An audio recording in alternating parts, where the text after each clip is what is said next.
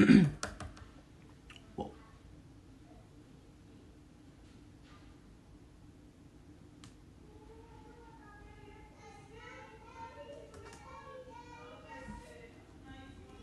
Whoa, whoa, whoa, whoa, whoa, whoa, whoa, whoa, whoa, whoa. Alrighty. I think everything should be good.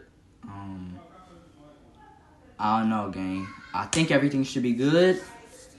I think everything should be fine tonight. I think we Gucci. Bobo in the chat.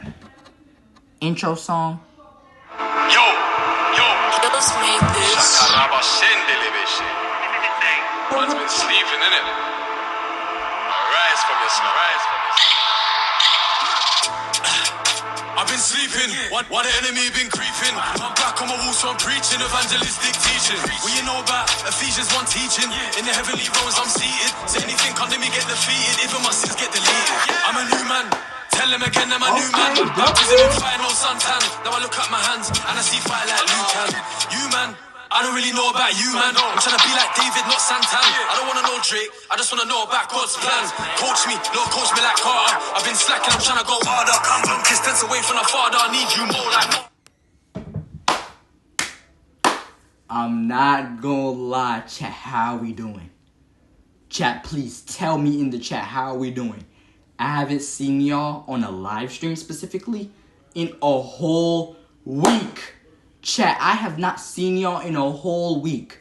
If you are not, bro, if you know somebody else who normally watches me, who's not in here, let them know. Wake your mama up, wake your daddy up, wake your sister up, wake your closest cousin up, bro. Wake the whole family up and get them to watch, bro. Because I have not seen y'all in a hot minute, like on a live stream specifically. Oh my gosh, bro. The Diamond OG in the chat. What is good? The Diamond OG is here in the chat. Okay. I think he might be a first time chatter. I don't remember. But the Diamond OG is in the building. Round of applause. The Diamond OG is here in the building. Alright. Alrighty. Chat, I'm not gonna lie.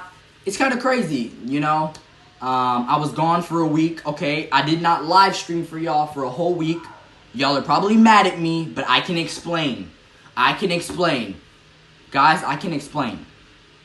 I had to shoot vlogs, gang.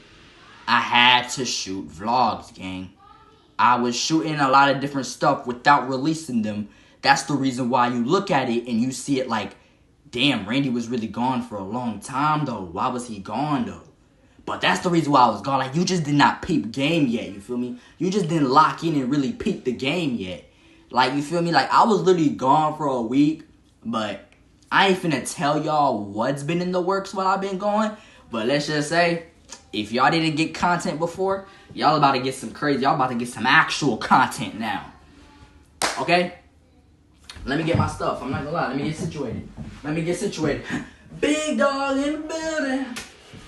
Big dog in the building. Yeah. Big dog in the building. Big dog in the building. Big dog in the building.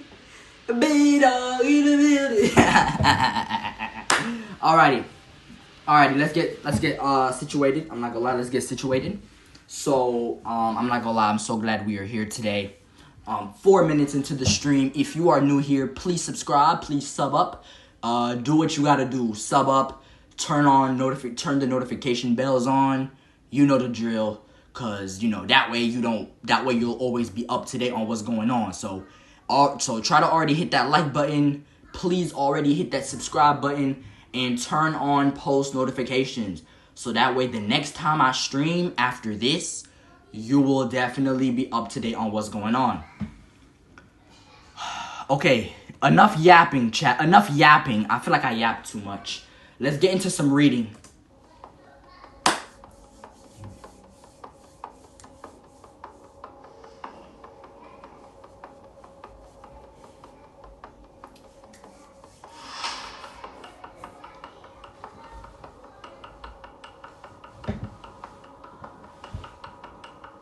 What's that? Where that music coming from? music coming from? Where that music coming from? Where that music coming from? Where that music coming from? Where that music coming from, bro? Where that music coming from, bro? Where that music coming from? Alrighty. I was just trying to give y'all the little teaser. 4-book read-through begins now. I'm so glad I'm here with y'all, bro. I hope everything's going good, bro. I'm not gonna lie.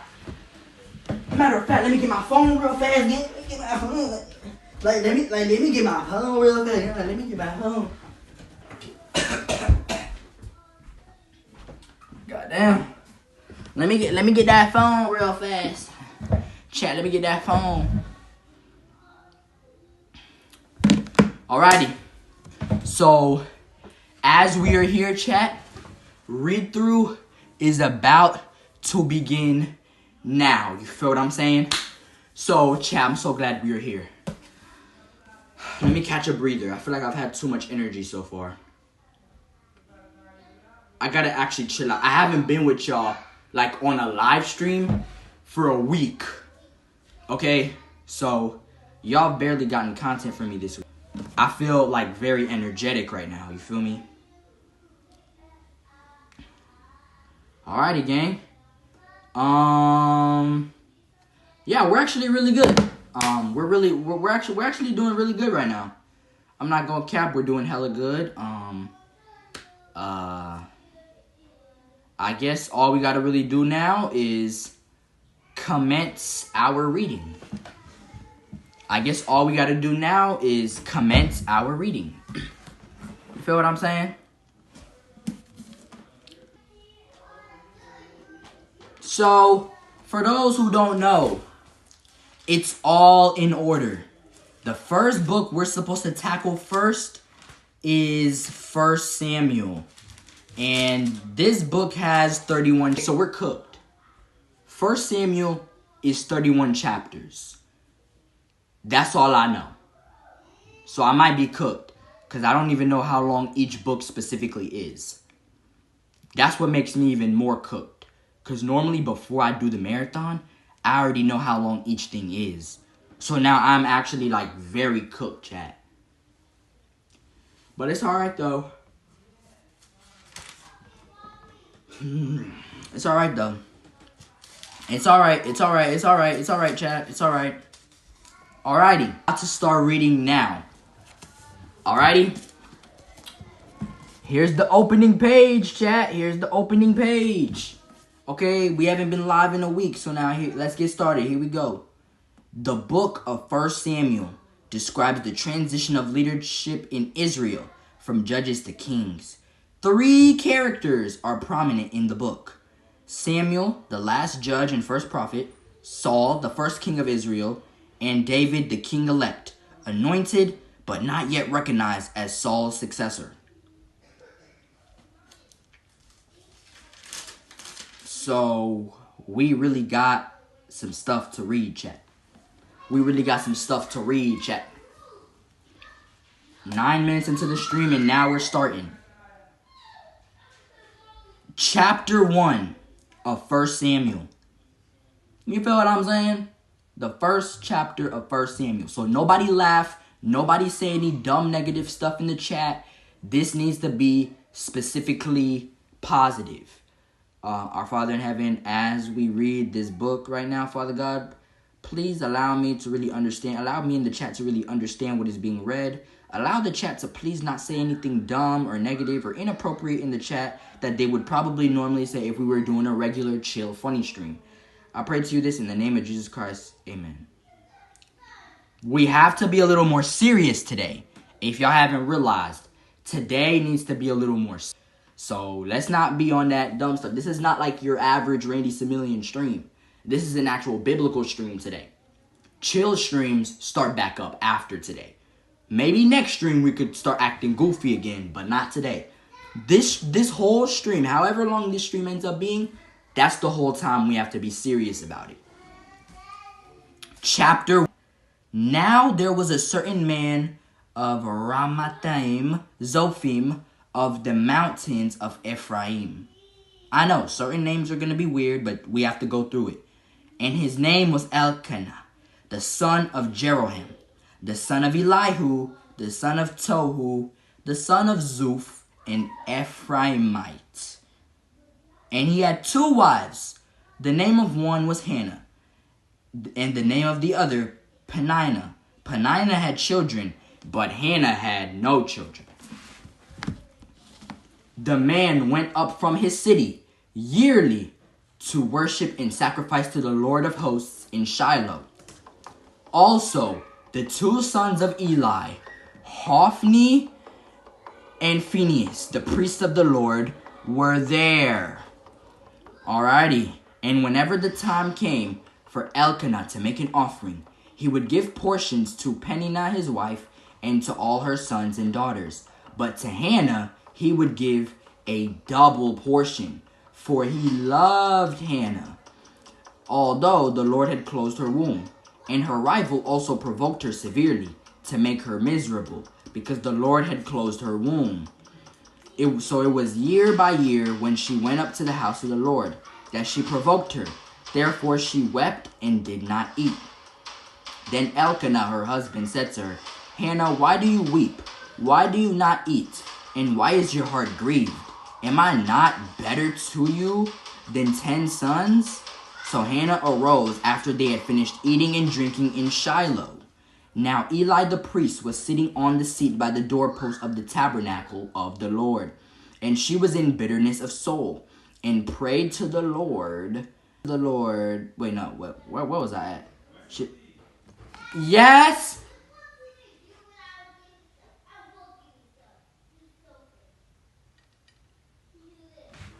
Chat, I think I got called.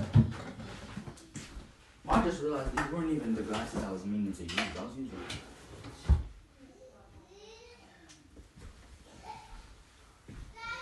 Hold on. I think I got called, chat. These people always need me, dog. Hold on, bro.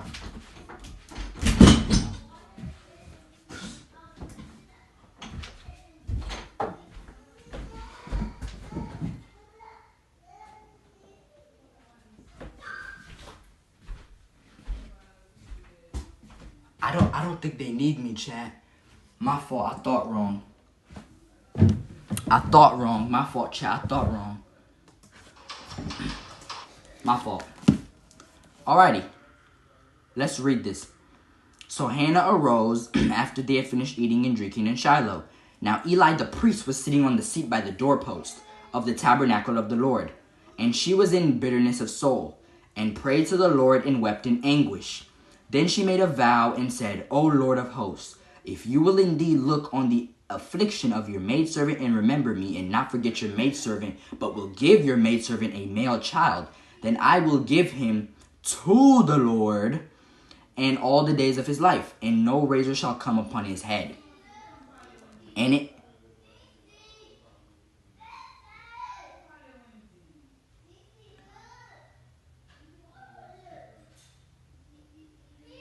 happened, as she continued praying before the Lord, that Eli watched her mouth. Now Hannah spoke in her heart, only her lips moved, but her voice was not heard. Therefore Eli thought she was drunk. So Eli said to her, How long will you be drunk? Put your wine away from you. But Hannah answered and said, No, my lord, I am a woman of sorrowful spirit. I have drunk neither wine nor intoxicating drink, but have poured out my soul before the Lord. Do not consider your maidservant a wicked woman, for out of the abundance of my complaint and grief I have spoken until now. Then Eli answered and said, Go in peace, and the God of Israel grant your petition which you have asked of him. And she said, Let your maidservant find favor in your sight.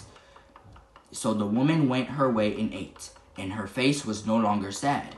Then they arose early in the morning and worshipped before the Lord, and returned and came to their house at Ramah, whatever that says.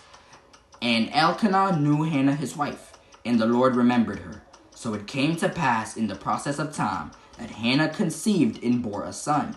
and called his name Samuel, saying, because I have asked him from the Lord.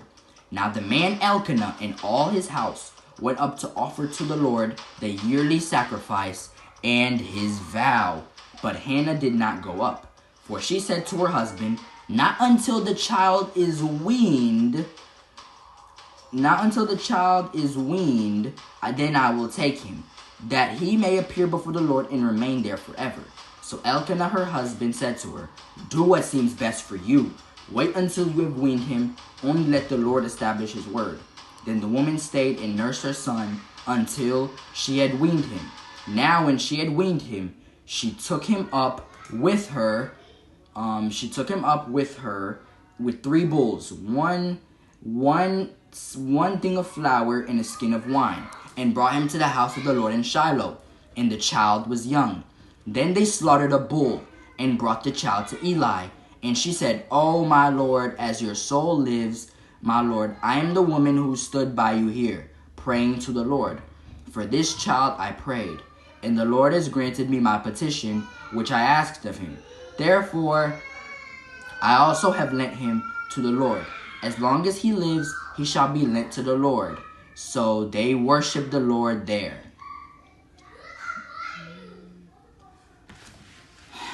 That was the end of chapter 1, chat. That was the end of chapter 1.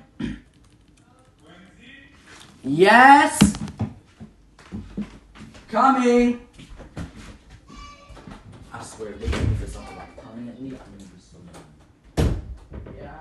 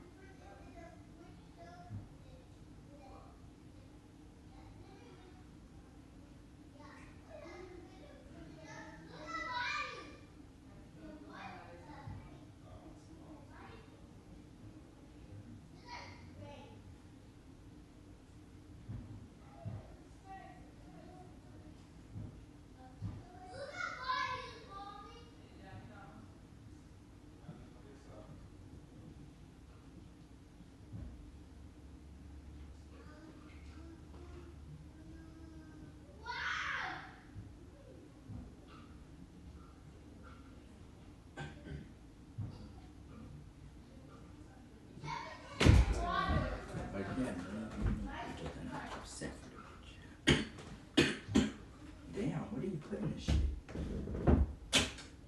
What are you putting this? Oh my gosh. Yo, he called me for a smoothie, chat. Big bro called me for a smoothie.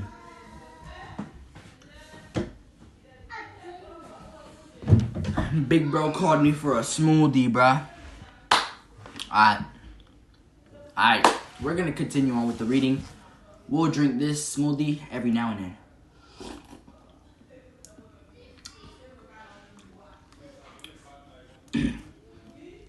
So we're on chapter 2 now, right guys? Yeah, we're on chapter 2 now. We're on chapter 2 now. And Hannah prayed and said, my heart rejoices in the Lord. My horn is exalted in the Lord. I smile at my enemies because I rejoice in your salvation. No one is holy like the Lord, for there is none besides you. Nor is there any rock like our God. Talk no more so very proudly. Let no arrogance come from your mouth. For the Lord is the God of knowledge, and by him actions are weighed.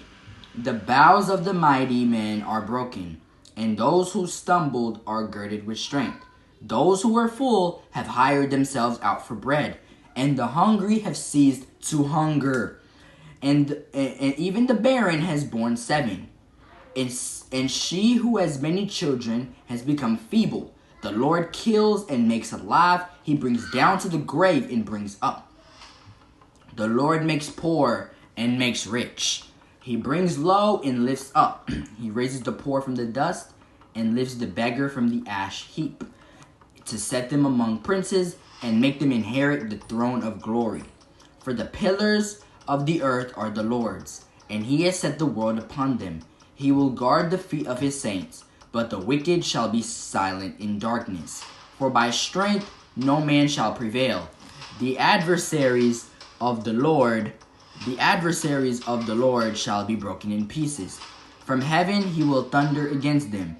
The Lord will judge the ends of the earth. He will give strength to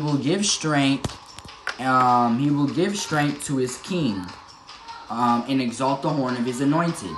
Then Elkanah went to his house at Ramah, but the child ministered to the Lord before Eli the priest. Now the sons of Eli were corrupt. They did not know the Lord.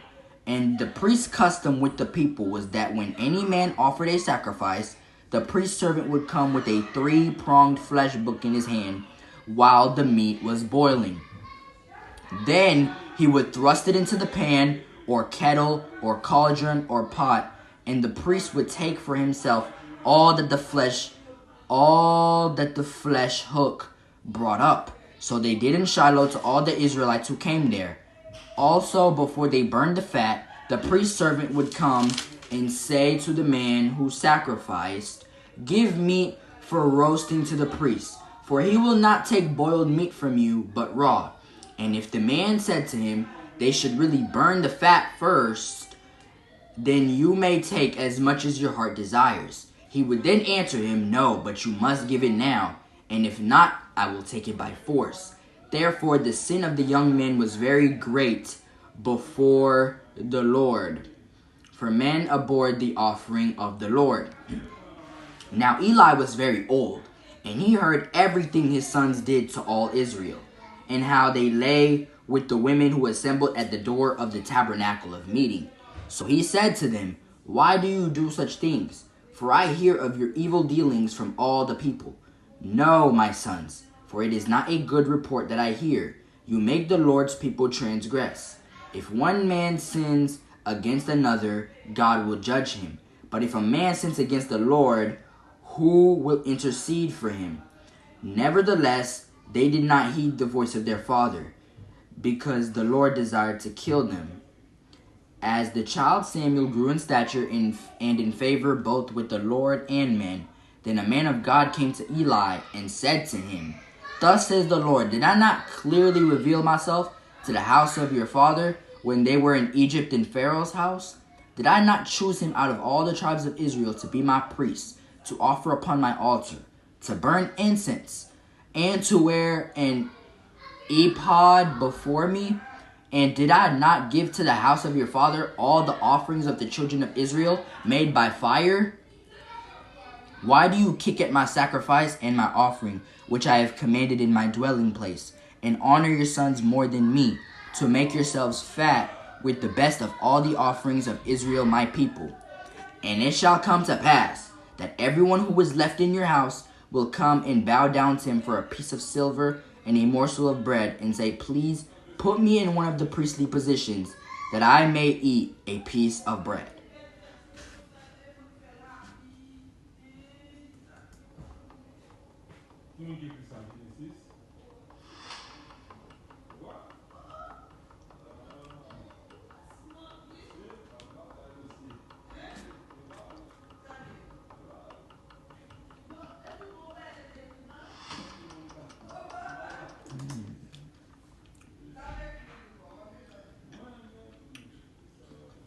Alright, bro.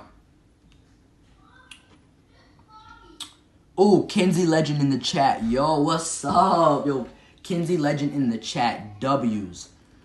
Alrighty. Let's start now. Chat, let's start chapter 3 now. 1 Samuel chapter 3. Chapter 3. Samuel's first prophecy. Now the boy Samuel ministered to the Lord before Eli. And the word of the Lord was rare in those days. There was no widespread revelation. And it came to pass at that time, while Eli was laying down in his place, and when his eyes had begun to grow so dim that he could not see, and before the lamp of God went out in the tabernacle of the Lord, where the ark of God was, and while Samuel was lying down, that the Lord called Samuel, and he answered, Here I am. So he ran to Eli and said, Here I am, for you called me. And he said, I did not call, lie down again. And he went and lay down. Then the Lord called yet again, Samuel. So Samuel arose and went to Eli and said, Here I am, for you called me. He answered, I did not call, my son, lie down again. Now Samuel did not yet know the Lord, nor was the word of the Lord yet revealed to him. And the Lord called Samuel again the third time.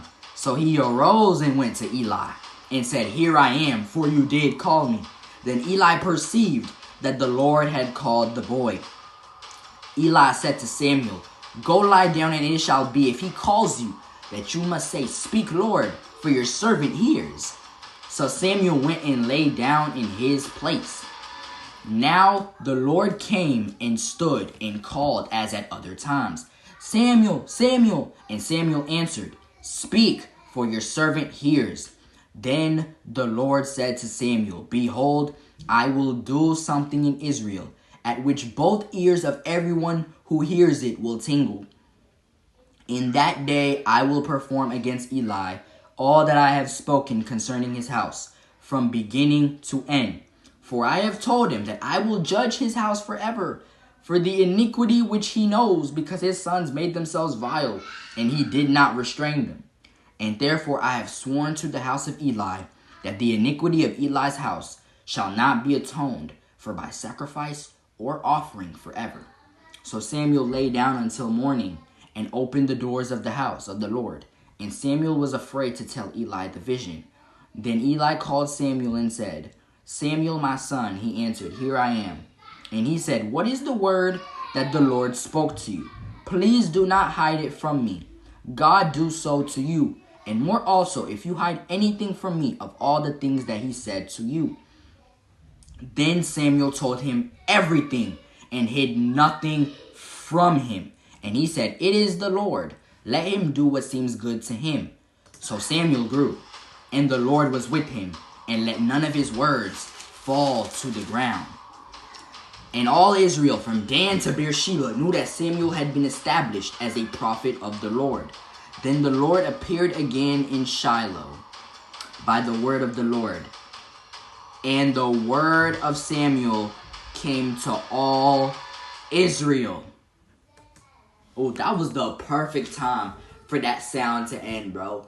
Chat, W cinematic feel. We have never done a Bible marathon stream for the thing to really feel this good. I'm so glad to be back to y'all, though. Because, like, vlogging is one thing, but being able to actually live stream for y'all, it's always a different type of feel every time. So I'm just glad that I get to be live on stream in front of y'all. That's just me, though. You feel me? That's just me, though. Alrighty. What y'all think so far? Obviously, we got Samuel. He's growing and growing and growing. Little does he know, he is getting ready to become a prophet for God. Alrighty, man. I'm not gonna cap. Alrighty. Chapter 4. Now Israel went out to battle against the Philistines, and encamped beside Ebenezer, and the Philistines encamped in Aphek.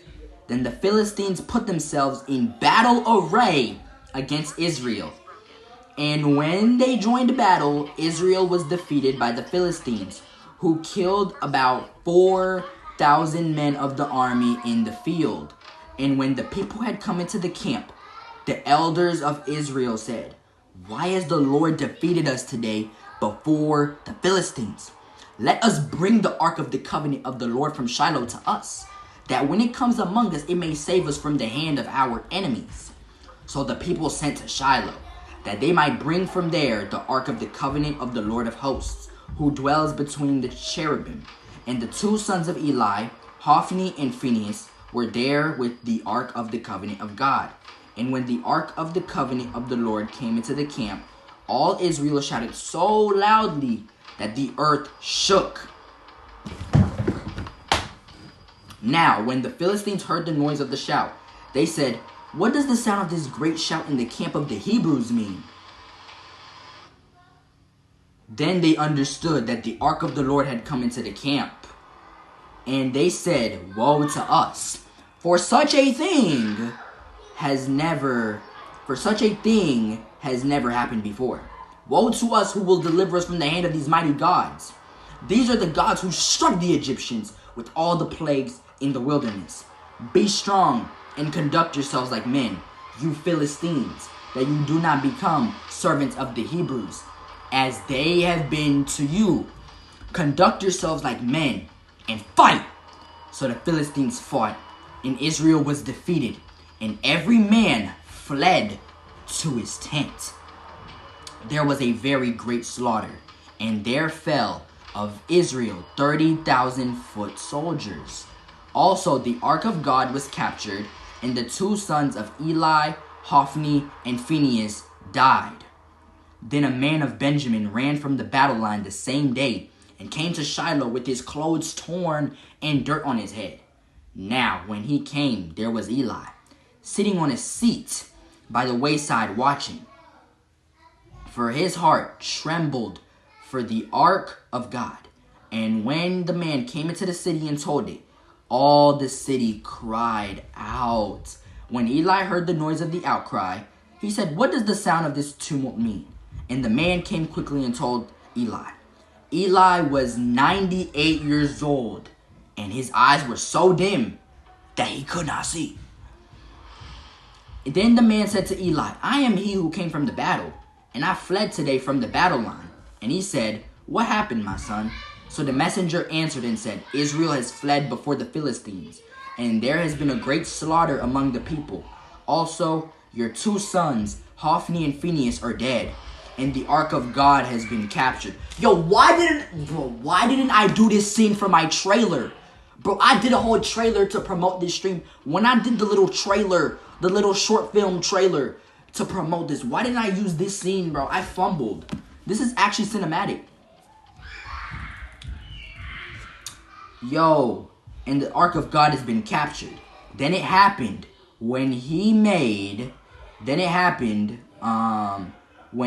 mention of the ark of God that Eli fell off the seat backward by the side of the gate, and his neck was broken and he died. For the man was old and heavy, and he had judged Israel for 40 years. Now his daughter-in-law, Phinehas' wife, was with child, due to be delivered. And when she heard the news that the ark of God was captured, and that her father-in-law and her husband were dead, she bowed herself and gave birth, for her labor pains came upon her. And about the time of her death, the women who stood by her said to her, "Do not fear, for you have borne a son." But she did not answer, nor did she regard it. Then she named the child Ichabod, saying, "The glory has departed from Israel, because the ark of God has been captured, and because of her father-in-law and her husband." And she said, "The glory has departed from Israel, for the ark of God has been captured." Are we serious, dog? Dog, are we serious right now? No. Like, dog, are we really serious? Yo, I'm not gonna lie, bro. I wonder how many people have seen my Instagram story of me saying that I would be live right now. Like, I really hope enough people saw it. I think a lot of people did see it. Only 7 people seen it. Obviously, I had to post on the story before I went live. So, obviously, I had to post on the story before I actually went live.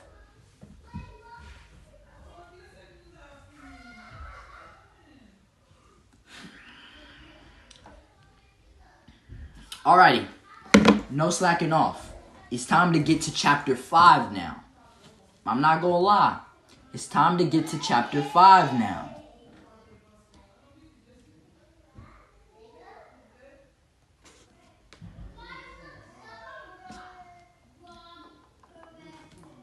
Chapter 5. Then the Philistines took the ark of God and brought it from Ebenezer to Ashdod. When the Philistines took the ark of God, they brought it into the house of Dagon and set it by Dagon. And when the people of Ashdod arose early in the morning, there was Dagon, fallen on its face to the earth before the ark of the Lord. So they took Dagon and set it in its place again. And when they arose early the next morning, there was Dagon, fallen on its face to the ground before the ark of the Lord. The head of Dagon and both the palms of his hands were broken off on the threshold. Only Dagon's torso was left of it. Therefore, neither the priests of Dagon nor any who come into Dagon's house tread on the threshold of Dagon in Ashdod to this day. But the hand of the Lord was heavy on the people of Ashdod, and he ravaged them and struck them with tumors, both Ashdod and its territory. And when the men of Ashdod saw how it was, they said, the ark of the God of Israel must not remain with us, for his hand is harsh toward us and Dagon our God. Therefore they sent and gathered to themselves all the lords of the Philistines. There's some in my teeth. And said, what shall we do with the ark of the God of Israel? And they answered, let the ark of the God of Israel be carried away to Gath. So they carried the ark of the God of Israel away. So it was, after they had carried it away, that the hand of the Lord was against the city with a very great destruction. And he struck the men of the city, both small and great, and tumors broke out on them.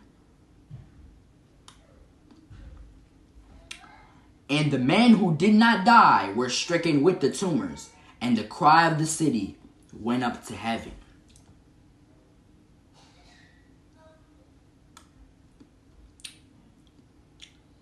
Feels like I really got something in my teeth.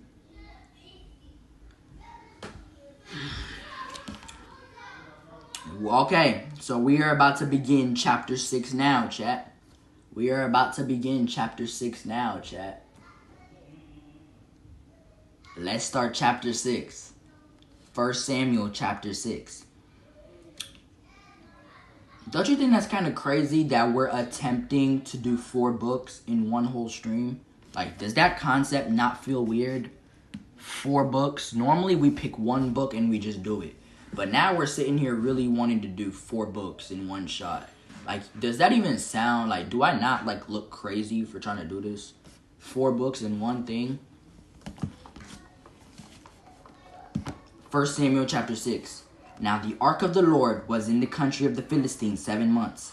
And the Philistines called for the priests and the diviners, saying, what shall we do with the ark of the Lord? Tell us how we should send it to its place. So they said, if you send away the ark of the God of Israel, do not send it empty, but by all means return it to him with a trespass offering. Then you will be healed, and it will be known to you why his hand is now removed from you. Then they said, what is the trespass offering, which we shall return to him? They answered, 5 golden tumors and 5 golden rats, according to the number of the lords of the Philistines. For the same plague was on all of you and on your lords. Therefore you shall make images of your tumors and images of your rats that ravage the land, and you shall give glory to the God of Israel. Perhaps he will lighten his hand from you, from your gods, and from your land. Why then do you harden your hearts, as the Egyptians and Pharaoh hardened their hearts, when he did mighty things among them? Did they not let the people go, that they might depart? Now therefore make a new cart. Take 2 milk cows, which have never been yoked, and hitch the cows to the cart, and take their cows home away from them. Then take the ark of the Lord, and set it on the cart, and put the articles of gold which you are returning to him as a trespass offering in a chest by its side. Then send it away and let it go. And watch, if it goes up the road on its own territory to Beth Shemesh, then he has done us this great evil. But if not, then we shall know that it is not his hand that struck us. It happened to us by chance. Then the men did so. They took 2 milk carts and hitched them to the cart, and shut up their calves at home. And they set the ark of the Lord on the cart, and the chest with the gold rats and the images of their tumors. And these are the golden tumors which the Philistines return as a trespass offering to the Lord. One for Ashdod, one for Gaza, one for Ashkelon, one for Gath, one for Ekron. And the golden rats, according to the number of all the cities of the Philistines, belonging to the 5 lords, both fortified cities and country villages, even as far as the large stone of Abel, on which they set the ark of the Lord, which stone remains to this day in the field of Joshua of Beth Shemesh. Then he struck the men of Beth Shemesh, because they had looked into the ark of the Lord. He struck 50,070 men of the people, and the people lamented, because the Lord had struck the people with a great slaughter. Alrighty. What y'all think so far, chat? Good story? It's a pretty good story. I'm not gonna lie. It's very, intense. This might be the most intense story that we are doing a marathon of. 1 Samuel chapter 7. I know it's about to get really dark. This music needs to play.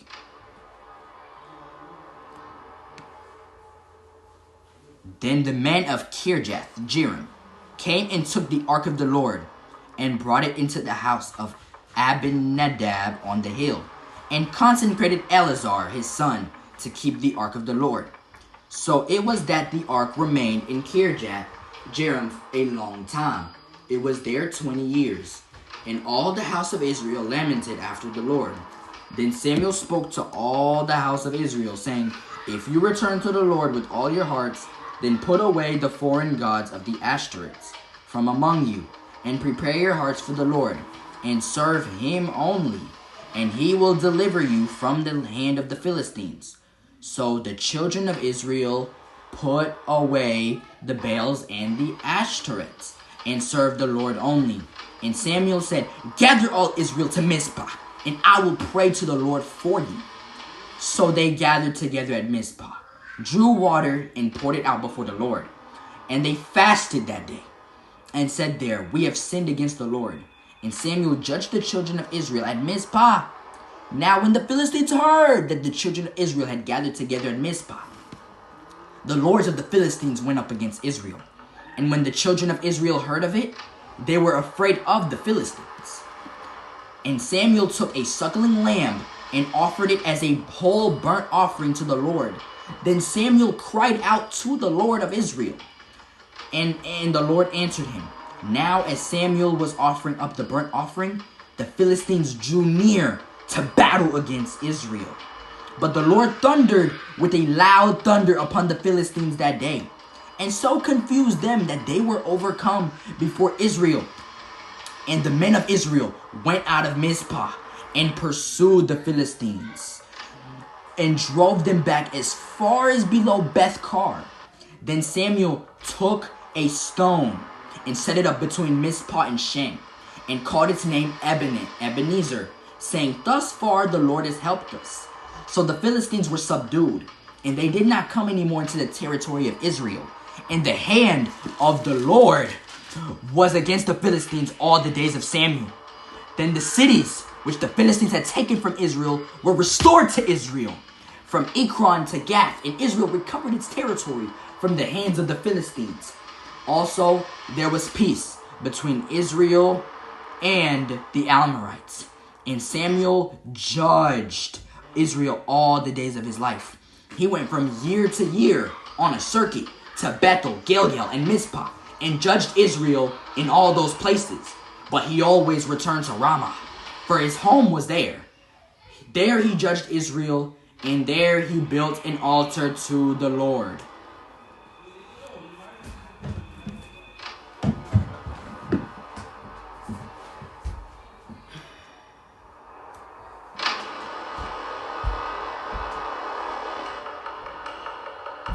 This is really what it's come to.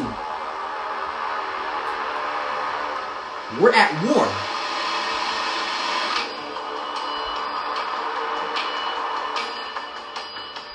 We're at war.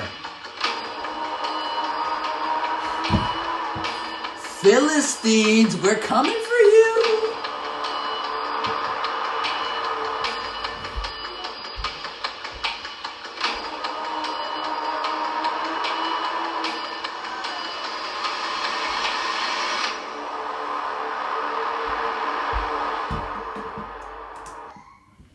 Alrighty. This thing feels like a movie tonight. We're about to start. 1 Samuel chapter 8. Let's start this up again. The story's only going to get darker, so we need this music in the background. Because this thing's only going to get darker, bro. I'm not going to lie. The vibe is really there when we do, like, music, cinematic music in the background and stuff. I'm not going to lie. I think this is not the only marathon we're going to put this cinematic feel for. I think this is what we're going to start doing for literally every Bible. I think low-key any Bible marathon stream we do in the future is going to be like this no matter what. Because we've been doing these types of streams since October. And I think it's just now, 6 months later, I'm figuring out exactly how I should have been doing these types of streams this whole time.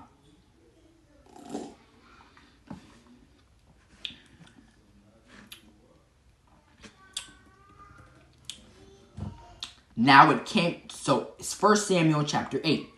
Now it came to pass when Samuel was old that he made his sons judges over Israel.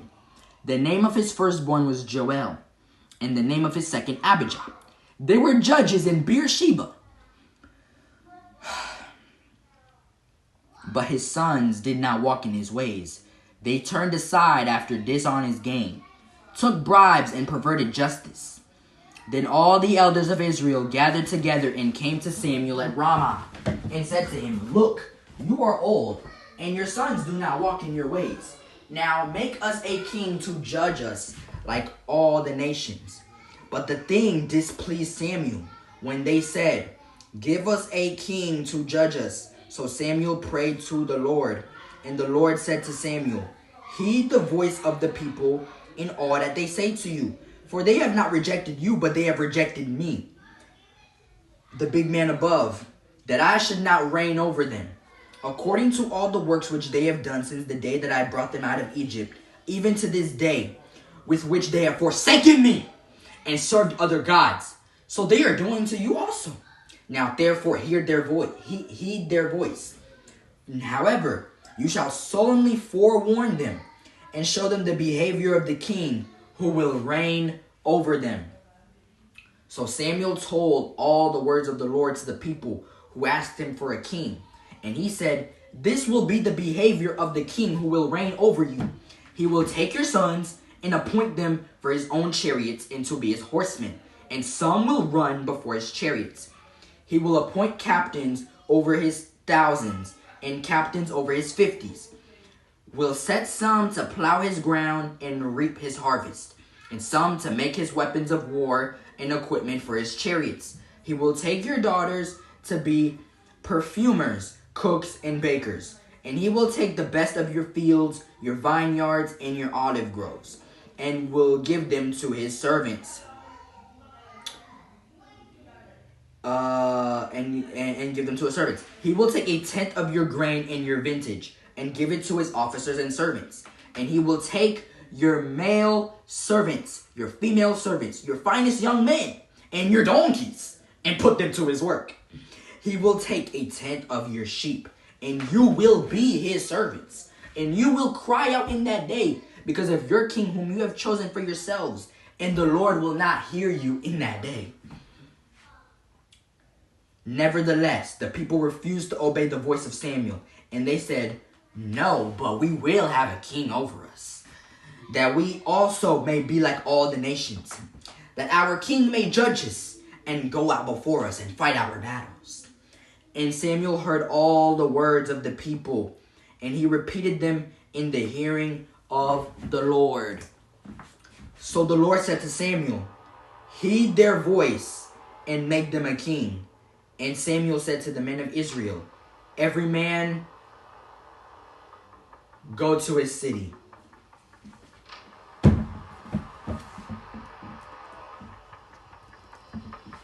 What is going on, bro? The story's about to get dark. I know it's gonna get really dark. I have to really get ready. Randy, you gotta get ready, because this story's gonna have some tragedy. You better get ready. People finna die. People finna die. People finna die. People finna die in this thing, bro. People finna die. People finna die in this thing, bro. People finna die. If they don't listen to God right now, people finna die. If people don't listen to Samuel, people are finna die. People are going to die. Alrighty, guys. We have now completed within 50 minutes. We've already completed the first 8 chapters of 1 Samuel. I'm not gonna lie, that is not good progress because we're trying to complete 4 books within this whole stream, and now you're fixing to tell me that we've only done. Yo, we're cooked. We're cooked. Obviously, not all 4 of these books are about to be done in one night, so we're just done. It's gonna go up all the way to tomorrow morning. Like, regardless. Like, regardless of the fact. Regardless of the fact.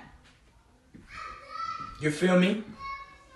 Regardless of the fact, it's gonna go all the way to tomorrow morning regardless. Regardless of the fact. It's gonna go. 1 Samuel chapter 9. Saul chosen to be king. There was a man of Benjamin, whose name was Kish, the son of Abiel, the son of Zerah, the son of Bechorath, the son of Aphiah, a Benjamite, a mighty man of power. And he had a choice and handsome son, whose name was Saul. There was not a more handsome person than he among the children of Israel. From his shoulders upward, he was taller than any of the people. Now the donkeys of Kish, Saul's father, were lost. And Saul's father said to his son, "Please take one of the servants with you, and arise, go and look for the donkeys." So he passed through the mountains of Ephraim and through the lands of Shalisha, but they did not find them. Then they passed through the land of Shalim, and they were not there. Then he passed through the land of the Benjamites, but they did not find them.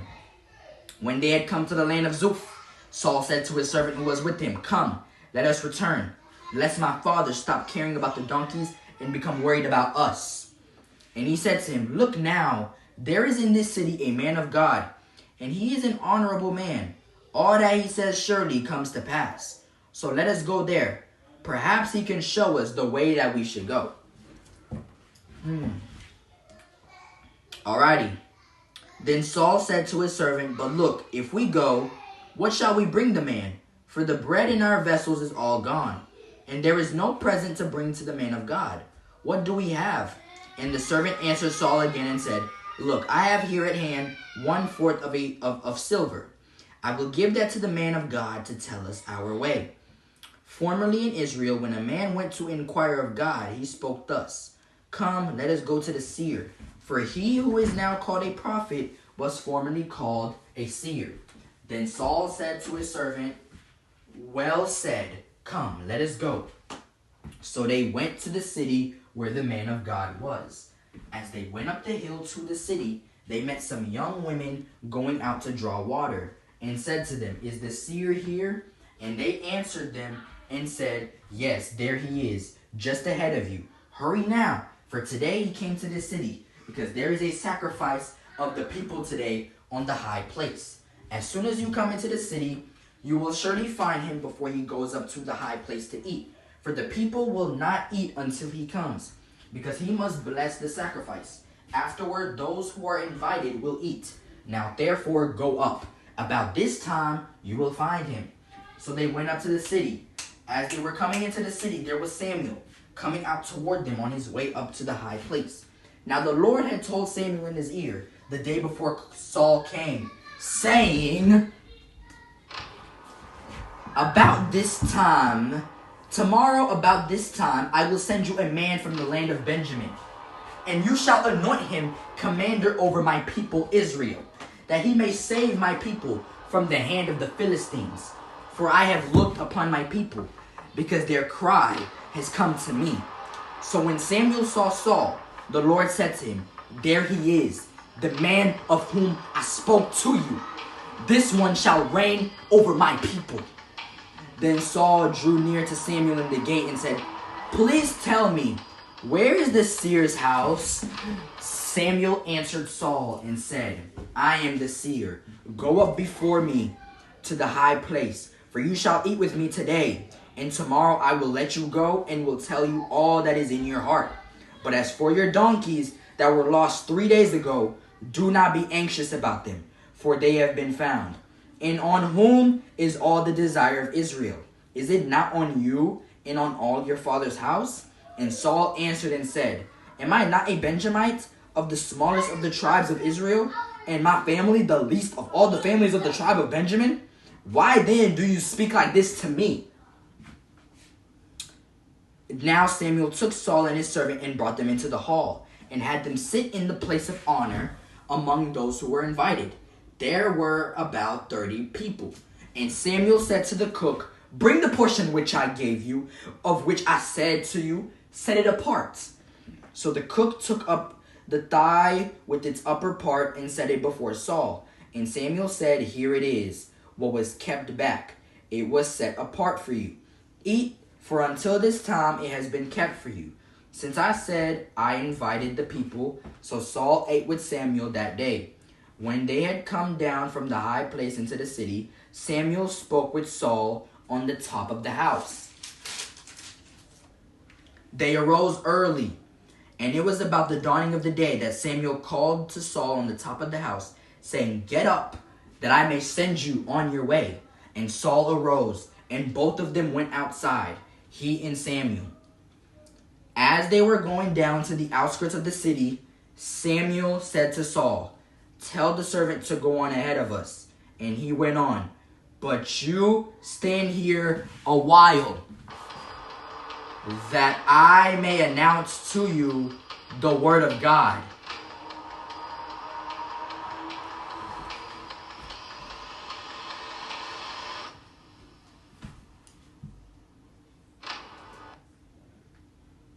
Whoa! Are we in the Bible or are we in the MCU? I did not think the Bible could get this crazy though. The Bible is a literal movie, if y'all couldn't realize that.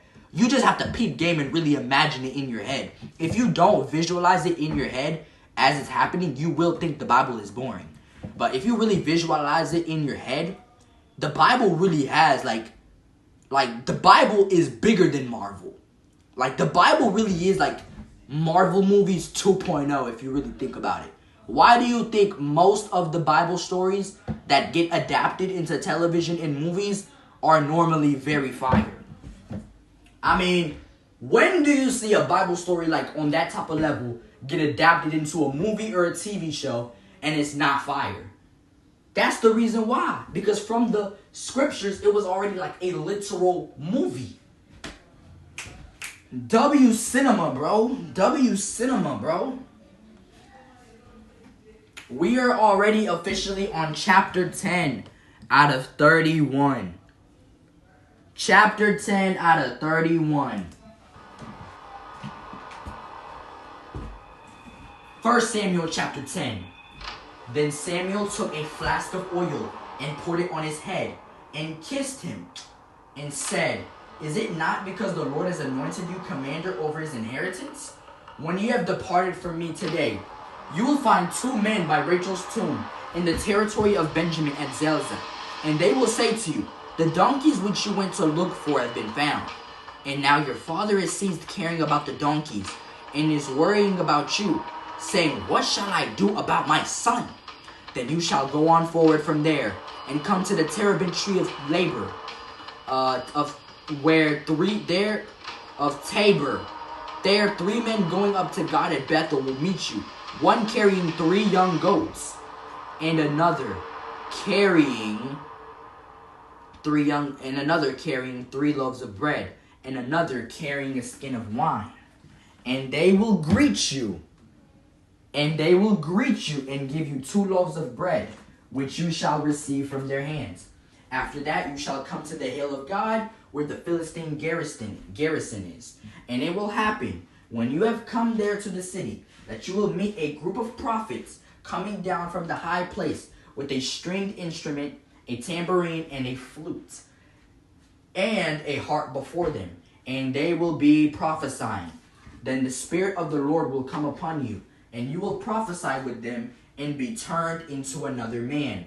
And let it be, when these signs come to you, that you do as the occasion demands, for God is with you.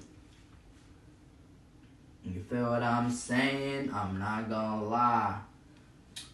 Alright, therefore, they inquired of the Lord further, has the man come here yet? And the Lord answered, there he is, hidden among the equipment. So they ran and brought him from there. And when he stood among the people, he was taller than any of the people from his shoulders upward. And Samuel said to all the people, do you see him whom the Lord has chosen? That there is no one like him among all the people. So all the people shouted and said, long live the king.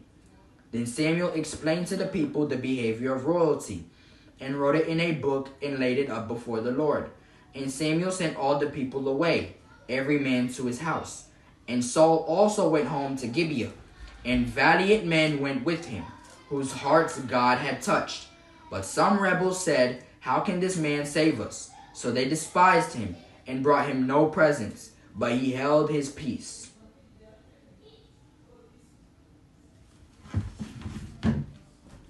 Bro, 1 hour and so far 10 full chapters have been slammed down. That is a W. Bro, that's crazy. In only 1 hour, we've already slammed down 10 full chapters in only 1 hour. That is very insane. That means within 2 or 3 hours, we're gonna already have the first book completed. Bro. Chat, if there's one thing about me tonight, I honestly don't care. Like, if we have to stay up all night to get all the full books done that way, we're gonna do that. Because some of these books don't even have that many chapters to them. So these 4 books should get slammed by pretty fast. But if it happens that we don't get done with these books that quickly, that is fine as well.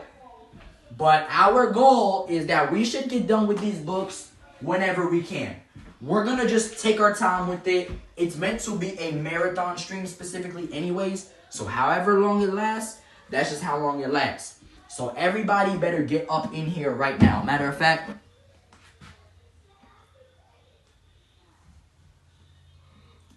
special guest coming in here in 10 minutes, bro.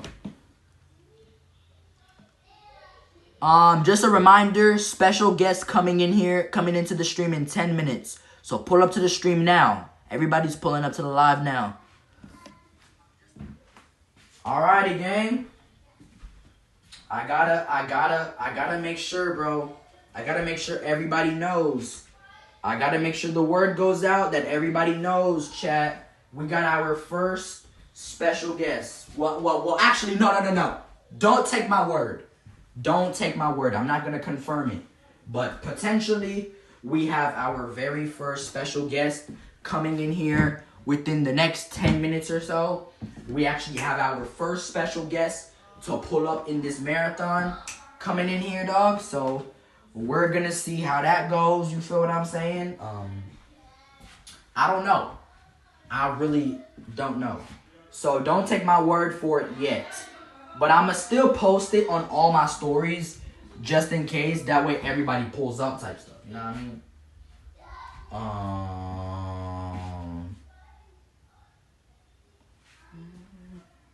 Guys, what did y'all think of the poster? Hold on. Let me show y'all the poster real fast. Hold on. Bro, why doesn't it want to show the poster?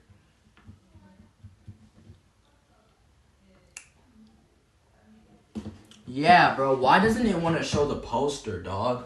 Bro, I hate this thing so much, dog. Why does it not want to show the poster? But chat, like I said, don't take my word for it, though. Chat, y'all are not supposed to take my word for it. You feel me?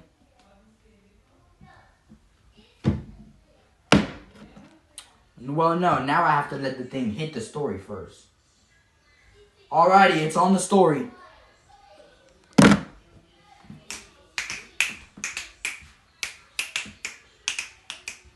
So, what time is it? 9:53. I think by 9:50, either at 9:55 or at 10 o'clock, our first. So after 1 Samuel chapter 10, the first guest is going to be entering the building. Wait, no. Hold on.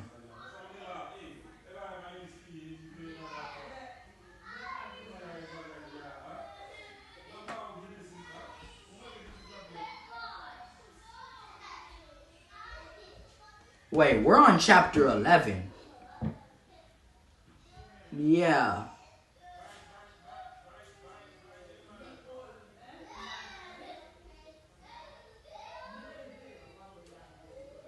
Yeah. Wait, hold on. Why am I confused about where we're at? Prophesied among them when they came to the hill. Long live the king.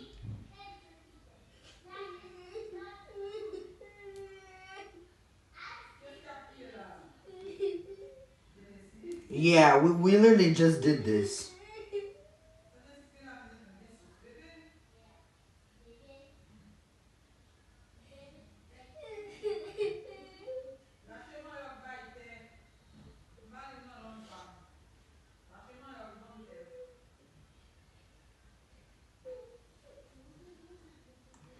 Yeah, we just did chapter 10. We're on chapter 11 now.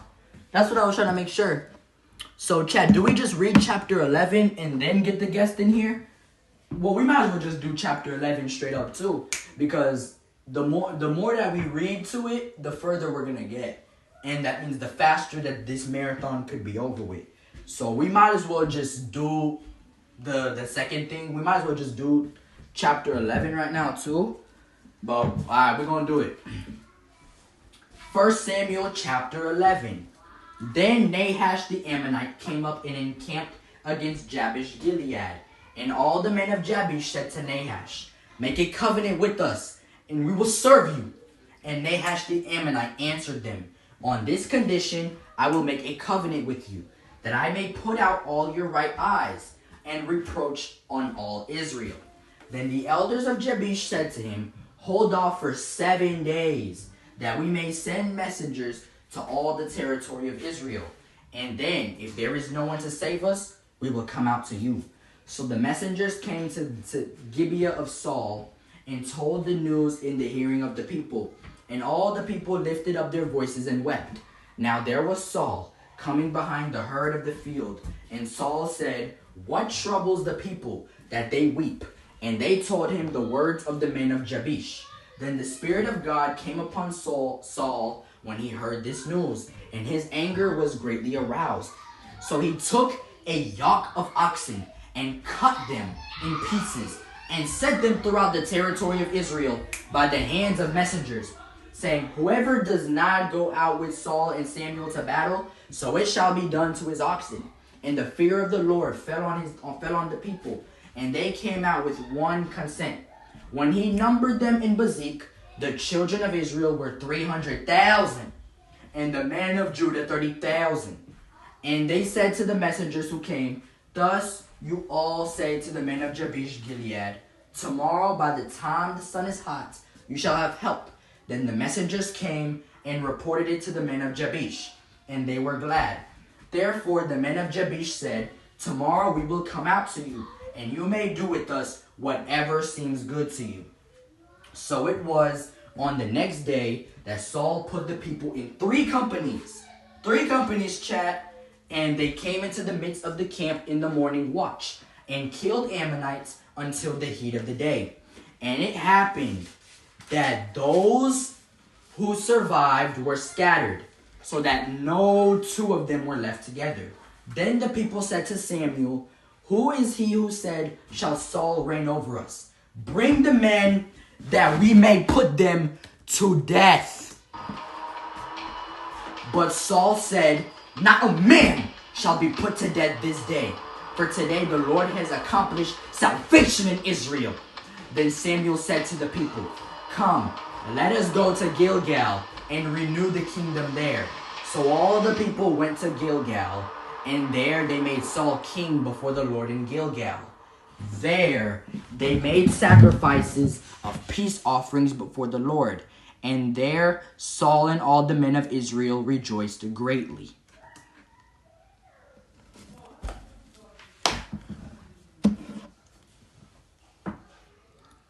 Alrighty, that is so crazy, dog. That means officially 11 chapters complete of 1 Samuel within an hour and 10 minutes.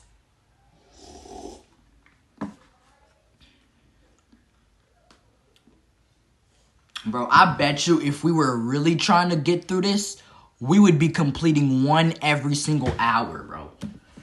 Like, we're still 1 out of 4 books completed, bro. As of right now in the marathon, we are still only 1 out of 4 books completed.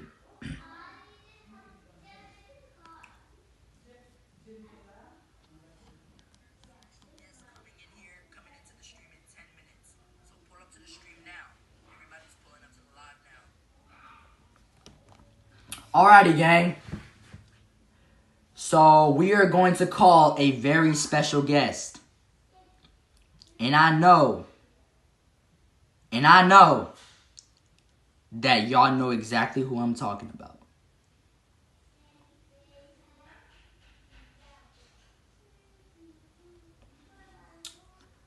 Watch, bro. Watch. A very special guest is about to join this stream. And I promise you, it is somebody that you know.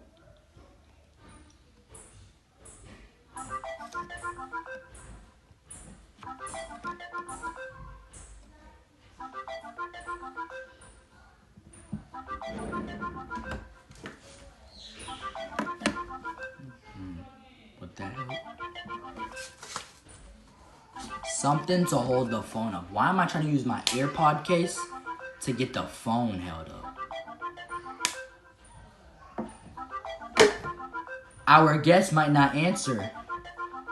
Chat, it looks like our guest might not answer.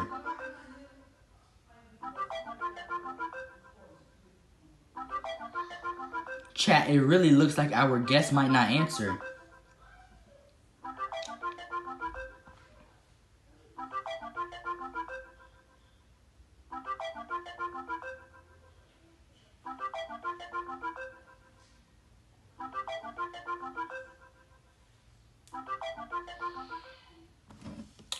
Okay, she fumbled. She had her chance to get her guest appearance. Boom.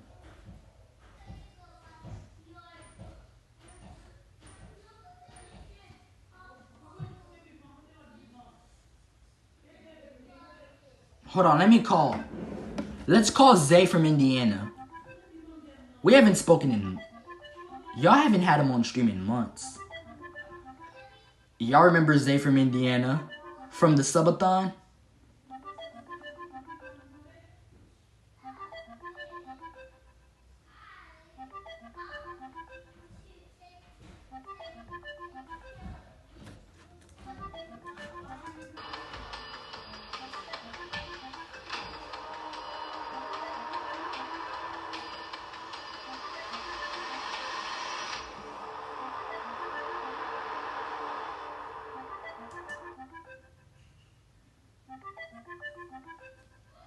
Zay from Indiana doesn't answer anybody, bro.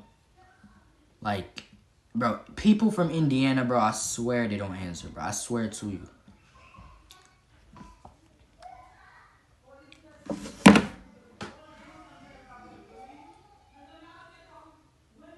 Yes. My mom called me anyways. We're gonna have to take a break, chat. Break time, break time, break time. Go use the bathroom. Go do what you gotta do. Not gonna lie. Huh?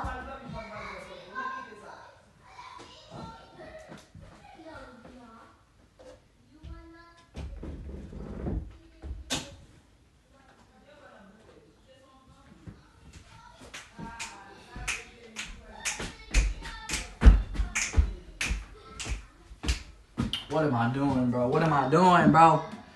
Alrighty, chat, we doing good. Chat, we doing good, bro. I'm not gonna lie, chat, we doing good. Chat, we doing good up in this thing. Chat, we doing good up in this thing. Hold on.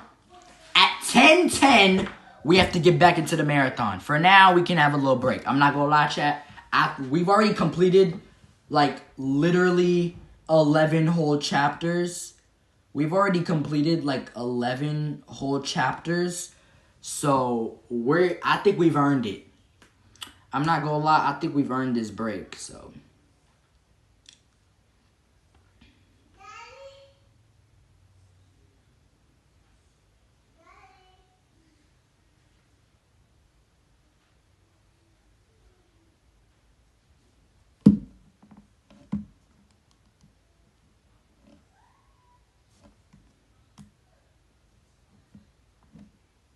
Oh, this thing was on silent mode?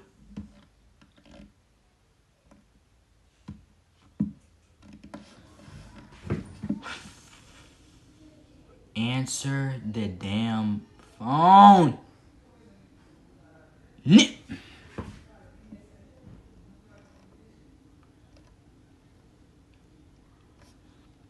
I don't think she gonna answer type stuff. She acting Hollywood. She acting Hollywood. She acting Hollywood. She acting Hollywood. She acting Hollywood. She acting Hollywood.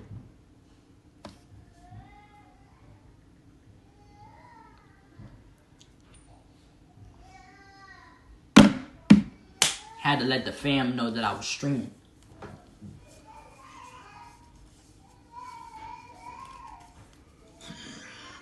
Damn. So we are now about to enter our 12th chapter.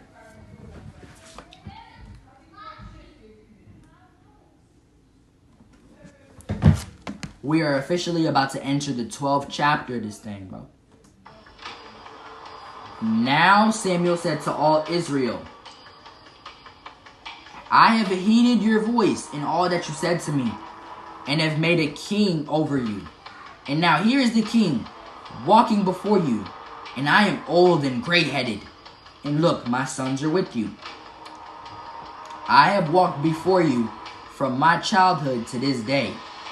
Here I am, witnessed against me before the Lord, and before his anointed, whose ox have I taken, or whose donkey I have taken, or whom have I cheated, whom have I oppressed, or from whose hand have I received any bribe with which to blind my eyes? I will restore it to you. And they said, you have not cheated us or oppressed us, nor have you taken anything from any man's hand. Then he said to them, the Lord is witness against you, and his anointed is witness this day, that you have not found anything in my hand. And they answered, he is witness. Then Samuel said to the people, it is the Lord who raised up Moses and Aaron, and who brought your fathers up from the land of Egypt. Now therefore stand still, that I may reason with you before the Lord, concerning all the righteous acts of the Lord which he did to you and your fathers, when Jacob had gone into Egypt, and your fathers cried out to the Lord. Then your fathers up from the land of Egypt. Now therefore stand still, that I may reason with you before the Lord concerning all the righteous acts of the Lord, which he did to you and your fathers. Oh, wait, no, wait, hold on. No. Oh, wait, yeah. When Jacob had gone to Egypt, your fathers cried out to the Lord. Then the Lord sent Moses and Aaron, who brought your fathers out of Egypt, and made them dwell in this place.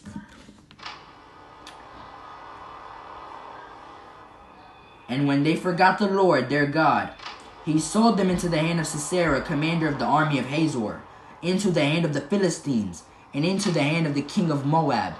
And they fought against them. Then they cried out to the Lord and said, we have sinned, because we have forsaken the Lord and served the Baals and Ashtoreths. But now deliver us from the hand of our enemies, and we will serve you. And the Lord sent Jeroboam, Bedan, Jephthah, and Samuel, and delivered you out of the hand of your enemies on every side. And you dwelt in safety. And when you saw that Nahash, king of the Ammonites, came against you, you said to me, no, but a king shall reign over us, when the Lord your God was your king. Now therefore, here is the king whom you have chosen and whom you have desired. And take note, the Lord has set a king over you. If you fear the Lord and serve him and obey his voice, and do not rebel against the commandment of the Lord, then both you and the king who reigns over you will continue following the Lord your God. However, if you do not obey the voice of the Lord, but rebel against the commandment of the Lord, then the hand of the Lord will be against you, and it was as it was against your fathers. Only fear the Lord and serve him in truth with all your heart, for consider what great things he has done for you. But if you still do wickedly, you shall be swept away, both you and your king.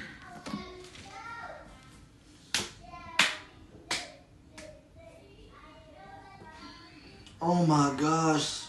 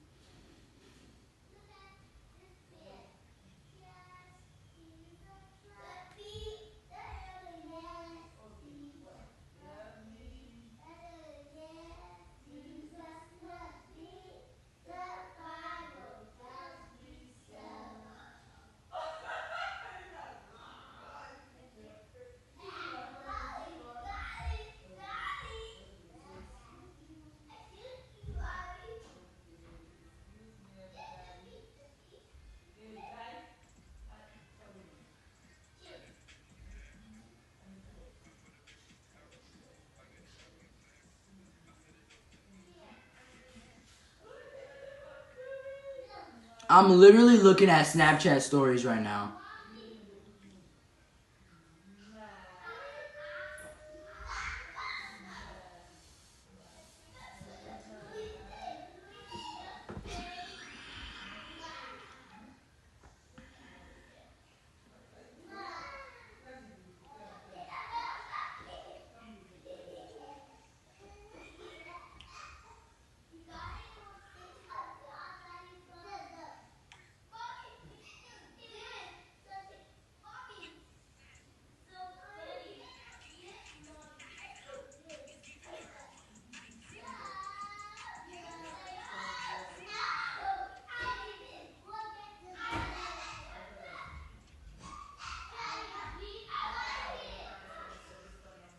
Bruh, that's crazy. Look, bro.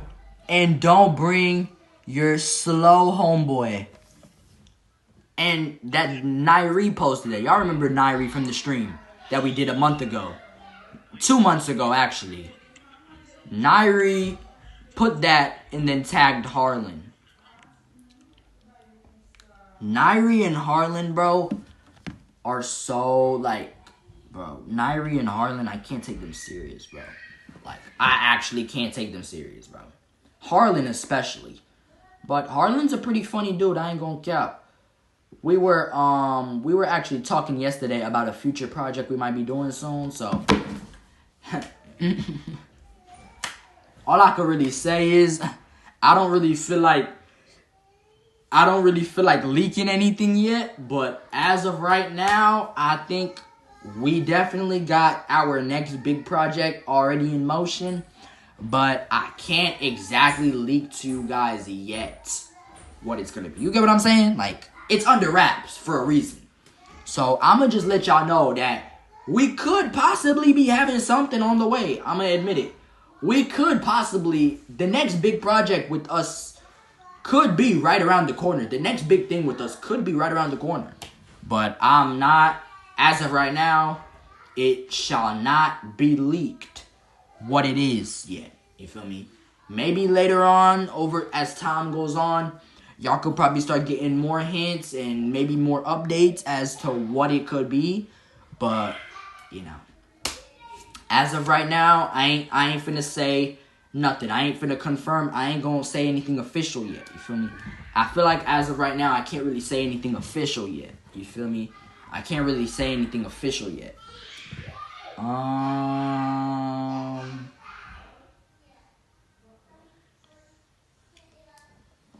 So we are now on chapter 13. Saul's unlawful sacrifice. Saul reigned 1 year, and when he had reigned 2 years over Israel, Saul chose for himself. We are on 1 Samuel chapter 13. Saul reigned 1 year, and when he had reigned 2 years over Israel, Saul chose for himself 3,000 men of Israel. 2,000 were with Saul in Michmash, and in the mountains of Bethel, and 1,000 were with Jonathan in Gibeah of Benjamin. The rest of the people he sent away, every man to his tent. And Jonathan attacked the garrison of the Philistines that was in Geba, and the Philistines heard of it. Then Saul blew the trumpet throughout all the land, saying, "Let the Hebrews hear." Now all Israel heard it, that Saul had attacked the garrison of the Philistines, and that Israel had also become an abomination to the Philistines. And the people were called together to Saul at Gilgal. Then the Philistines gathered together to fight with Israel, 30,000 chariots and 6,000 horsemen, and people as the sand, which is on the seashore in multitude. And they came up and encamped in Michmash, to the east of Bethaven. When the men of Israel saw that they were in danger, for the people were distressed, then the people hid in caves, in thickets, in rocks, in holes, and in pits. And some of the Hebrews crossed over the Jordan to the land of Gad and Gilead. As for Saul, he was still in Gilgal, and all the people followed him trembling. Then he waited 7 days, according to the time set by Samuel. But Samuel did not come to Gilgal, and the people were scattered from him. So Saul said, "Bring a burnt offering and peace offerings to me." And he offered the burnt offering.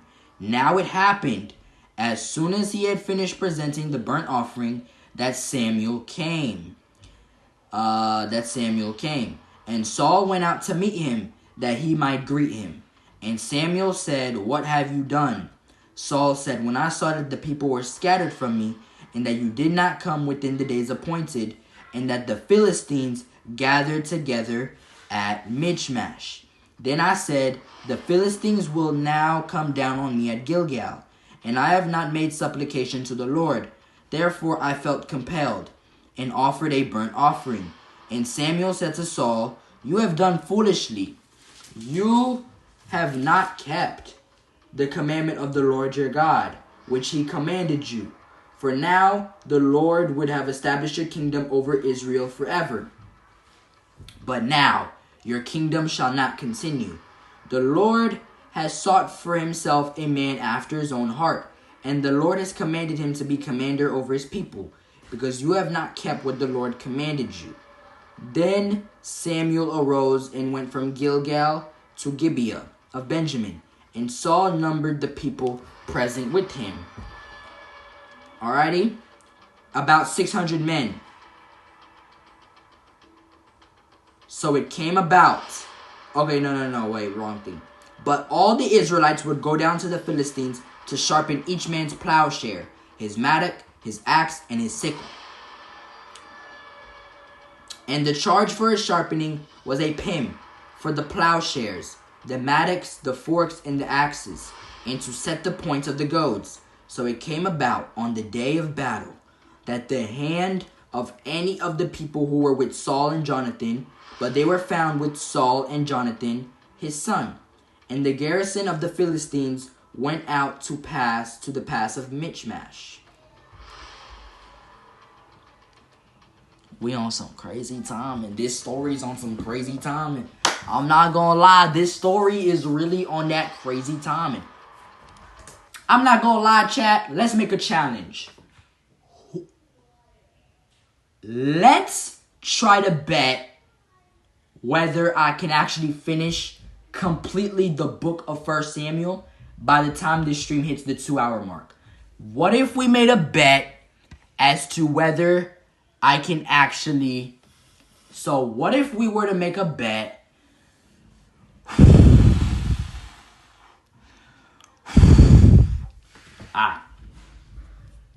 So what if we tried to make a bet as to whether I can hit,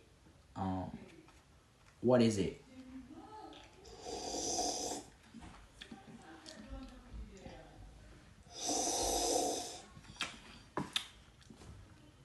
I want to know which one of y'all are going to bet that I can't finish this book by the time we hit not only the 2-hour mark, maybe by the time that we... Well, sounds to me like I need to get to work. Alrighty.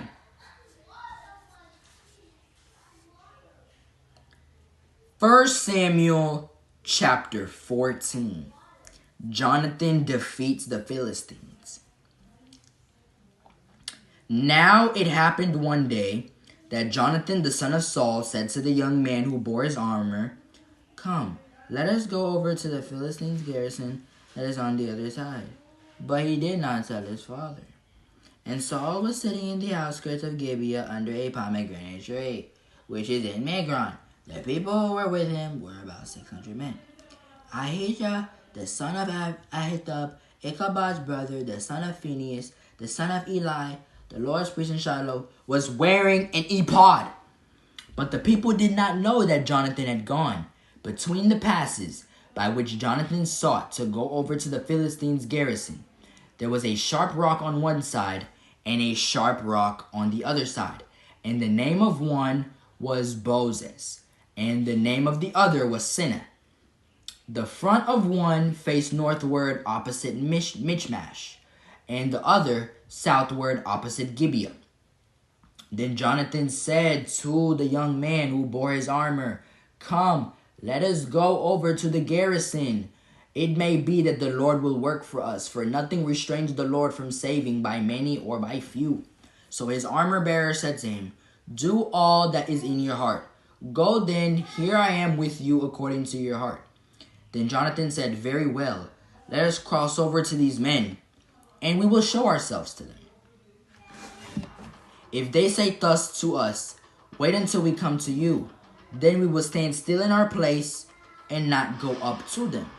But if they say thus, 'Come up to us,' then we will go up. For the Lord has delivered them into our hand, and this will be a sign to us." So both of them showed themselves to the garrison of the Philistines. And the Philistines said, "Look, the Hebrews are coming out of the holes where they have hidden." Then the man of the garrison called to Jonathan and his armor-bearer and said, "Come up to us, and we will show you something." Jonathan said to his armor-bearer, "Come up after me, for the Lord has delivered them into the hand of Israel." All right. The sons of Saul were Jonathan, Jeshui, and Malchishua. And the names of his 2 daughters were these: the name of the firstborn, Merab, and the name of the younger, Michal. The name of Saul's wife was Anihoam, the daughter of Ahimaaz. And the name of the commander of his army was Abner, the son of Ner, Saul's uncle.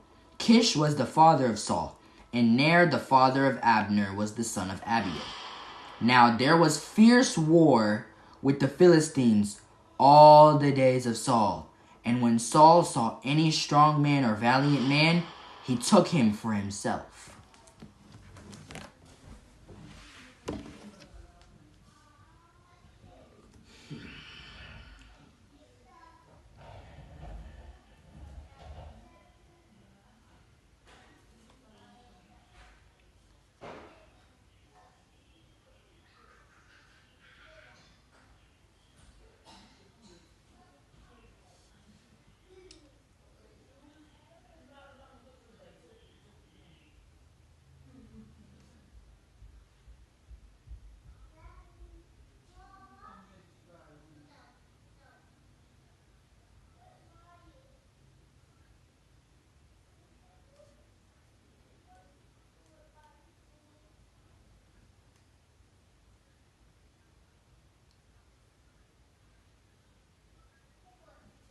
Five minutes of chill time starts now.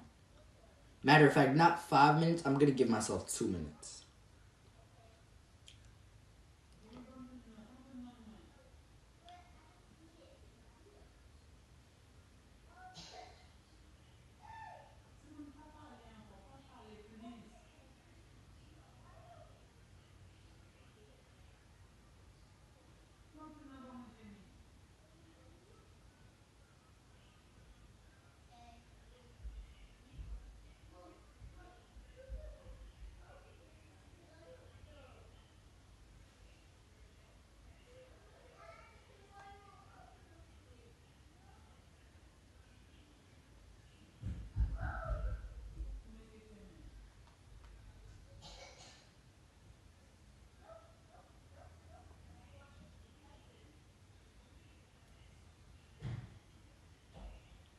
Chat, do y'all even watch that many streamers?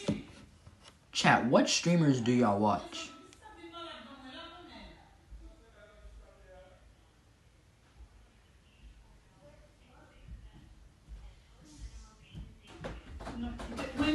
Yes?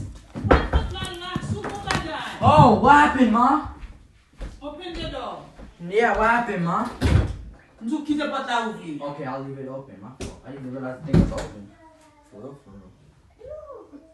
real. No nonsense, you la. No, Ma. Esa for like pot la. What you mean, Ma? Nobody even realized the door was locked until you came and tried to open it. I'm about to bust the door down. Bye. See you forever. Were you calling me for Jeremiah or something? I thought.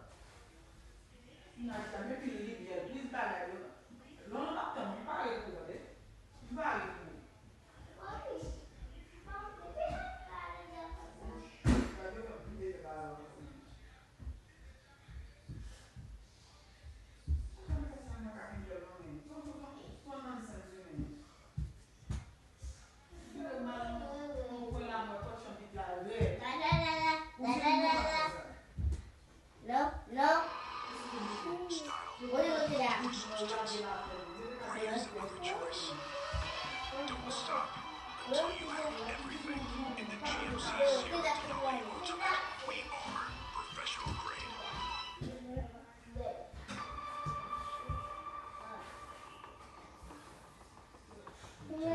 Oh, come here, man.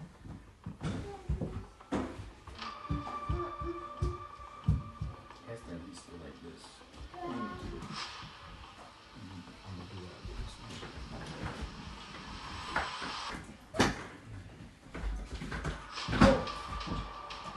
Nobody wants to see it.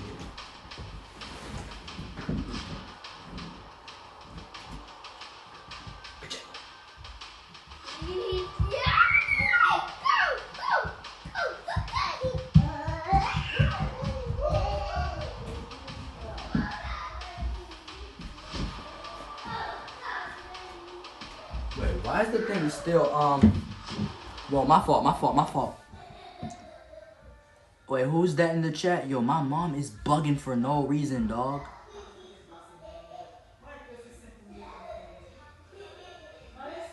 Bro, my mom is tweaking so bad right now, it's not even a joke. Chat. Aztec in the chat, W Randy. I think we're gonna leave the door slightly open a little bit, but she getting mad because my door was locked. Like, bro, somebody's streaming, dog. That's why I said, bro, y'all don't know the struggles that come with streaming inside your mom's crib. Well, it's your crib, but like your mom's crib. Like, you get what I mean. W Aztec in the chat. Who's watching right now? Wait, hold on. I think I lost where we was at, actually. Oh, shoot. I lost where we was at. Oh, I lost where we was at. Hold on.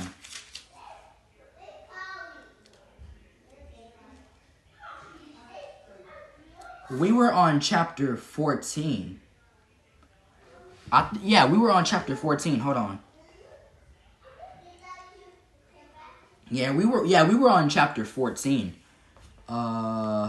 Garrison of the Philistines. Jonathan climbed up on his hands and knees with his armor barrier after him, and they fell before Jonathan, and as he came after him, his armor bearer killed them. Hold on.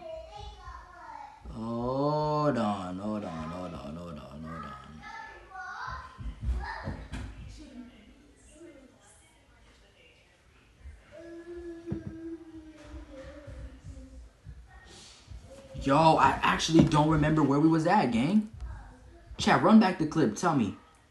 We're at... Oh, wait, no. Did we not finish this? Wait, yeah, we finished the whole thing already. Why was I on the other page? We did the last 3 verses. I read all of this. It just didn't click in my memory yet. The name of Saul's wife was Ahinoam, the daughter of Ahimaaz. And the name of the commander of his army was Abner, the son of Ner. Saul's uncle Kish was the father of Saul, and Ner, the father of Abner, was the son of Abiel. And now there was fierce war with the Philistines all the days of Saul, and when Saul saw any strong man or any valiant man, he took him for himself. But we just read all of that earlier, and for some reason, since the book closed, I couldn't really remember.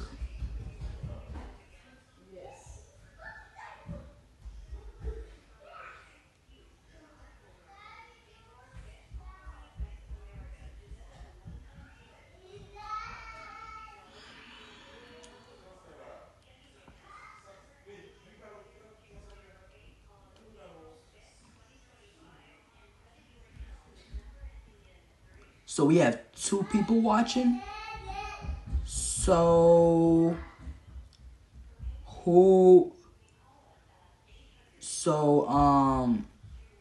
what was I about to say? What was I about to say?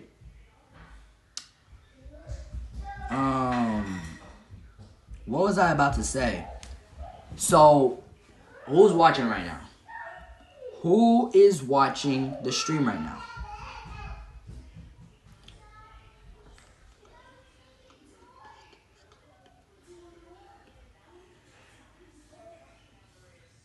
Man, this is crazy, man.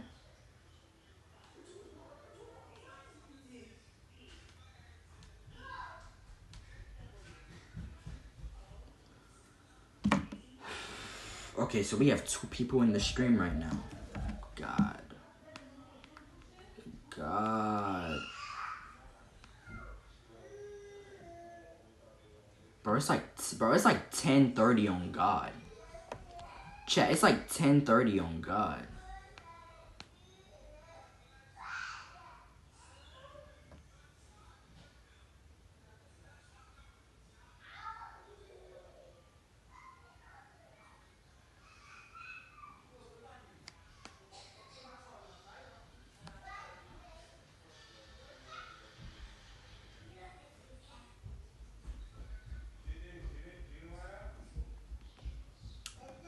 I'm not gonna lie, bro.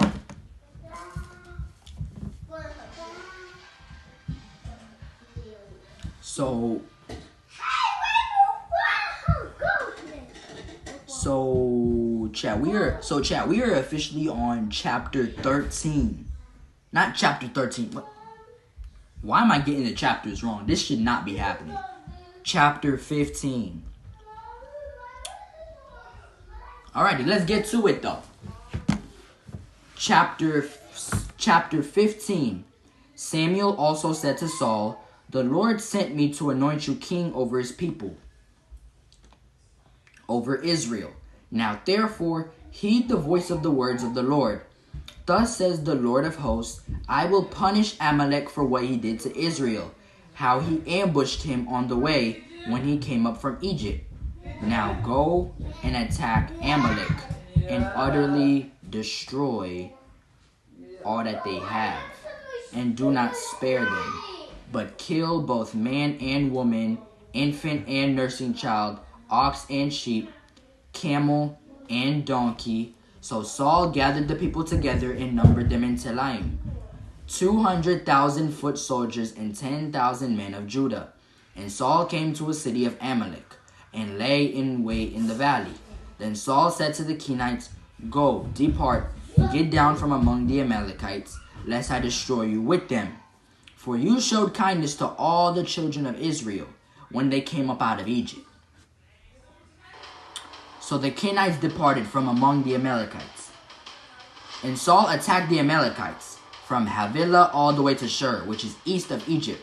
He also took Agag, king of the Amalekites, alive, and utterly destroyed all the people with the edge of the sword. But Saul and the people spared Agag and the best of the sheep, the oxen, the fatlings, the lambs, and all that was good, and were unwilling to utterly destroy them, but everything despised and worthless, that they utterly destroyed.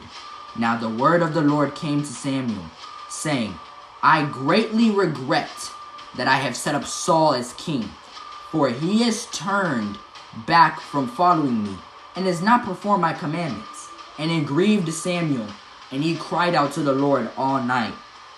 So when Samuel rose early in the morning to meet Saul, it was told Samuel, saying Saul went to Carmel.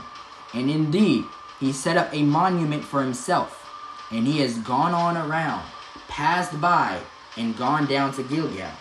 Then Samuel went to Saul, and to Saul, Samuel went to Saul, and Saul said to him, Blessed are you of the Lord. I have performed the commandment of the Lord. But Samuel said, What then is this bleating of the sheep in my ears, and the lowing of the oxen which I hear? And Saul said,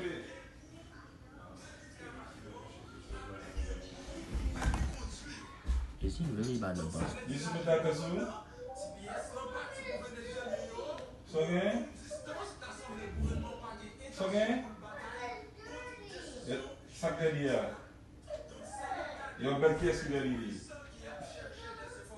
Yo. Is there any reason for people to be this loud, chat? I know some people can be loud, but are we really supposed to be this loud? And they want me to leave my door open. So no matter how loud they get, I'm gonna have to try my best to genuinely talk over them.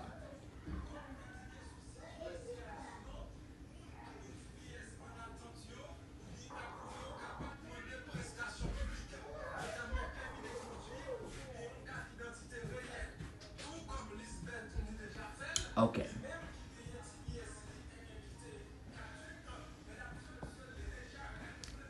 They are genuinely loud as hell out there.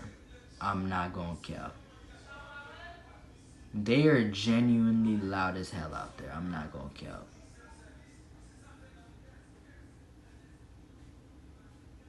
I'm not even gonna lie to you. They are genuinely loud as hell out there. Where are we at?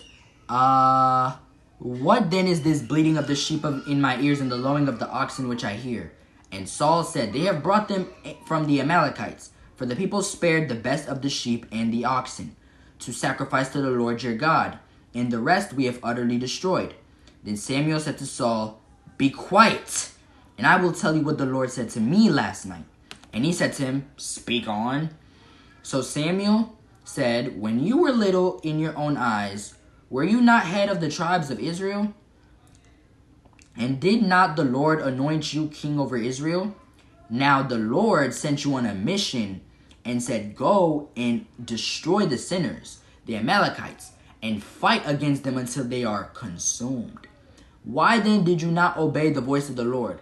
Why did you swoop down on the soil, on the spoil, and do evil in the sight of the Lord?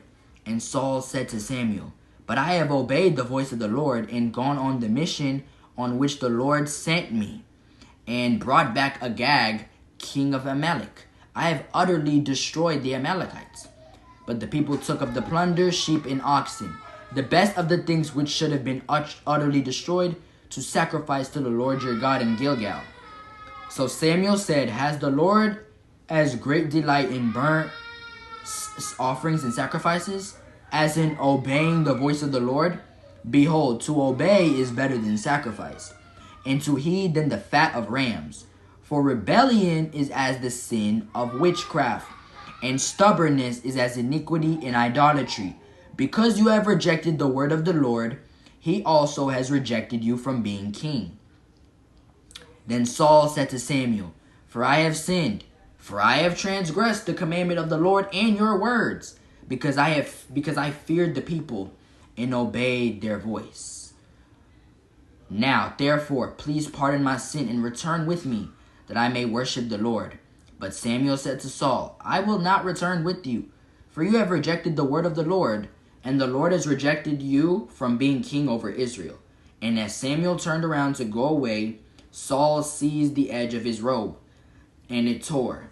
So Samuel said to him, The Lord has torn the kingdom of Israel from you today, and has given it to a neighbor of yours, who is better than you. And Samuel went no more to see Saul until the day of his death. Nevertheless, Saul mourned for Saul, and the Lord regretted that he had made Saul king over Israel.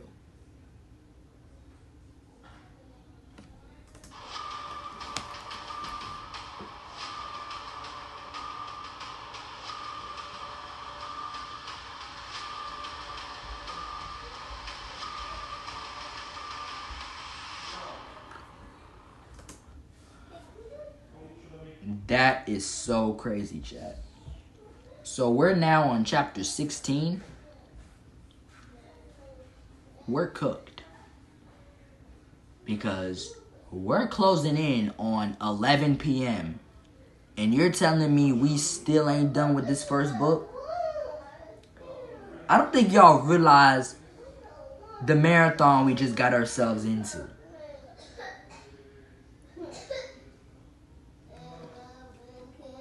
I feel like I've already done so much reading, my throat. Like, my throat doesn't hurt right now. But it's like, I don't think it's gonna hurt. Because, like, you feel me? Oh, we're actually getting close to the David and Goliath part. So stay tuned. We're getting very close to the David and Goliath part. So please stay tuned. I'm not gonna lie. Please stay tuned. Because I see we are actually getting very close to the David and Goliath part. I see we are getting very close to that. Alrighty. Chapter 16.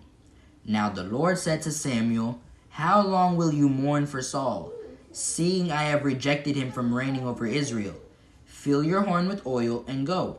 I am sending you to Jesse the Bethlehemite, for I have provided myself a king among his sons." And Samuel said, "How can I go? If Saul hears it, he will kill me." But the Lord said, Take someone with you, and say, I have come to sacrifice to the Lord. Then invite Jesse to the sacrifice, and I will show you what you shall do. And you shall anoint for me the one I named to you. So Samuel did what the Lord said, and went to Bethlehem. And the elders of the town trembled at his coming, and said, Do you come peaceably? And he said, Peaceably, I have come to sacrifice to the Lord. Sanctify yourselves, and come with me to the sacrifice. Then he consecrated Jesse and his sons, and invited them to the sacrifice. So it was, when they came, that he looked at Eliab, and said, Surely the Lord's anointed is before him. But the Lord said to Samuel, Do not look at his appearance, or at his physical stature, because I have refused him. For the Lord does not see as man sees. For man looks at the outward appearance, but the Lord looks at the heart. Oh.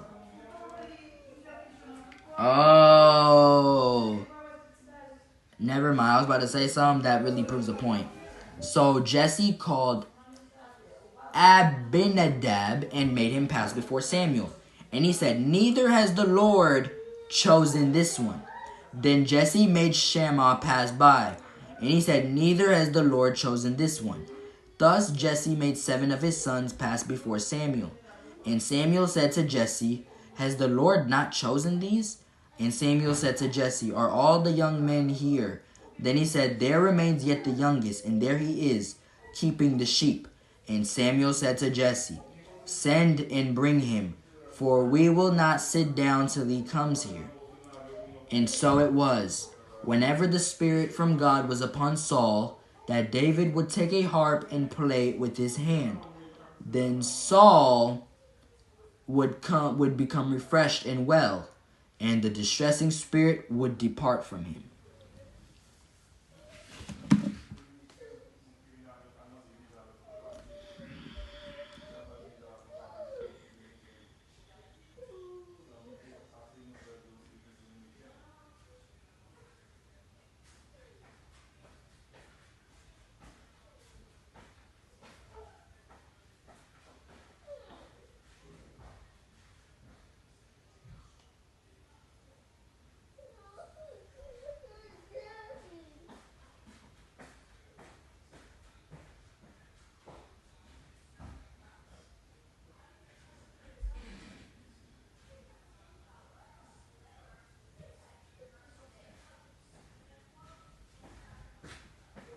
Voilà.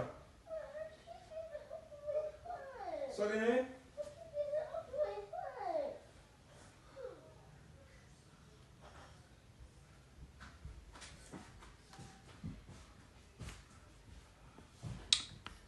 letting people know that I'm streaming. Let me send Zay from Indiana a message.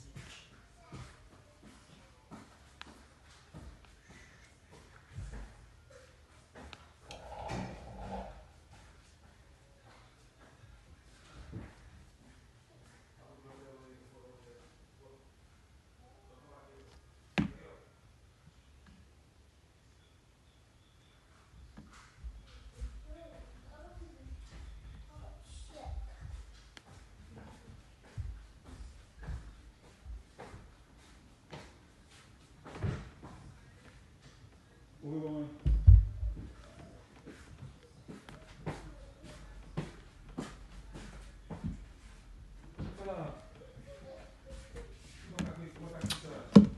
Did y'all like the poster? I was meaning to ask y'all this earlier, but What attitude?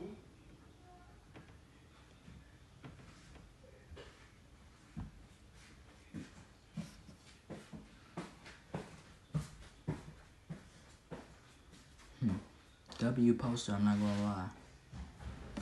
That was a pretty W poster that I did for it, not gonna lie.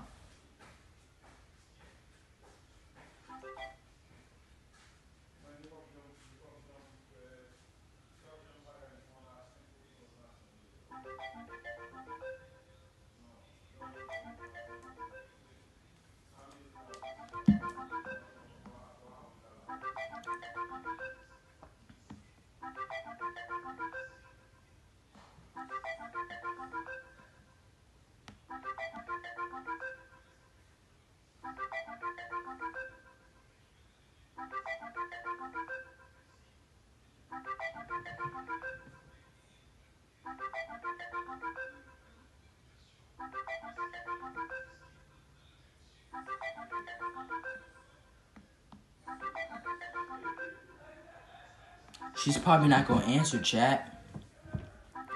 The guest that we've been trying to have on for tonight, she's probably fixing to not answer, chat.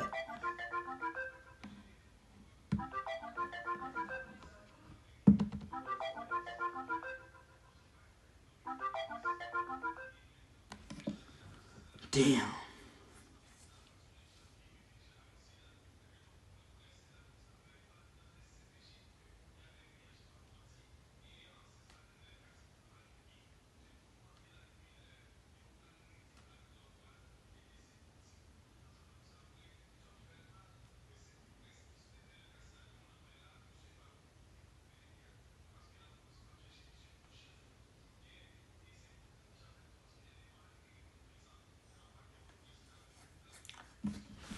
Yo.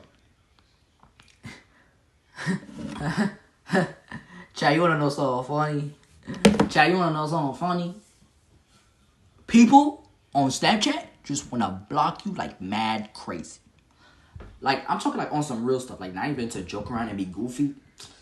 Like, you ever have those few people on Snapchat or like on anywhere, whether it's any kind of messaging or calling apps, where they just want to block you for no reason, like you know you for like you for real did nothing to them, but they just want to block you just for the fun of it.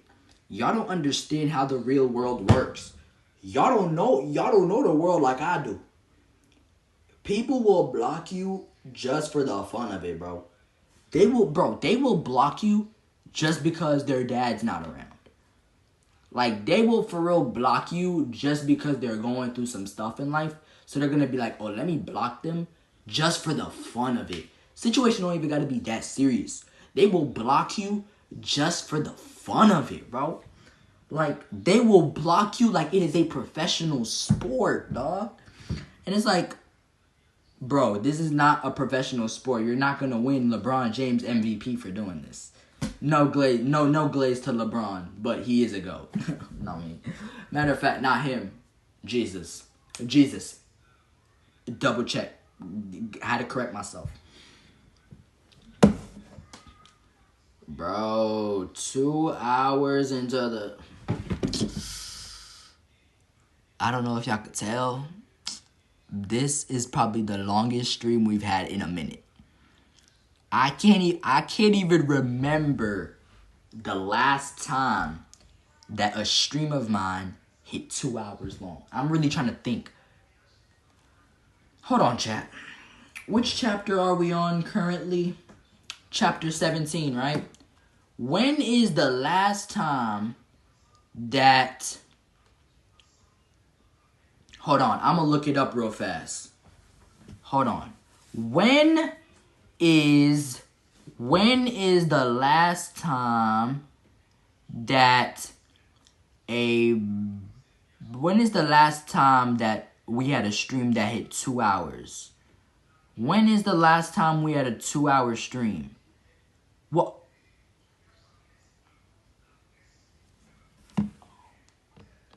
What the heck, bro? We haven't had a 2-hour stream since the Book of Job Marathon Part 2 that we did in February.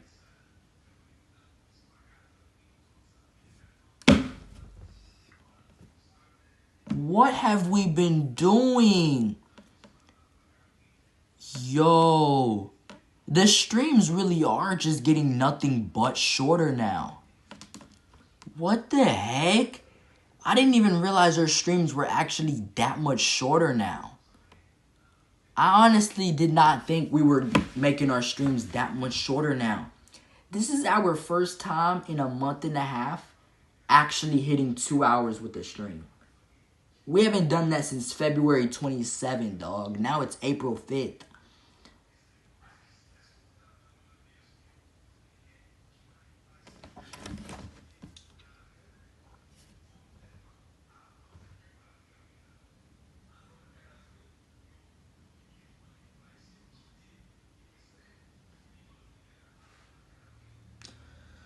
This is so crazy, bro.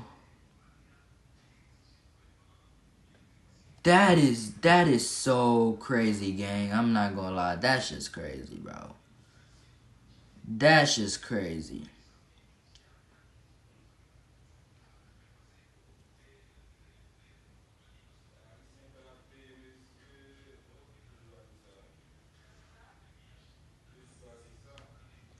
That is just crazy, dog. We're about to start chapter 17 right now, so hold your horses. We're literally about to start chapter 17 right now.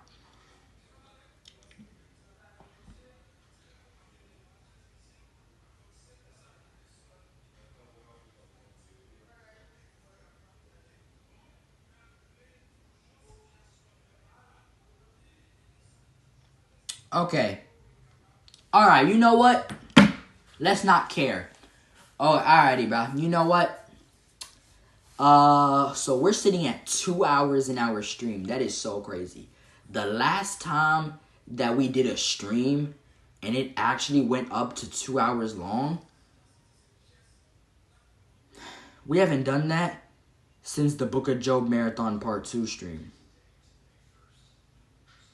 So that's very big, bro. Who would have thought that tonight was going to mark our first 2-hour stream that has happened in a month and a half? I'm not gonna lie, we're wildin'. We need to get it together. I need to get it together. I'm so sorry, chat. I promise y'all, starting now, like we haven't really been live streaming like that, but I promise y'all, chat, starting now, we are locked in with these live streams. I promise you guys, literally starting now, we are locked in with these live streams, bro. We're going to be more consistent with the live streams than ever. The only reason why sometimes I don't be consistent with the streams is because of the vlog shoots. Because I always got so many vlogs to shoot and other stuff. That's the only reason why. Otherwise, y'all would have just been having live streaming on the daily. That's the reason why sometimes y'all don't really get daily live streams anymore. Like that, the era of daily live streams, when we used to do that, used to low-key go kind of hard. Now we don't really do that anymore. So it's like, you feel me? But not doing a 2-hour stream, that means every stream we did after the Book of Job Marathon 2 stream could be considered short streams. Because we were starting to do a lot more like simple 45-minute streams after that. So we were getting hella short with the streams after that. But it's alright though, because now we're back. So y'all don't have to worry. Starting now, we're really like back with the live streams, bro. We were gone for a week, but we're back to lock in. Now we're back to actually lock in. You feel what I'm saying? Like we were streaming just to stream, and then we took a week off. But now we are back to actually lock in. Now we're ready to just do streams every day. Now we're back to actually be back to doing streams every single day. Now we're back with the grind, you feel me? So 1 Samuel chapter 17. Now the Philistines gathered their armies together to battle, and were gathered at Soko, which belongs to Judah. They encamped between Soko and Azekah and Ephes Damim. We are reading words in the Bible. It's right there in my face. I don't know.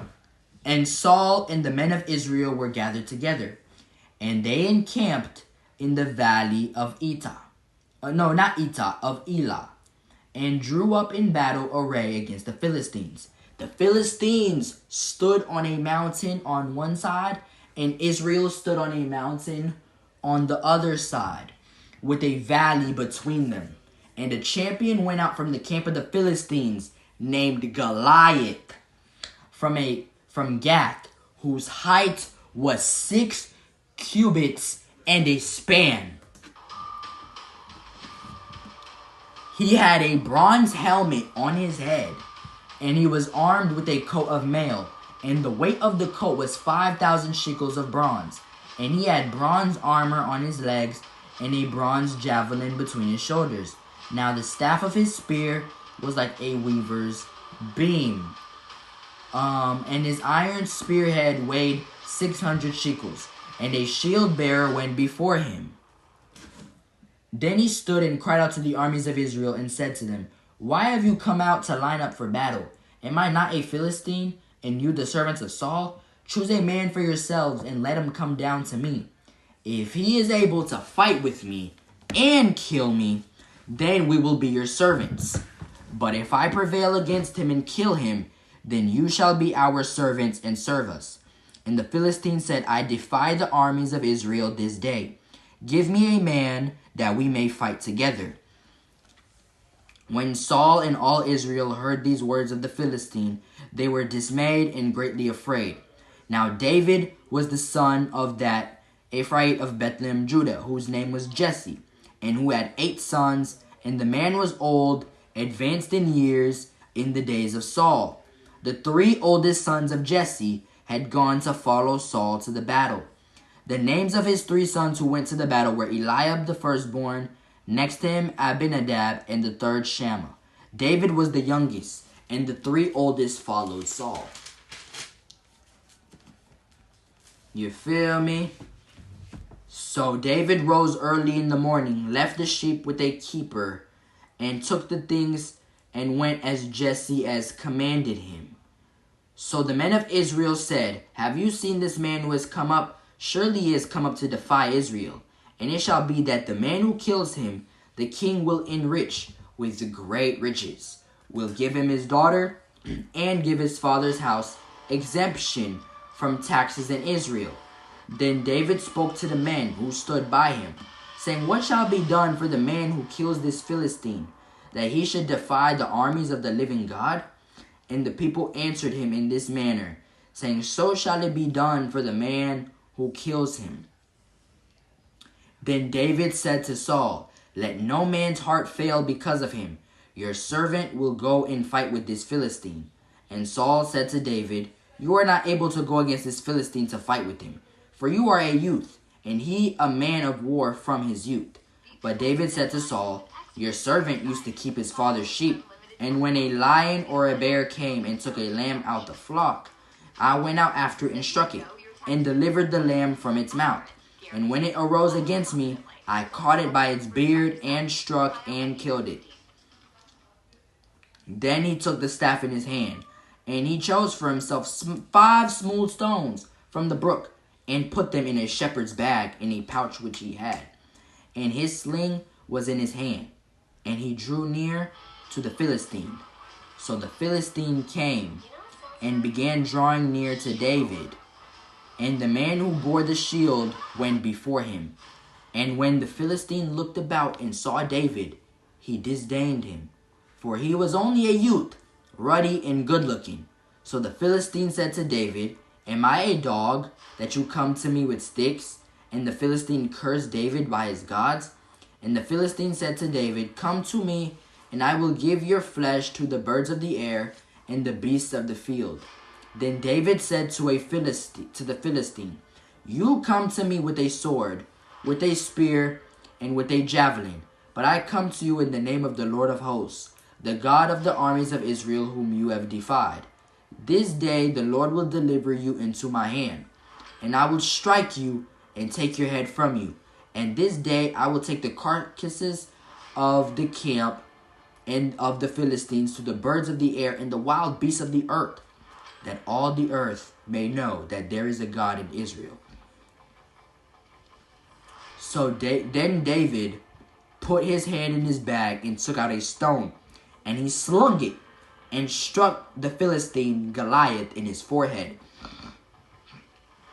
so that the stone sank into his forehead, and he fell on his face to the earth.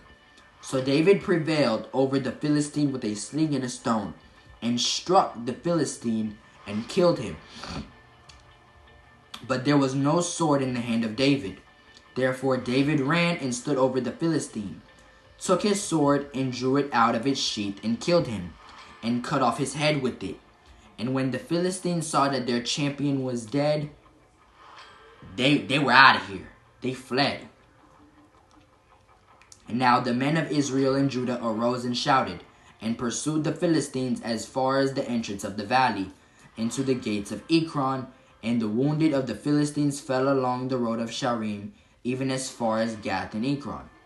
And Saul said to him, Whose son are you, young man? So David answered, I am the son of your servant Jesse the Bethlehemite. Or however you say that.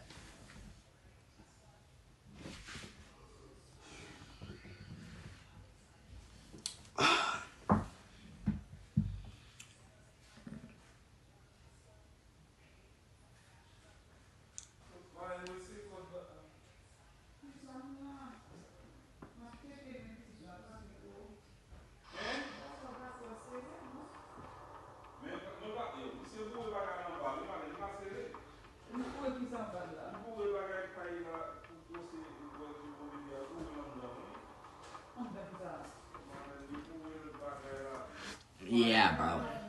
I got Thriller music playing on this soundboard.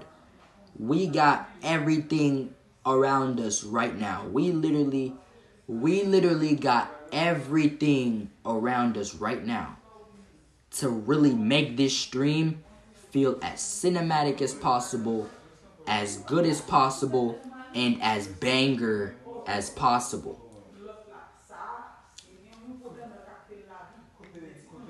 We are now on chapter 18. It's 11:02. So do we set up for a sleep stream?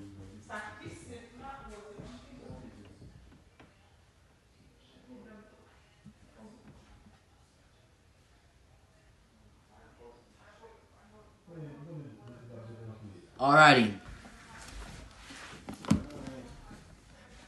We got this, chat. We got this, chat.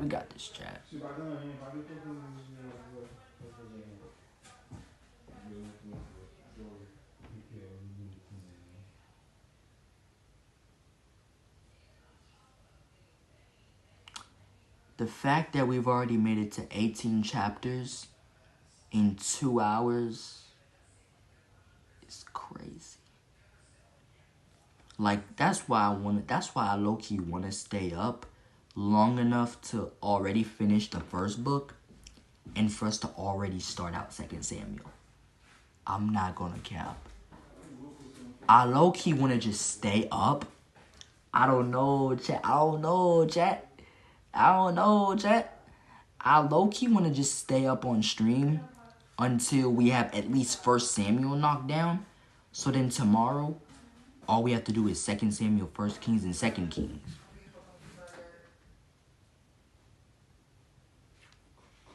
Você pode telefone dans les vents. What, Cord? No?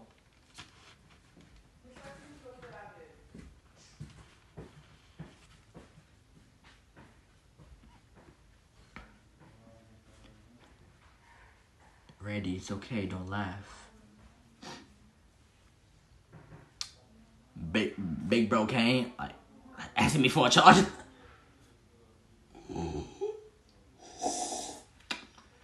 Big bro came, asking me for a charge.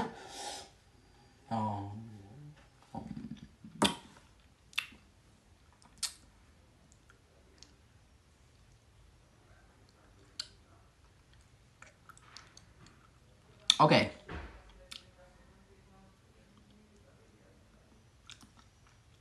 Let's dive into the next chapter that we have to do.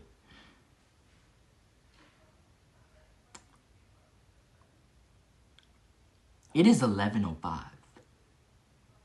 So I'm really wondering, how many chapters should I try to read right before I go to bed type stuff? So how many more chapters? Because, chat, look at how much we've already read in the last 2 hours and 30 minutes. Not 2 hours and 30 minutes, only 2 hours and 17. And look at how much we slammed down. So we might as well just keep reading until we are done with 1 Samuel. So then tomorrow, as we're on stream throughout the day, all we have to do is 2 Samuel, 1 Kings, and 2 Kings. Then we're going to only have 3 full books to do tomorrow. Bro, this is probably the most reading I have ever done in my life, bro. I'm gonna be real with you. I ain't no reader. Like you see this? The only thing I might read is my Bible. You think I be reading other books? The only other book that I be reading is this one book over there. Y'all not gonna see it, but I have this one other book that my aunt gave me. I read that on the daily. If it's not that, then it's probably this. Bro, I don't even read 4 books a week. Now I'm trying to read 4 books in 24 hours? Like, am I really serious right now? Like, am I really serious that I'm gonna do this? Like, the fact that I'm doing this is so crazy because this is gonna set a record for literally the most books I have read in 24 hours. I'm not gonna cap, bro. I don't even read 4 books a week. Now I'm sitting here trying to read 4 books in the next 24 hours? Are we really serious right now? That means not only 1 Samuel, but then we have to have after that 2 Samuel, 1 Kings, and then 2 Kings, and then the stream can be over? We're going to end up with a 24-hour stream. Trust. We are going to end up with a 24-hour stream. I can bet you that now. Because we are wildin'. Because there's no way I casually said 4 chapters, 4 books in one stream when I can't even read 4 books in 1 week. I just realized how ironic this is that I'm doing this type of stream. Because I don't even read 4 books in 1 week. Like, I read, but I don't read that much. I might only read 1 chapter out of a book per day. But I don't even complete 1 full book in 1 week. A book can take me anywhere from a few weeks to read to a few months. A few months is if I slack on it. But I have this book that my aunt gave me that I'm currently reading. That thing's like 500 pages. So I'm definitely not going to get done with that, bro. Say hello to 2026. Say hello to 2026. Because that ain't finna get... There's no way I'm going to get done with that. If I get done with that, it's going to be like October or something. I don't know. I'm talking about reading 4 books in 1 stream. And I just realized, bro, I don't even read 4 books in 1 week. But now, for the stream, I have to try to have 4 books read. That's why I might stop yapping. I think we got to grind really hard right now. Get 1 Samuel done tonight. Okay, Okay, chat, this is about to get fun. All right, here's the game plan. finish 1 Samuel tonight. Just get that out of the way. Then we can sleep in peace. You know, just get 1 Samuel out of the way. Grind through it. Finish 1 Samuel all tonight. Boom. And then, from there, I can go to sleep. So then tomorrow, throughout the day, we're going to still have 2 Samuel, 1 Kings, and 2 Kings to do. I think if we run it like that, I think we should be good. Bro, what type of breakfast y'all think I should have tomorrow, bro? Live on stream. I'm not gonna lie, bro. We're gonna be on this thing till 2026.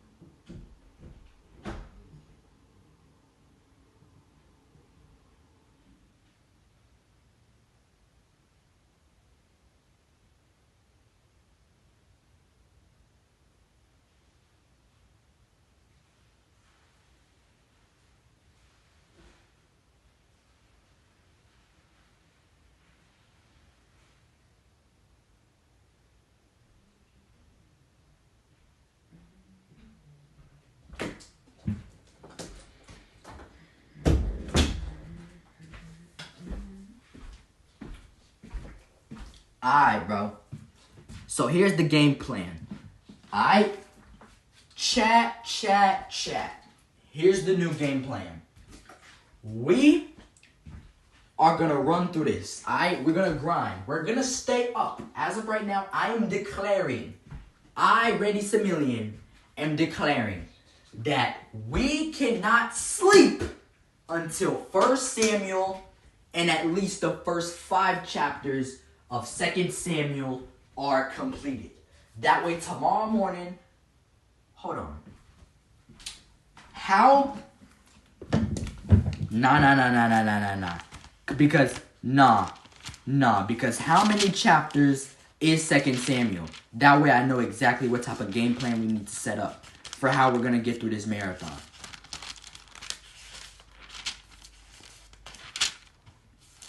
Okay, 2 Samuel has 24 chapters. So, do I just go and say that the stream can't end until this is done in the first 12 chapters of 2 Samuel? Nah, because if I do that, we're not going to go to sleep till like 6 a.m. I'm going to bet you that now. Then there will be no... If I make that the game plan, there will be no sleep time for me until 6 a.m. And I'm not trying to be up till 6 a.m. because of a marathon, dude. I'm not going to be up that long.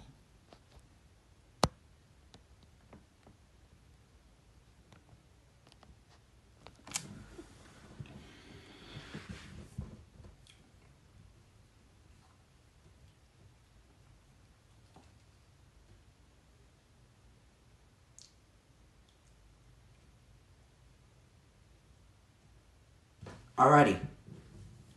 So I think the game plan we're gonna do is just finish 1 Samuel. I think it only makes sense. Finish 1 Samuel, go to sleep, and then wake up tomorrow morning, and then as we're on stream throughout the day, go through, and then we'll only have 3 books to go through tomorrow throughout the day. 2 Samuel, 1 Kings, and 2 Kings. I don't know. 1 Samuel is very good right now. So I actually don't know when it's going to get better. I don't really know ultimately which one's going to be the best one out of the 4. But as of right now, my favorite out of the 4 seems to be 1 Samuel. But at the end of all of this, we're going to do one big, massive review and determine which book was truly the best out of all these 4 we're about to do. 4 books in one stream. That automatically makes this one the craziest Bible marathon stream we've ever done, though. Because we've never done... This is the first ever Bible marathon stream we're doing where we're having to do 4 books in one shot. Like, that is insane. Where we're actually trying to do 4 books. 4 full books. 4 different stories in one sitting. 1 Samuel chapter 18. Saul resents David. Now, when he had finished speaking to Saul, the soul of Jonathan was knit to the soul of David. And Jonathan loved him as his own soul. Saul took him that day and would not let him go home to his father's house anymore. Then Jonathan and David made a covenant because he loved him as his own soul. And Jonathan took off the robe that was on him and gave it to David, with his armor, even to his sword and his bow and his belt. So David went out wherever Saul sent him and behaved wisely. And Saul set him over the men of war. And he was accepted in the sight of all the people, and also in the sight of Saul's servants. Now it had happened as they were coming home, when David was returning from the slaughter of the Philistine, that the women had come out of all the cities of Israel, singing and dancing to meet King Saul, with tambourines, with joy, and with musical instruments. So the women sang as they danced and said, Saul has slain his thousands, and David his 10,000s. Then Saul was very angry, and the saying displeased him. And he said, they have ascribed to David 10,000s, and they have ascribed only... And to me, they have ascribed only thousands. Now, what more can he have but the kingdom? So Saul eyed David from that day forward. And it happened on the day that the distressing spirit from God came upon Saul, and he prophesied inside the house. So David played music with his hand, as at other times, but there was a spear in Saul's hand. And Saul cast the spear, for he said, I will pin David to the wall. But David escaped his presence twice. Now Saul was afraid of David, because the Lord was with him, but had departed from Saul. Therefore Saul removed him from his presence, and made him his captain over 1,000. And he went out and came in before the people. And David behaved wisely in all his ways, and the Lord was with him. Therefore, when Saul saw that he behaved very wisely, he was afraid of him. But all Israel and Judah loved David, because he went out and came in before them. Then Saul said to David, Here is my older daughter Merab. I will give her to you as a wife. Only be valiant for me, and fight the Lord's battles. For Saul thought, let my hand not be against him, but let the hand of the Philistines be against him. So David said to... Hold on. Who's in the chat? G? Letter G? Hey, yo, letter G in the chat. I'm not gonna lie, W. Round of applause, round of applause, round of applause. If you are here... Okay, I'm meaning to say this. Letter G. Who's in the chat right there. If you are here... Be kind and sub up and turn on post notifications. Had to drop that real quick. I'll only be valiant for me and fight the Lord's battles. For Saul thought, So David said to Saul, Who am I? And what is my life or my father's family in Israel, that I should be son-in-law to the king? But it happened at the time when Merab, Saul's daughter, should have been given to David, that she was given to Adriel the Methielite as a wife. Now Michal, Saul's daughter, loved... so that's not Michal. So Michelle, Saul's daughter, loved David. And they told Saul, and the thing pleased him. So Saul said, I will give her to him, that she may be a snare to him, and that the hand of the Philistines may be against him. Therefore Saul said to David a second time, You shall be my son-in-law today. Okay? Thus Saul saw and knew that the Lord was with David, and that Michal, Saul's daughter, loved him. And Saul was still more afraid of David. So Saul became David's enemy continually. Then the princes of the Philistines went out to war. And so it was, whenever they went out, that David behaved more wisely than all the servants of Saul, so that his name became highly esteemed. Oh my gosh, bro. G in the chat. WG in the chat. I'm not gonna lie. WG in the chat. Praise the Lord. The Lord can help you through anything. For the Lord is our light and strength. Amen. Subbing up right now. Amen, bro. Without God, we are nothing. As human beings, life is only temporary. We are here today, and then we die tomorrow. Like, we could be here today and then die tomorrow. Tomorrow's not guaranteed yet. Of course the Lord is our Savior. Praise God. Anytime you actually wake up the next day, it is glory to God. Because we're living a life where we can die at any second and at any day. So, technically, the next day is never guaranteed. So, technically, the next day is never, like, actually guaranteed.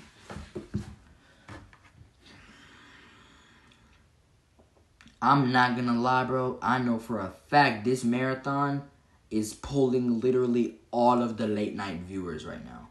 I know for a fact guess what show is out on Amazon Prime? House of David. All episodes out on Amazon Prime now. I am actually in it, starring as David. I literally am. I'm literally in that show as an actor, starring as David. I'm just playing. I'm not.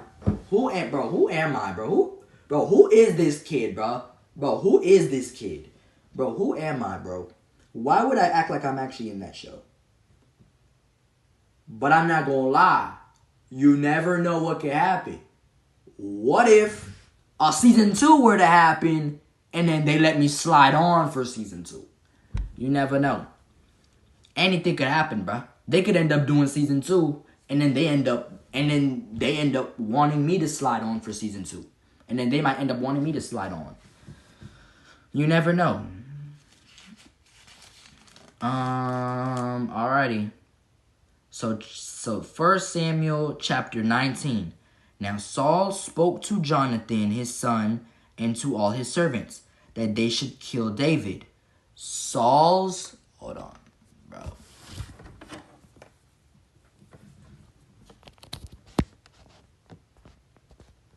Oh. Alrighty, bet. Shout out to the new sub. I just realized that now. I'm sorry if I didn't shout you out sooner.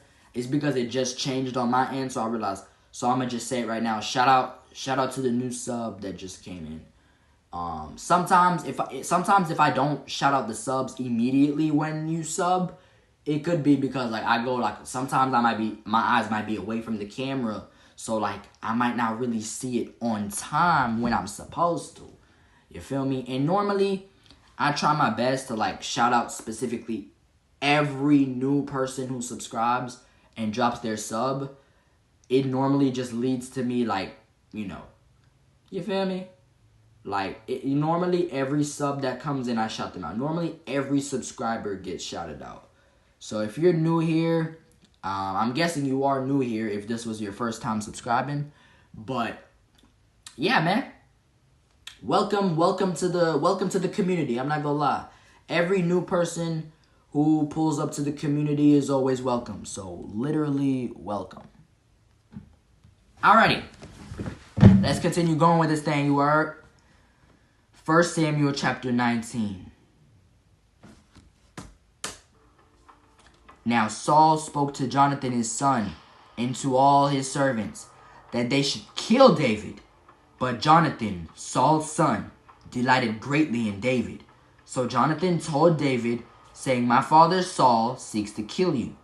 Therefore, please be on your guard until morning, and stay in a secret place and hide. And I will go out and stand beside my father in the field where you are, and I will speak with my father about you. Then what I observe, I will tell you. Saul's son is Jonathan, bro. Thus Jonathan spoke well of David to Saul his father, and said to him, Let not the king sin against his servant, against David, because he has not sinned against you, and because his works have been very good toward you. For he took his life in his hands, and killed the Philistine, and the Lord brought about a great deliverance for all Israel. You saw it and rejoiced. Why then will you sin against innocent blood, to kill David without a cause? So Saul heeded the voice of Jonathan, and Saul swore, As the Lord lives, he shall not be killed. Then Jonathan called David, and Jonathan told him all these things. So Jonathan brought David to Saul, and he was in his presence as in times past. And there was war again, and David went out and fought with the Philistines, and struck them with a mighty blow, and they fled from him. Now the distressing spirit from the Lord came upon Saul as he sat in his house, with his spear in his hand, and David was playing music with his hand. Then Saul sought to pin David to the wall with the spear, but he slipped away from Saul's presence, and he drove the spear into the wall. So David fled and escaped that night. Saul also sent messengers to David's house to watch him and to kill him in the morning. And Michal, David's wife, told him, saying, If you do not save your life tonight, tomorrow you will be killed.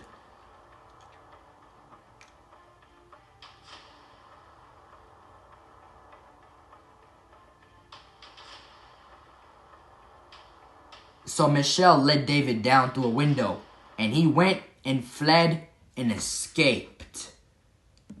Okay? He fled and escaped that night. And Michal took an image and laid it in the bed, and put a cover of goat's hair, for his head, and covered it with clothes. So when Saul sent messengers to take David, she said, He is sick. Then Saul sent the messengers back to see David, saying, Bring him up to me in the bed, that I may kill him. And when the messengers had come in, there was an image in the bed. There was an image, an image in the bed with a cover of goat's hair for his head. Then Saul said to Michal, Why have you deceived me like this? And sent my enemy away, so that he has escaped. And Michal answered Saul, He said to me, Let me go. Why should I kill you? So David fled and escaped, and went to Samuel at Ramah, and told him all that Saul had done to him. And he and Samuel went and stayed. Now it was told Saul, saying, Take note, David is at Naioth in Ramah. And when Saul was told, he sent other messengers, and they prophesied likewise. Then Saul sent messengers again the third time, and they prophesied also. So he went there to Ramah, and came to the grate that is at Secu, and came to the great well that is at Secu. So he asked and said, Where are Samuel and David? So he went there to Naioth and Ramah. Then the Spirit of God was upon him also. And he also stripped off his clothes, and prophesied before Samuel in like manner, and lay down all day and all that night. Therefore they say, Is Saul also among the prophets?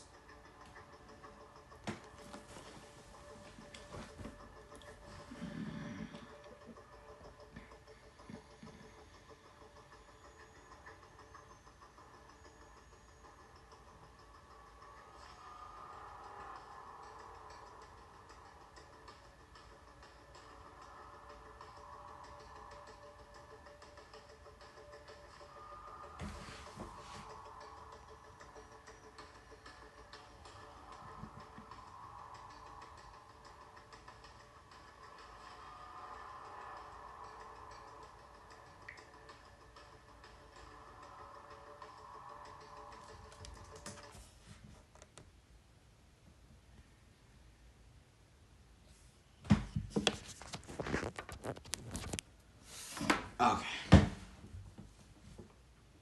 We are now on chapter 20.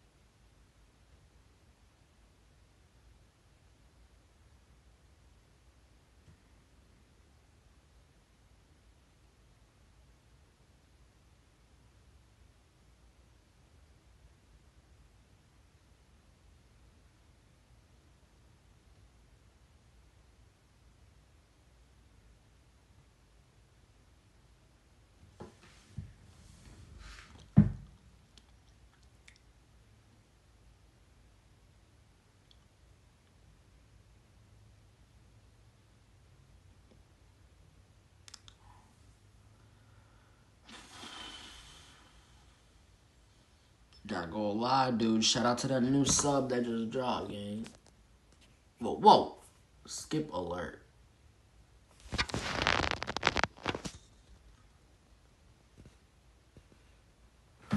Bro, is my camera heating up?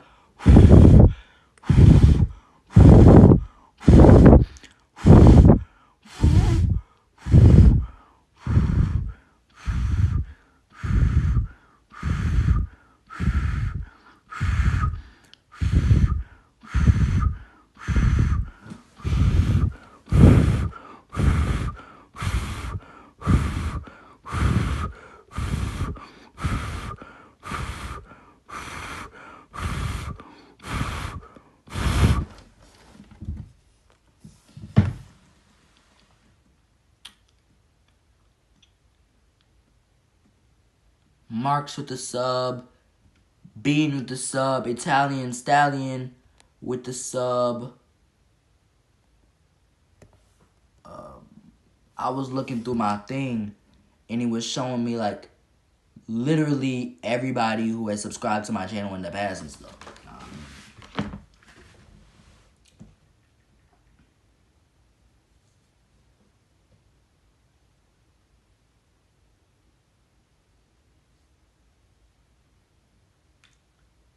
Chapter 20 of the marathon. I repeat, we are now on chapter 3 of the marathon. So pull up ASAP.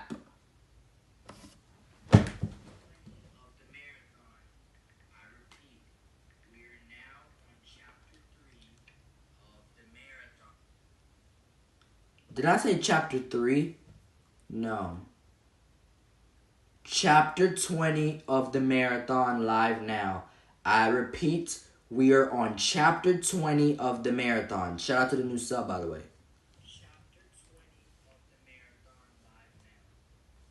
Yeah, bro, I gotta let them know real quick. So I'm gonna post, and then we're gonna dive into chapter 20.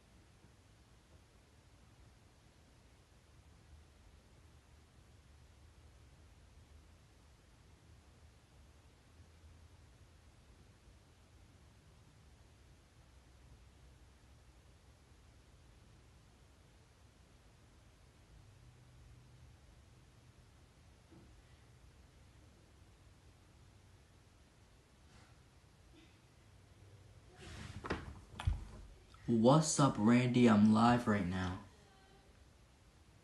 She live, bro. She trying to promote.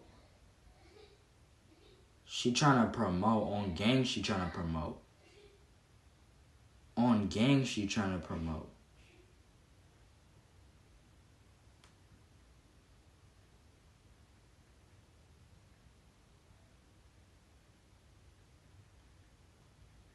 On God, bro. She trying to promote for real.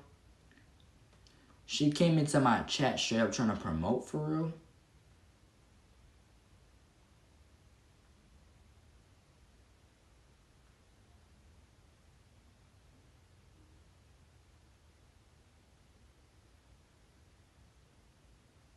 It does not show that she is live, gang.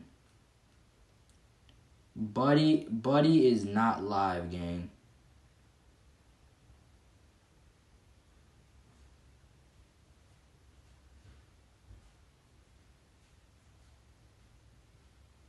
Or maybe she was.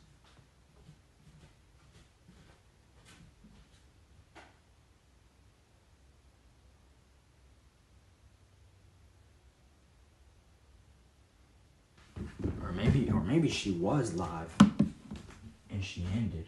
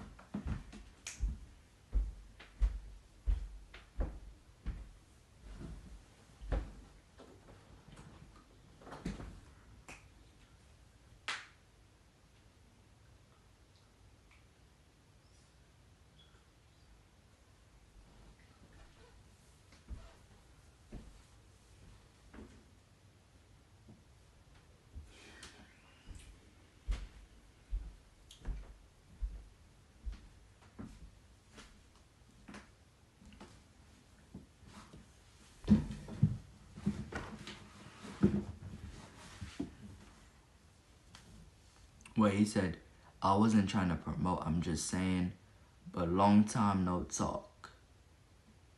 Yeah, bro, I'm not gonna cap. Long time no talk, bro. Chat, she's one of my content creator friends that I have not spoken to in a hot minute.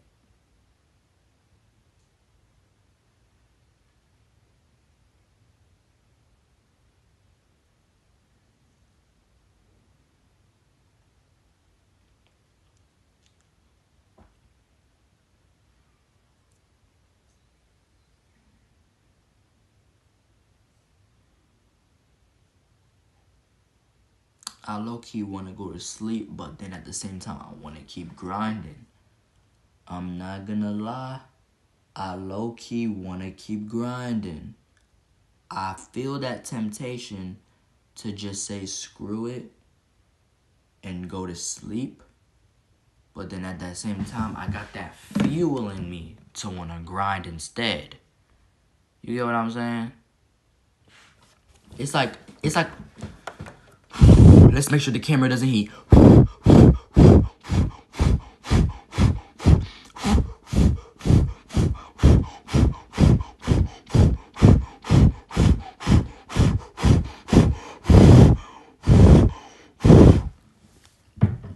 That's the way we prevent the thing from overheating type stuff.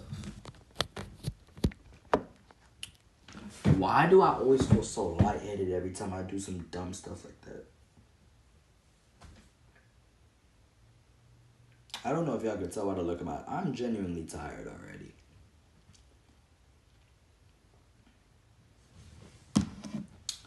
It's about to be midnight anyways. We're almost 3 hours into the stream.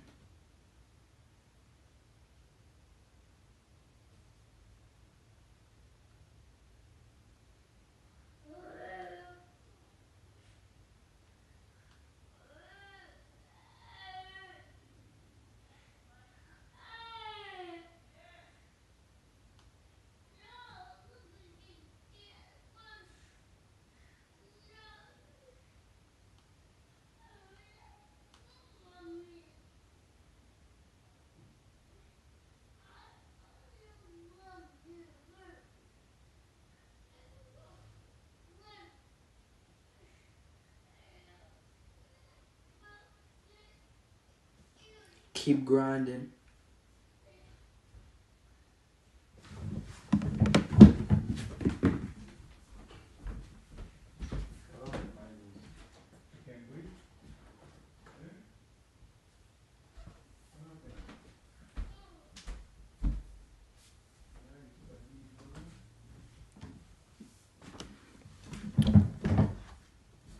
Okay, so I'm really trying to think game plan.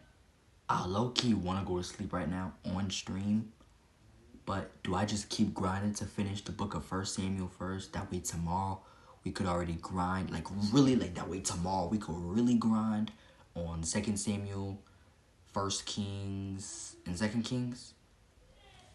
Chat, I think low-key that's gonna have to be the game plan for real, for real.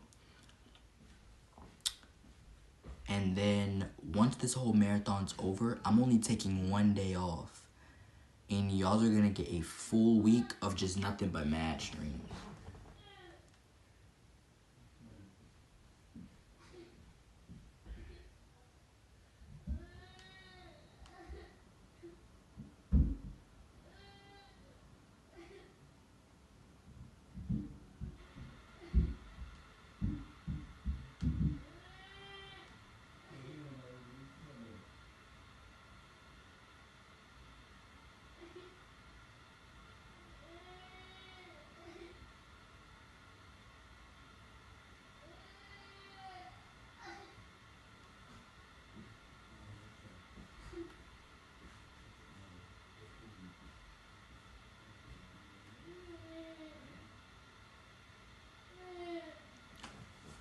So I wonder what I'm gonna do, chat.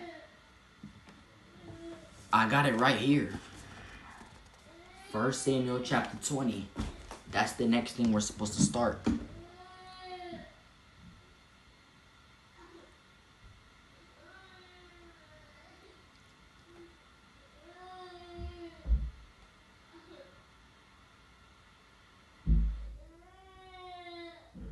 Yeah.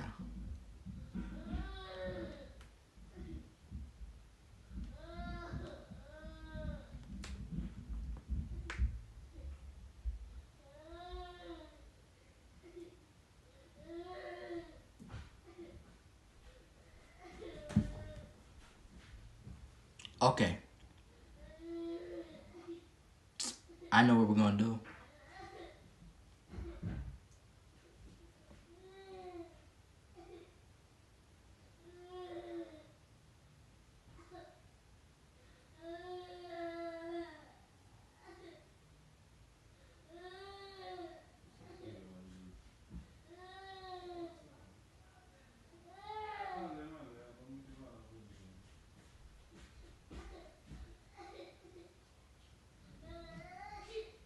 Alright, chat, I got a game plan. Hold on. Let me text somebody real quick. Gotta get to business. Let me text somebody. Let me text somebody real quick. I gotta get to business. You feel me? Let me get off of this. Yeah.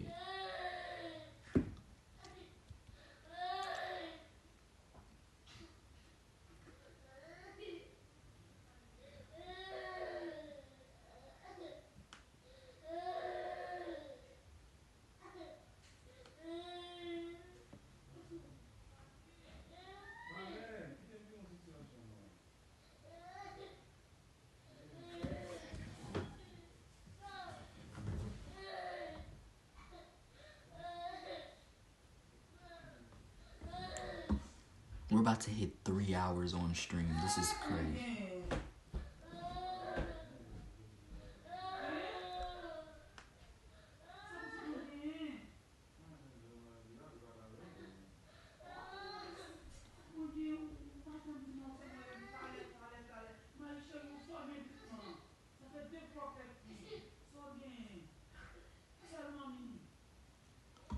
Why is my little sister screaming so bad next door?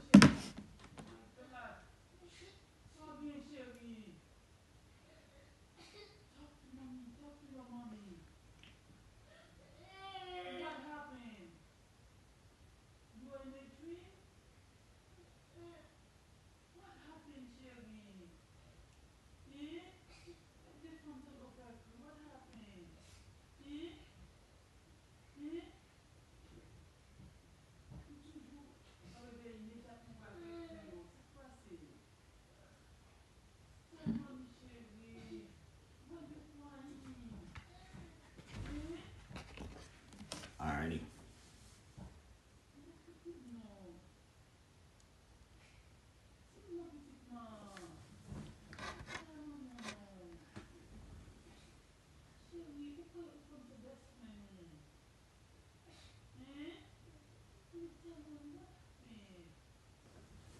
Let's make sure the camera don't overheat, cause I see my camera be having a problem.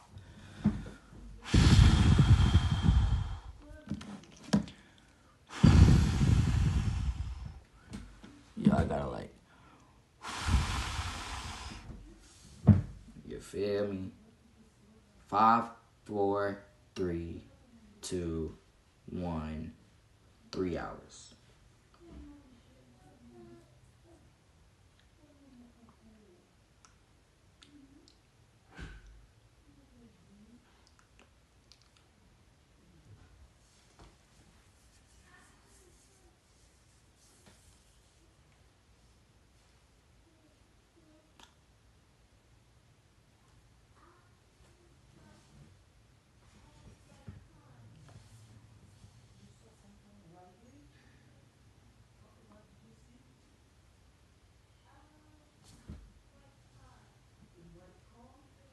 Yeah. Why did I just do that?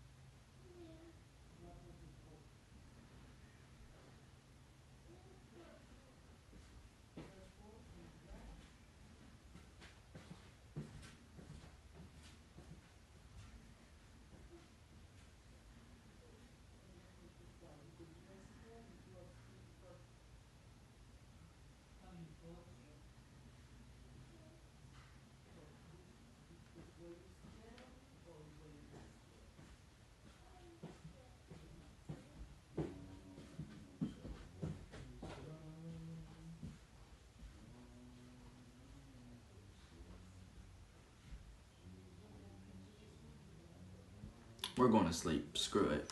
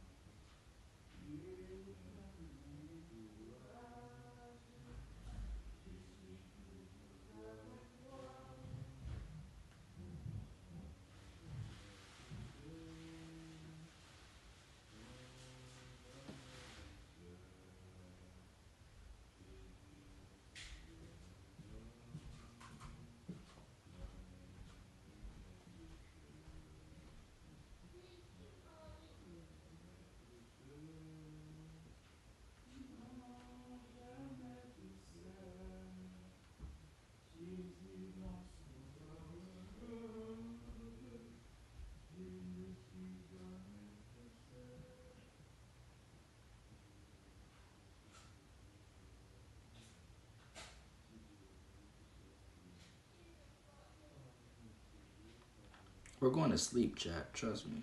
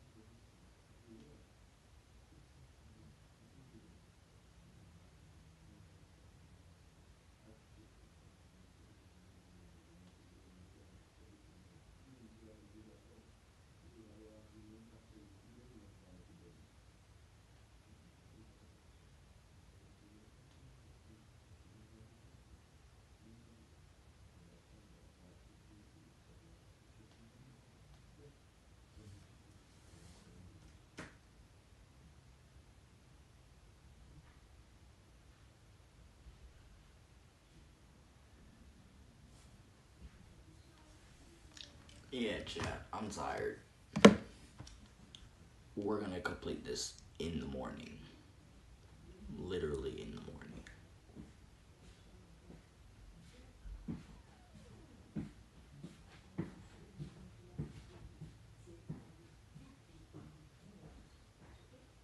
Alrighty. We are gonna be asleep.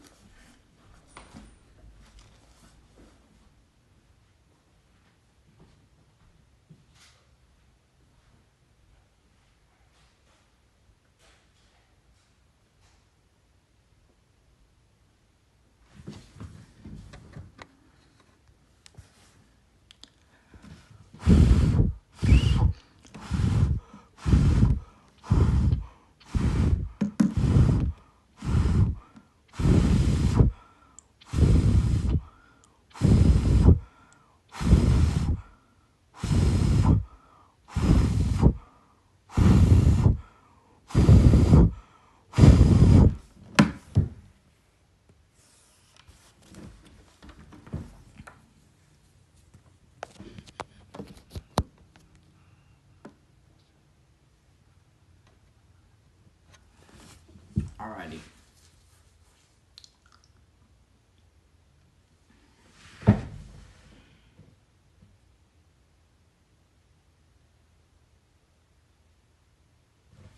Okay. It's about to be midnight. So I'm really debating. Should I go to sleep now and then just resume from 1 Samuel 20 and forward? Or would it just make more sense to make the sacrifice and finish 1 Samuel? That way tomorrow we only got 3 books to tackle within the full day. I swear to God I'm gonna do that. I swear to God I'm gonna do that. And I mean that, bro. I mean that. I stand by that. I stand on it. I swear to God I'm gonna do that. Meaning I'm gonna do that. Now I have to do it. We can skim through the verses if we want. We can skip through some of the verses if we want. As long as we get it done.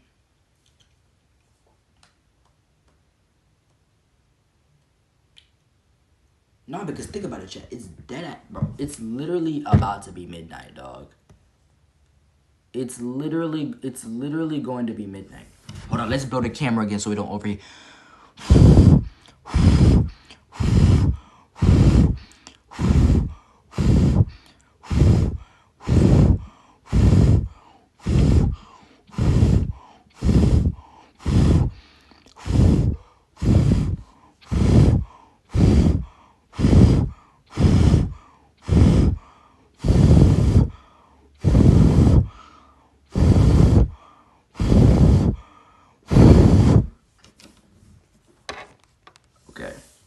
feel lightheaded now.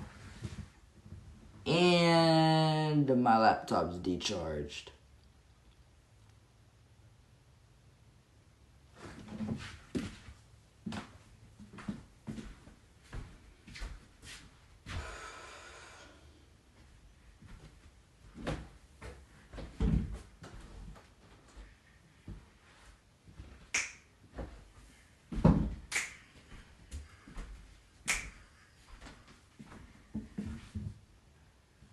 Bro, let me see if the guest who was supposed to be on tonight did not.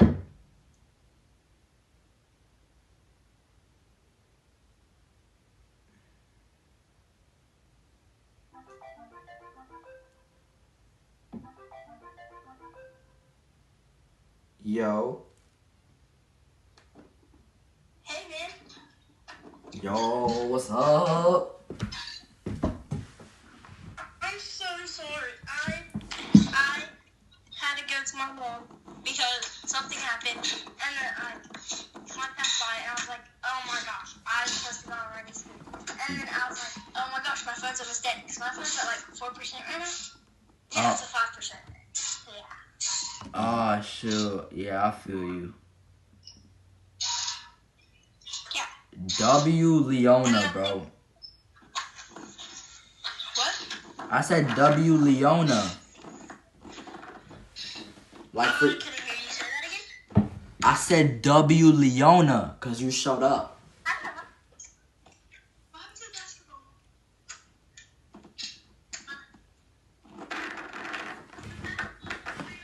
You can walk there and get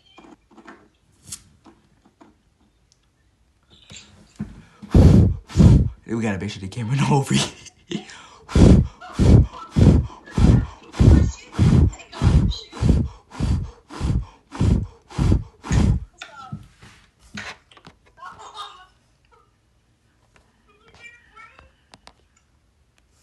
We're doing hella good, bro.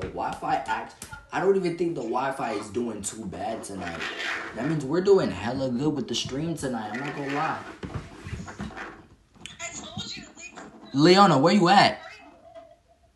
Leona, where you at? Hold on, she's fighting with the full tarp.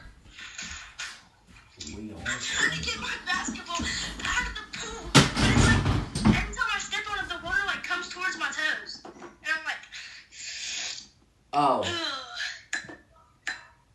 Hold on. You can watch me.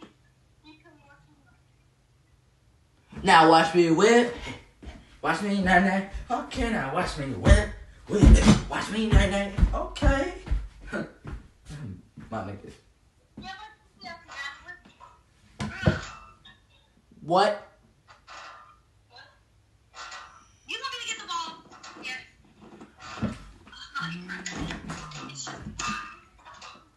Yeah, but it's gonna get my phone. Oh, my fault, man. Damn, my fault. You dropped the phone, man. Huh? You being a good girl and getting your food. I'll make you.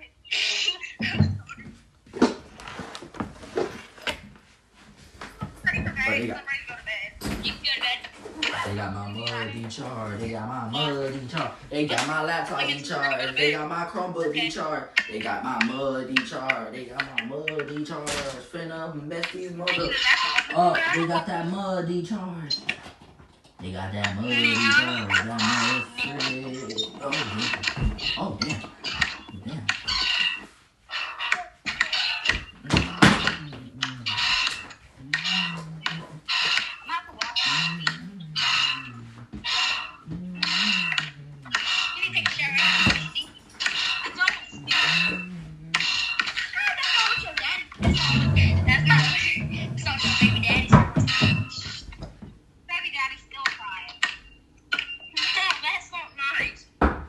Yes? What? Yeah. Oh, my fault, Ma.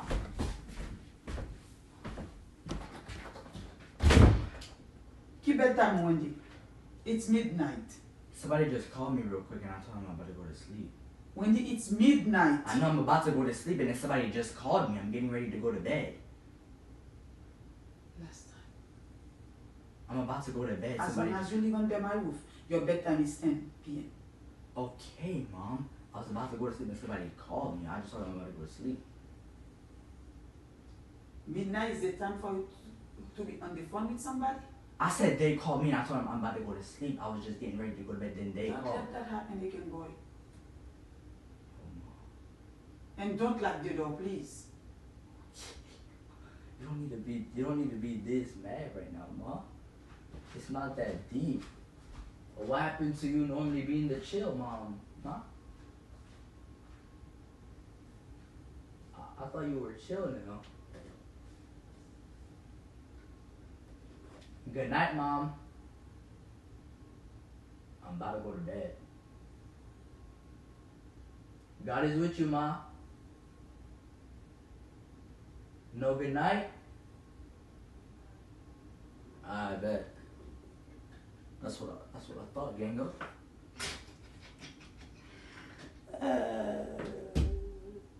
I'm not gonna sleep with that light on because that light's my big light. So, okay. So, according to my mom, let's give it one last.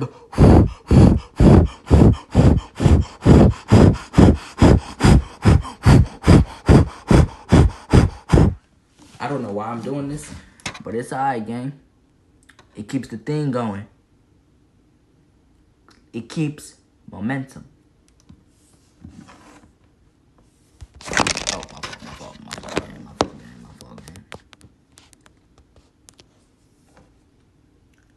3 hours, and now we gotta go to sleep. So, Chad, we're cooked. You wanna know what we're gonna do? The decision we're gonna make? Hold on.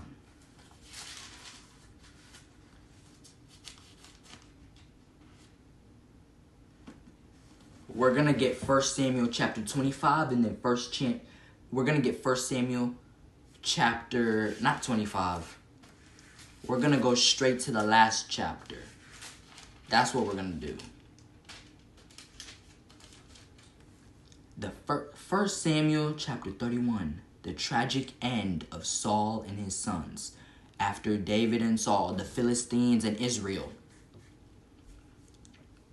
Now the Philistines fought against Israel, and the men of Israel fled from before the Philistines and fell slain on Mount Gilboa. Then the Philistines followed hard after Saul and his sons, and the Philistines killed Jonathan, Abinadab, and Malchishua, Saul's sons. The battle became fierce against Saul. The archers hit him, and he was severely wounded by the archers.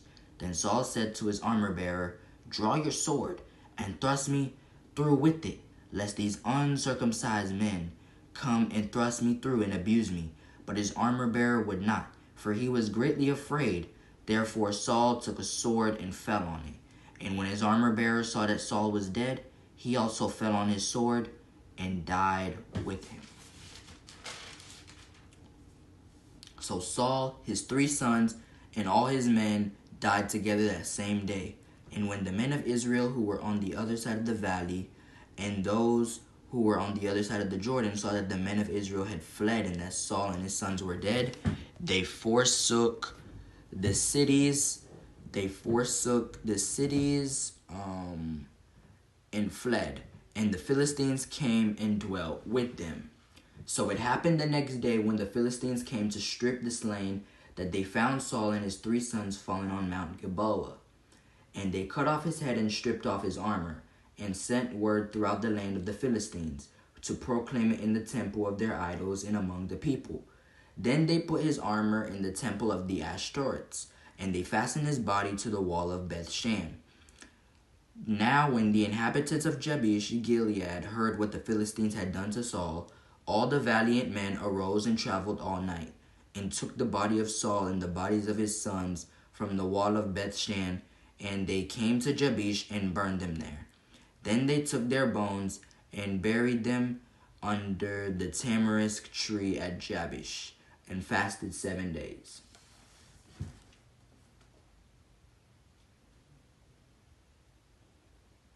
So that completes 1 Samuel.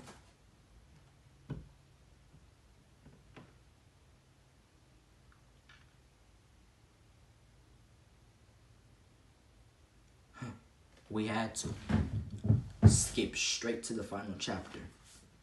We literally skipped straight to the final chapter. So we might as well say at least First Samuel's already out the bag.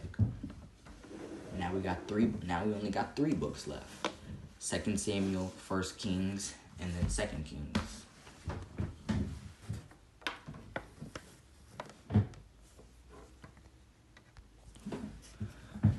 Now let's give it 20 blows, 30 blows.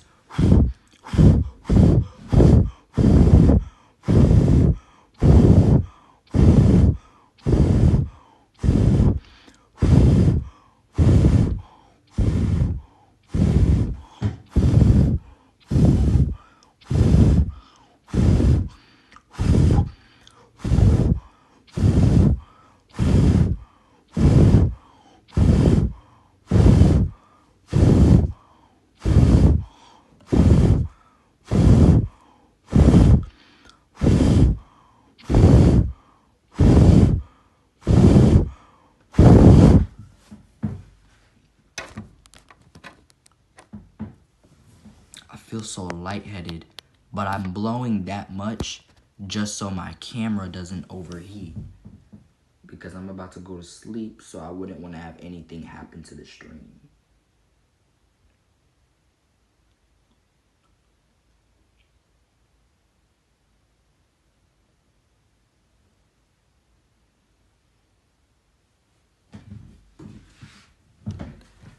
Okay, bro.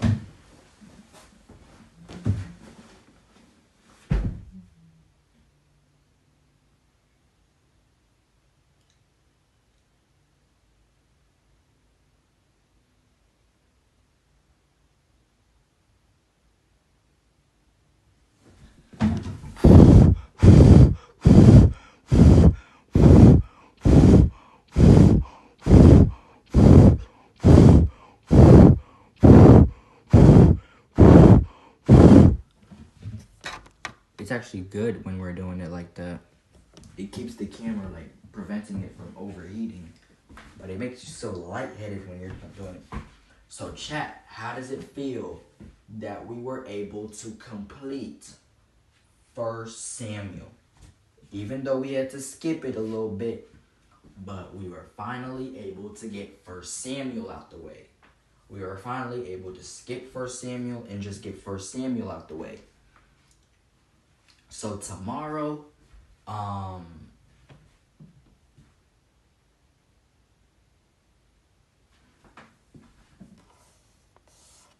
shoot. So that means tomorrow we're gonna be on to 2 Samuel, 1 Kings, and then 2 Kings. So we got 3 books left. We've officially completed 1 out of the 4. So now, tomorrow, as we're on stream throughout the day, we're gonna have 3 more books to tackle. So tomorrow, we're gonna wake up, do our morning routine, and then we're gonna be on stream all day tomorrow. And then we're gonna be on stream literally all day tomorrow, trying to tackle the other 3. So.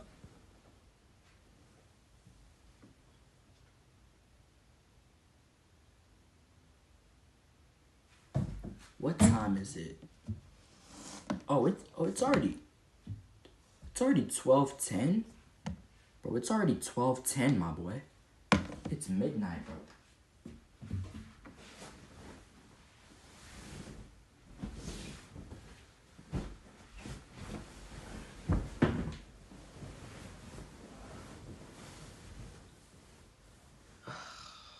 Our Father in heaven, we thank you for our Father who art in heaven. Hallowed be thy name. Thy kingdom come. Thy will be done on earth as it is in heaven. We ask that you please forgive us of our sins. Please protect us through the day. Protect us throughout the day. And please protect us throughout the night. Please bless me as I go to sleep, Father God. In Christ's name. In Christ's precious name. Amen.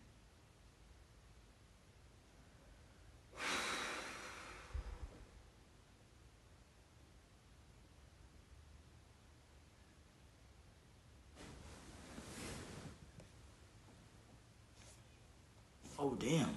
The battery is actually decreasing. Am I gonna have to just end stream and then resume immediately when I get up in the morning?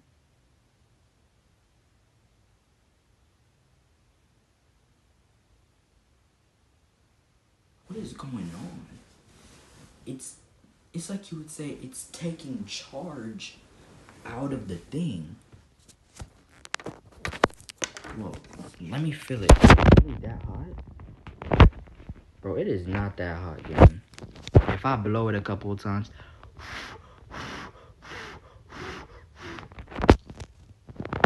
Bro, it's not that hot, bro.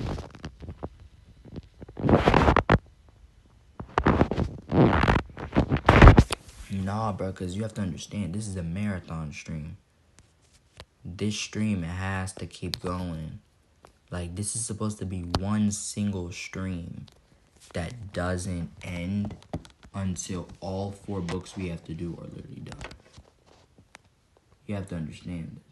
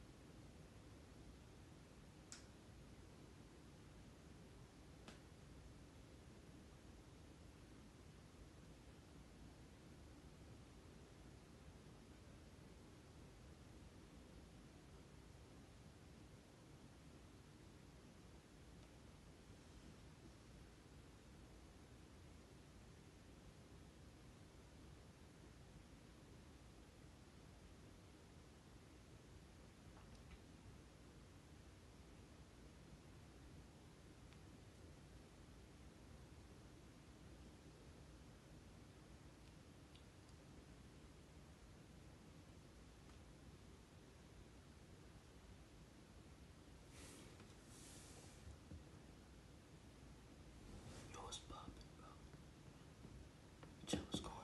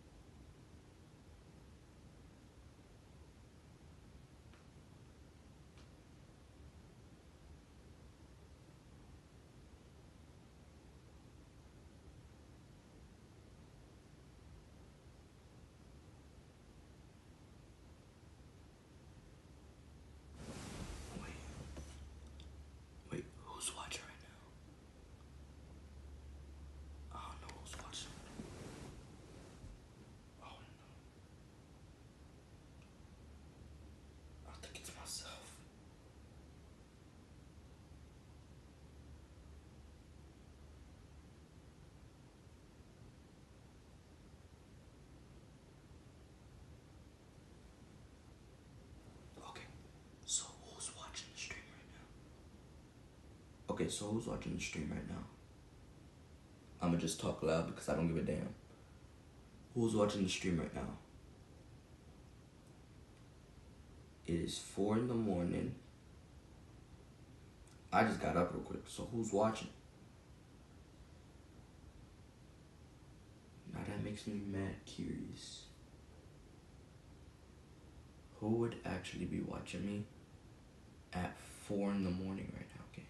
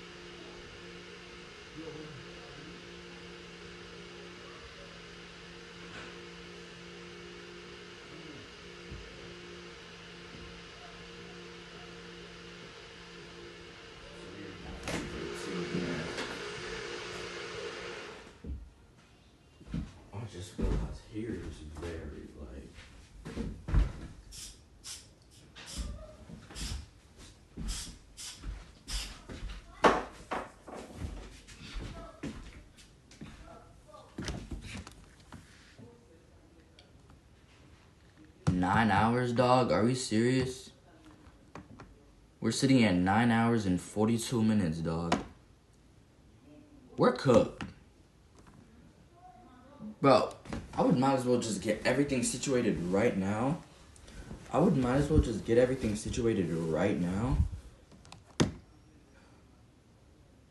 Alright, dog. I know what I'm gonna do.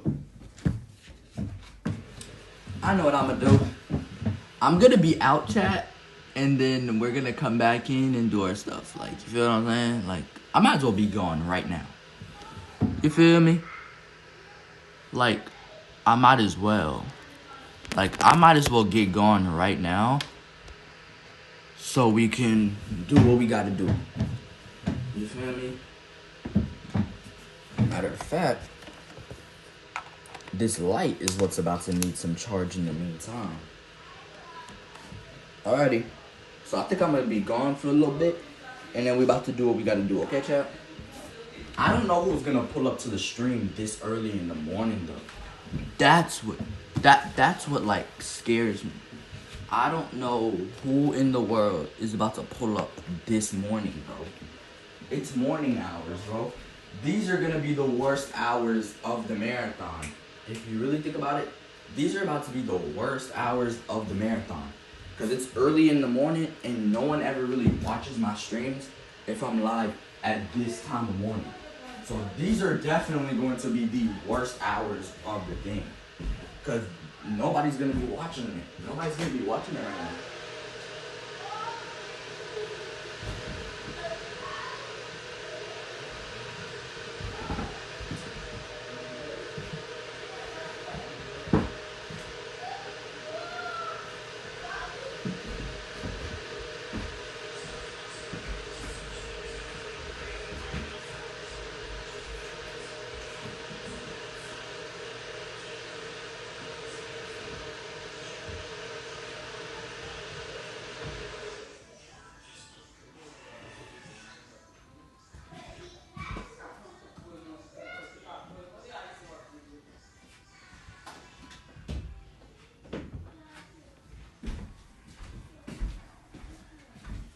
Yo, chat. Yo, chat, I'm not gonna cap, dog. No lighting right now? I see, bro. There's no lighting, bro. Bro, the first thing it does is open straight to my Twitch. What? Funny Mike's been live for 14 hours. Something told me he was gonna be live for a long time. We got somebody else, a small streamer who's doing a 48-hour right now.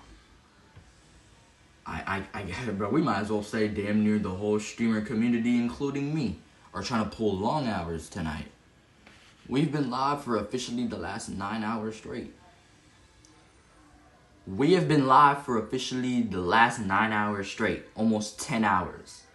Pull up to the stream this morning if you can.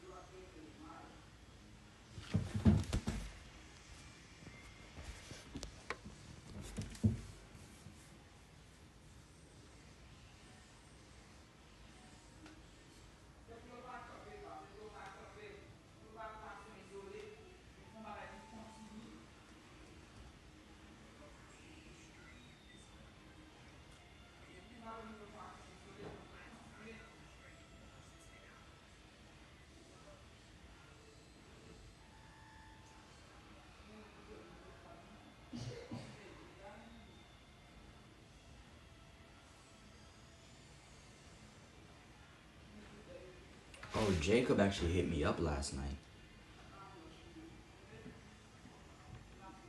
say, hey man, how's life treating you? I'm doing good. How about you?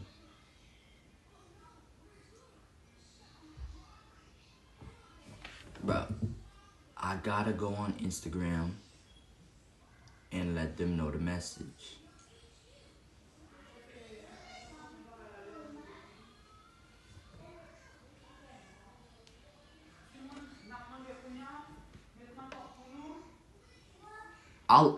Bro, Instagram don't need to know I'm live. We'll let them know later, bro. Bro, they can know later, bro. I'll let them know around like 10 a.m. Nobody finna see my Instagram story at 6 o'clock in the morning, bro. When does that ever happen, bro? For Instagram to see my stuff, for people to see my stuff on Instagram at 6 o'clock.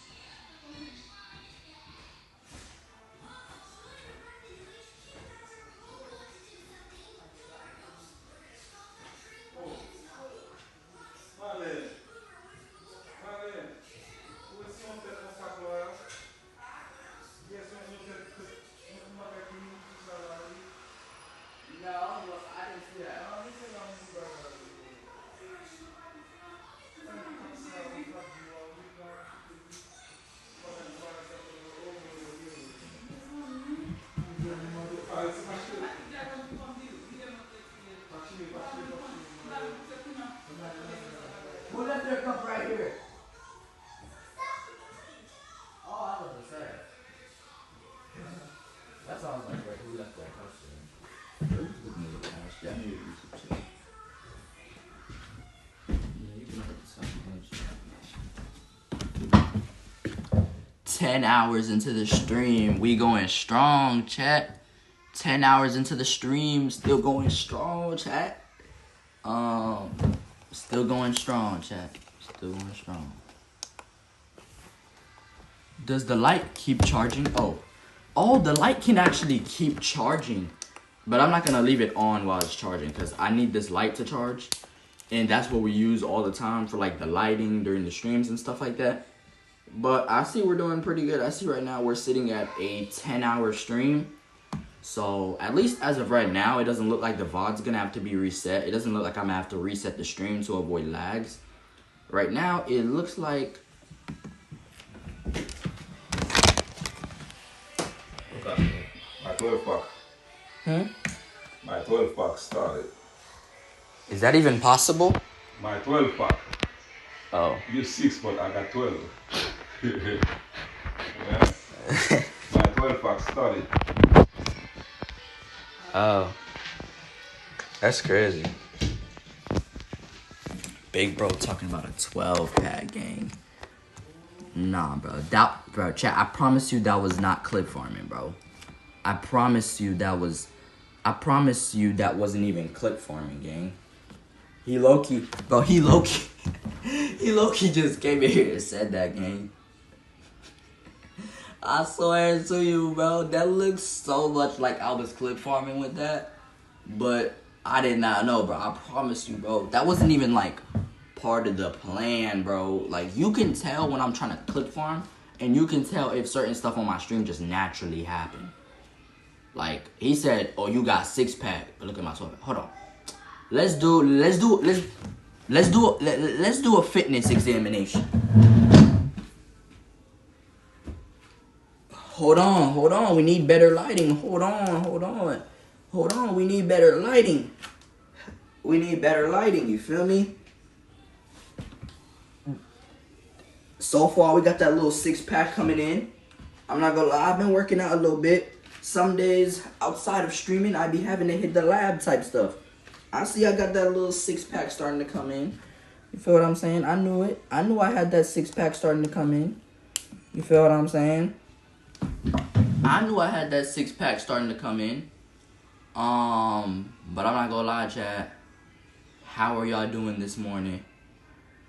Let me see who has seen my story. Because I had to post that I'm live right now. So I'ma see.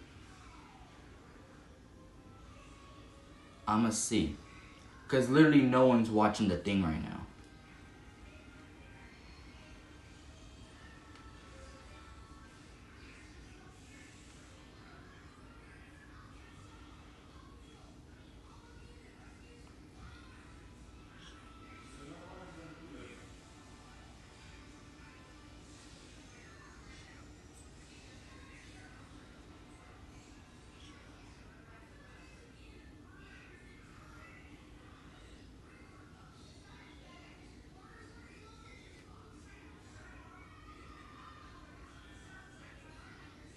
Bro, how is the thing not posted on the story yet?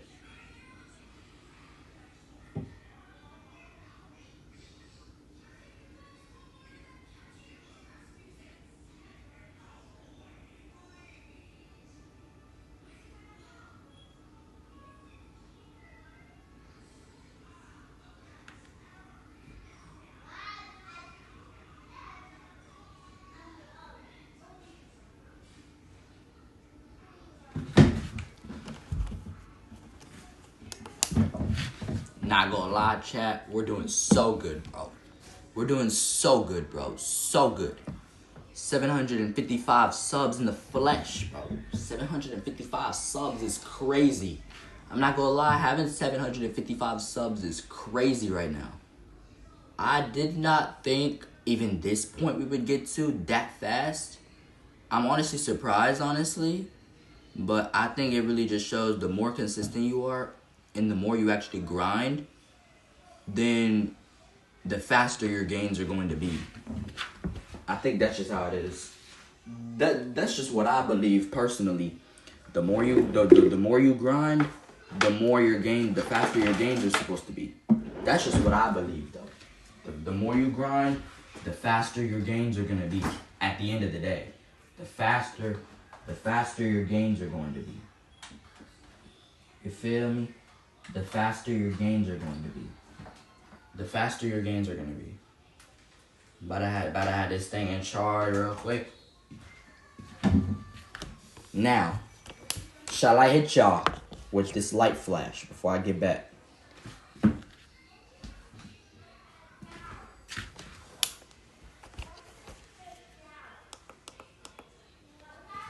If I turn this light off right now and then close the door,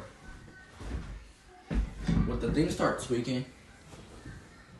Wait, would the thing start tweaking and lagging if I leave this thing right now? No, cause it has some light. If here's like completely pitch dark, that's when the thing's gonna start like lagging and stuff. It has that little.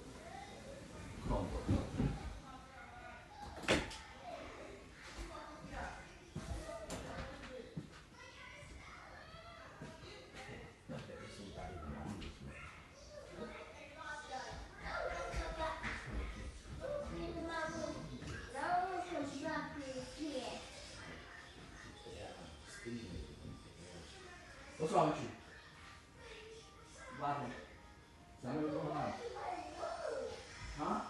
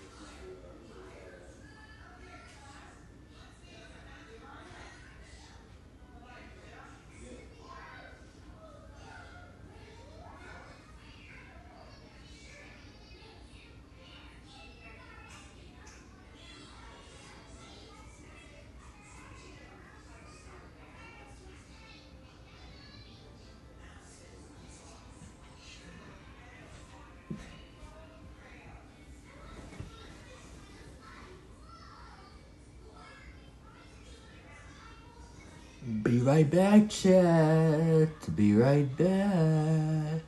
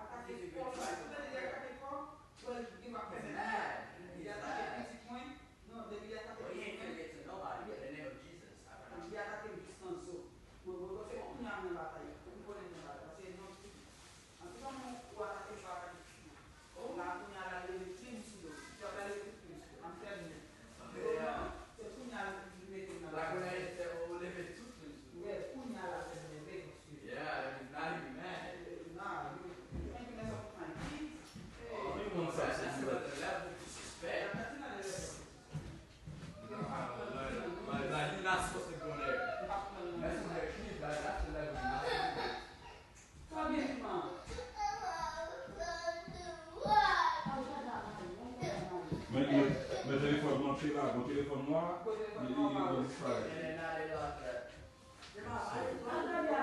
Okay, maybe she got next to my. Why don't you sit next to her? Watching high school musical with her.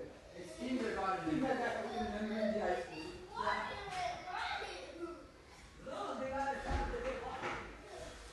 When did you borrow? Son, be friendly. Son, fuck. Fuck. You met me. Yeah. You went to the ladies' salon. C'est ça? Ouais. Oh.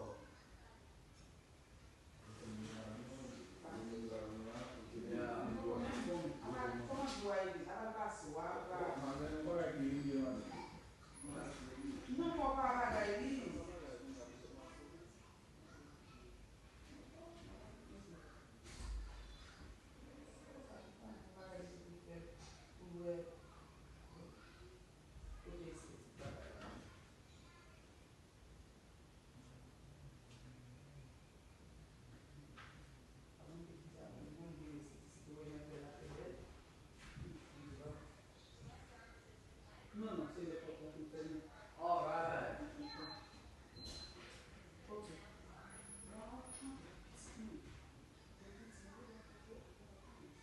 Okay. Yeah, I'm listening.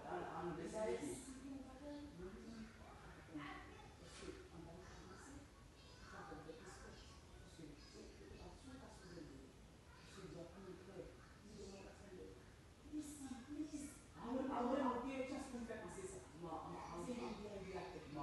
will watch over there. Have a good day.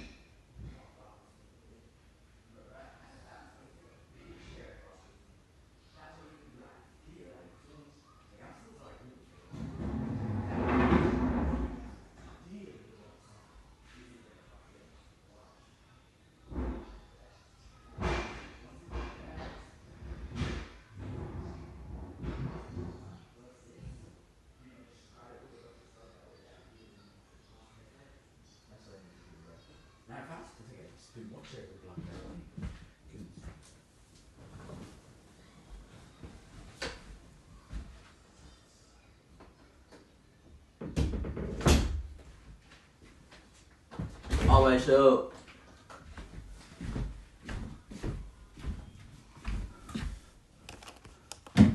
I'm back, gang, to keep the marathon going. Oh, wait, shoot, I didn't change my little brother, shoot. If y'all don't know, chat, I am here with the kids now. They will be with us for the marathon. They're not going to be in here with us, but you know what I mean? Bro, that's crazy, bro. Like, I really didn't stream for a whole week, and now I'm just back with you guys like it's nothing. Don't you think that's kind of crazy, chat? Like, I went a whole week without going live for you guys. I casually took a whole week off and didn't stream for you guys. Now I'm really back to this thing like it's nothing. What time is it right now currently, chat? We're about to have a good day today. About to be on stream all day today to do 2 Samuel, 1 Kings, and 2 Kings. 7:17. Alrighty, bro. I'm gonna be right back, chat.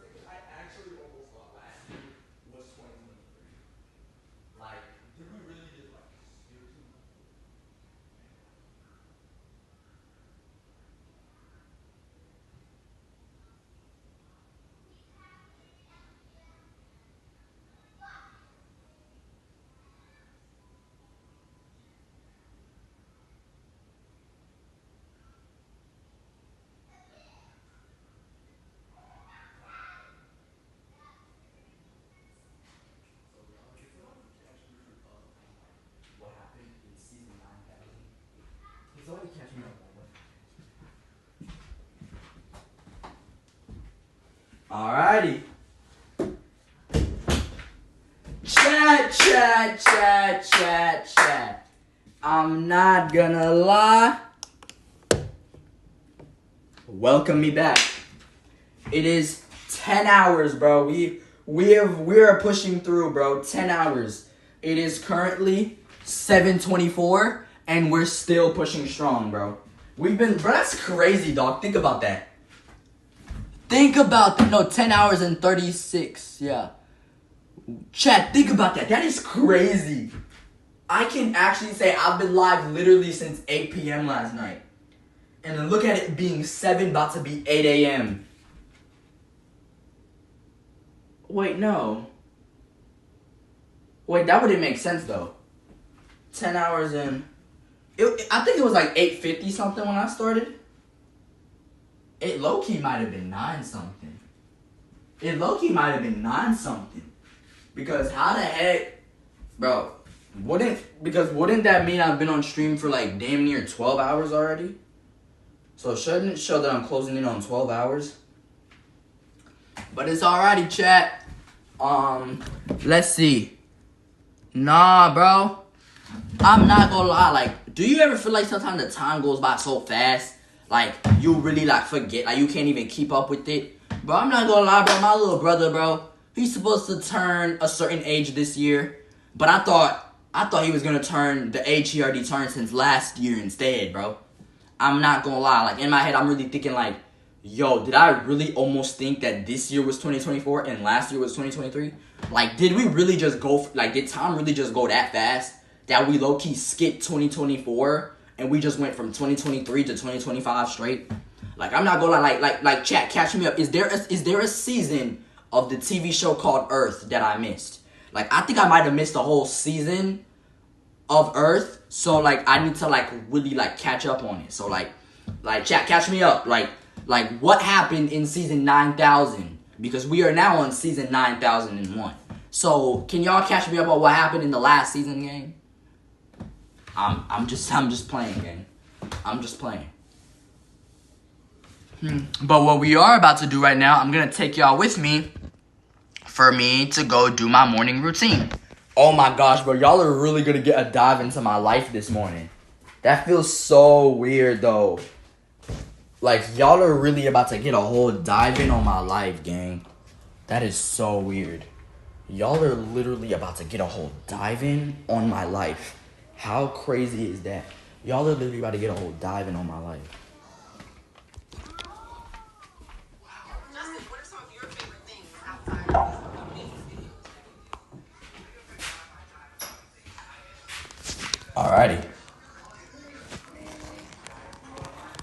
Alrighty. This actually ain't too bad. I'm not gonna lie, chat. Hold on. I'm not gonna lie, chat. This is actually not too bad of an angle, you feel me? This is not even too bad of an angle. I'm not gonna lie. Oh, I knew the camera was about to fall. I knew it. Alrighty, chat. So, this is... Okay, now, damn it, why would I drop my toothbrush? Alrighty, chat. So, this is probably the first time, and maybe even the last time, y'all are really gonna, like, get a glimpse into my life like this. You feel me? Because normally it's not that common, bro, for us to really, like, stream for long periods of time like this. Like, literally about to be 11 hours straight we've been on live. But normally it's kind of rare for me to actually do live streams at this type of length. So normally it doesn't lead to the morning routine the next day where you get to actually see me, like, do my morning routine and all that stuff, you feel me? But it's alright, though. I'm going to put y'all on to my morning routine, bruh. So we got to brush our teeth. If you don't brush your teeth in the morning, you are actually gross. I'm just letting you, bro, Big Bro had to throw that out there, bro. Big Bro had to throw that out there. Alright? So I'm about to brush my teeth, you feel me? This feels like a vlog. I'm not gonna lie. Bro. This don't even feel like a live stream anymore. I took y'all out the room. So this just feels like a vlog. Oh, where's the toothpaste? God damn it, I said, where's the toothpaste? I said, where's the toothpaste, damn it? I said, where's the toothpaste, damn it? I said, where's the toothpaste, damn it? I asked, where's the toothpaste, damn it? I asked, where is the toothpaste, damn it? I'm not gonna lie, though. This is Arm & Hammer. Advanced White Stain Defense. Helps remove stains and prevents new ones from setting clean mint. Up to 3 times more plaque removal. I'm not gonna lie, bro. If you're not using this, bro, you're actually like wrong, bro. If you're not using these types of toothpaste, I don't know what you're on. I'm not gonna lie. If you're not using one of these, bro, I don't know what you're on for real, but you are not living life, bro. You're not living life, gang. Alrighty. Hold on, let me check some. My fault, gang. I had a chest on. Alrighty. So now we're going to be brushing the teeth. You feel what I'm saying?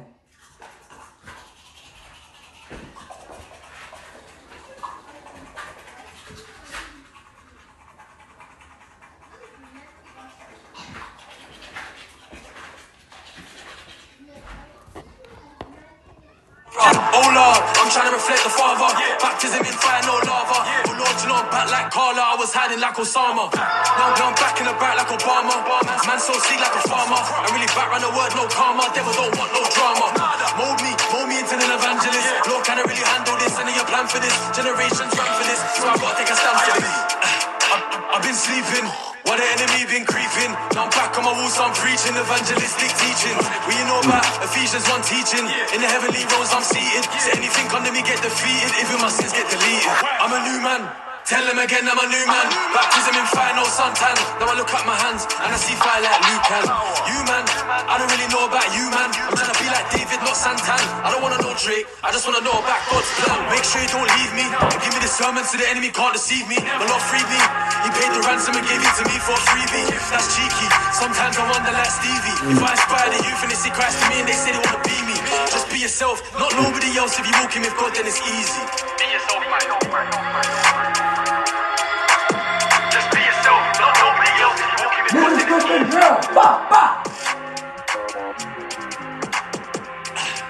I've been sleeping, why the enemy been creeping? Now I'm back on my walls, so I'm preaching evangelistic teaching. Well, you know about Ephesians 1 teaching. In the heavenly realms, I'm seated. So anything come to me get defeated, even my sins get deleted. I'm a new man. Tell them again I'm a new man. I had to brush the tongue too, bro. If you're not brushing the tongue, if you are not brushing the tongue, you are done. You are done. I just wanna know about God's plan.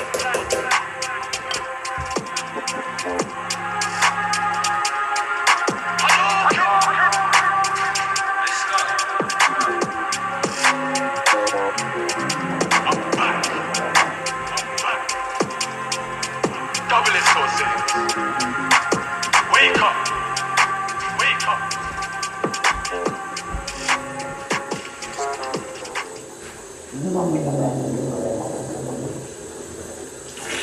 Welcome to the Chevy Lightning Round. Guess the clues to win.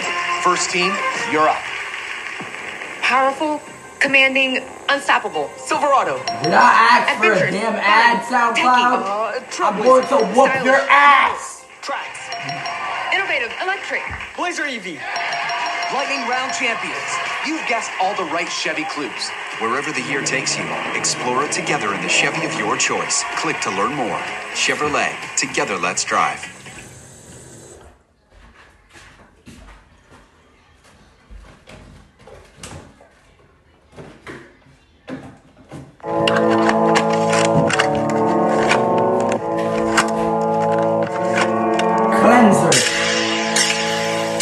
Cleanser, bro.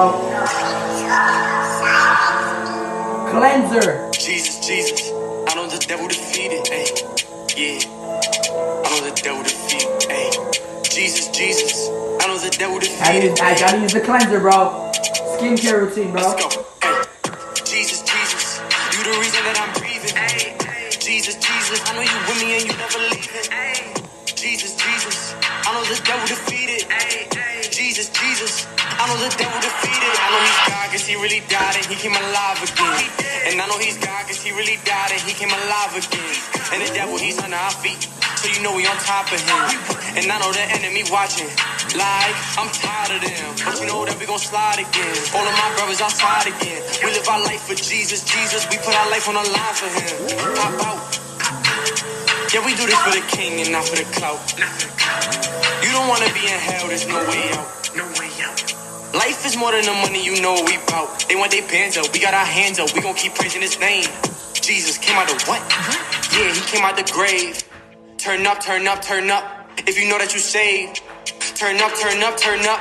If you know that you saved. They say they living for him, but they living in sin. I don't think that it's adding up. You gotta walk it out, you cannot talk it out. If you love God, then bag it up. Damn. Use his name in vain like that, my boy, that's blasphemous. I use the cleanser tag, so I can't. Like I'm Lazarus. You gotta pat dry after you use the cleanser, bro. These boys laughed at us. I know the devil be mad at us. I know the devil be mad.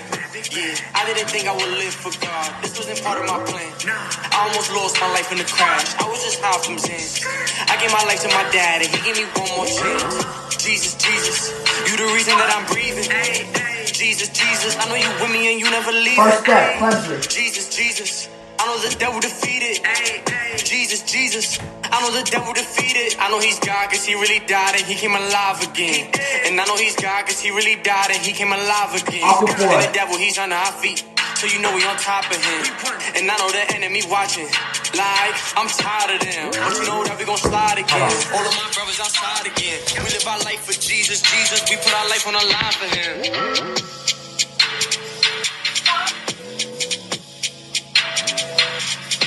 You gotta use the Aquaphor, bro.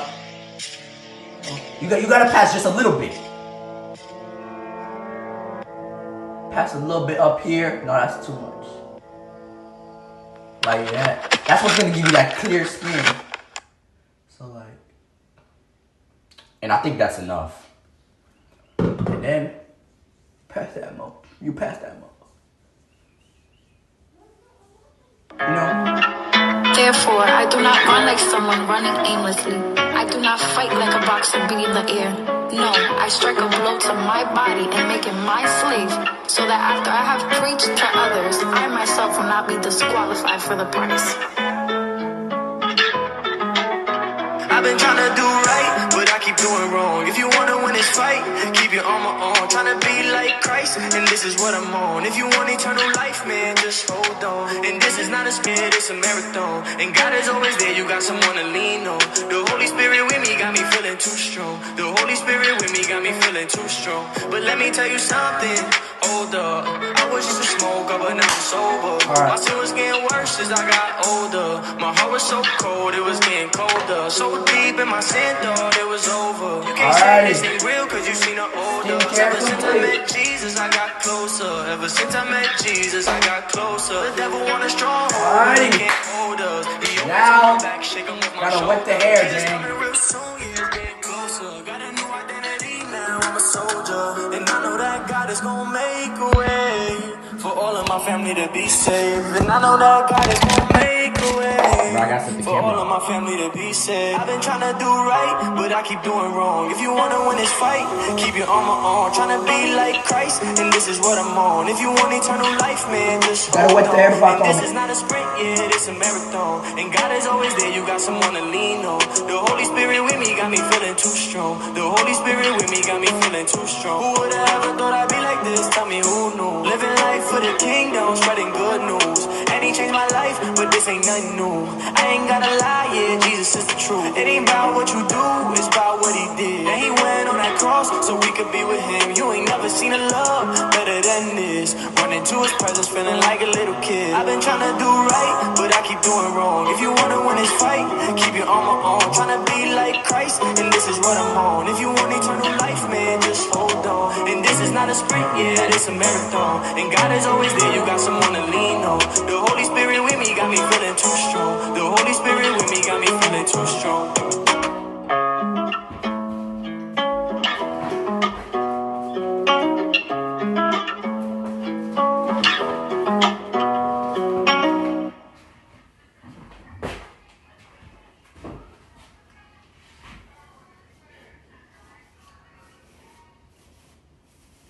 The finals are here. Get in on all the action, expected and unexpected, with DraftKings Sportsbook. New DraftKings customers bet $5 to get $150 in bonus bets instantly. Bet unexpected with DraftKings Sportsbook. Download the DraftKings Sportsbook app and use code SoundCloud. That's code SoundCloud for new customers to get $150 in bonus bets when you bet just $5. Only on DraftKings. The crown is yours. If you or someone you know has a gambling problem and wants help, call or text the Tennessee Red Line, 1-800-889-9789. 21 and over, Tennessee only. Eligibility restrictions apply. New customers only. Bonus bets expire 168 hours after issuance. For additional terms or responsible gaming resources, see dkng.co/audio.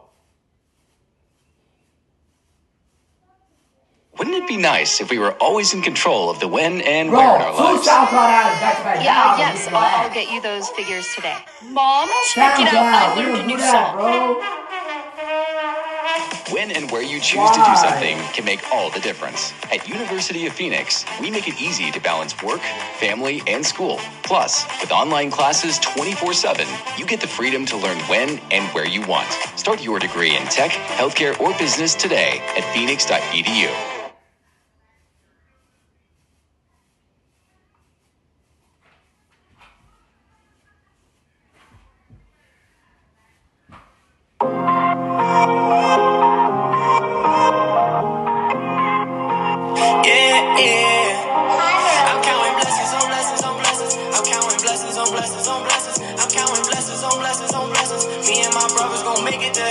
If I fall off, I still learn a lesson. Drop to my knees, you know I'm repentant. I sing a melody, this is my weapon. Jesus is king, you know I'm a rapper.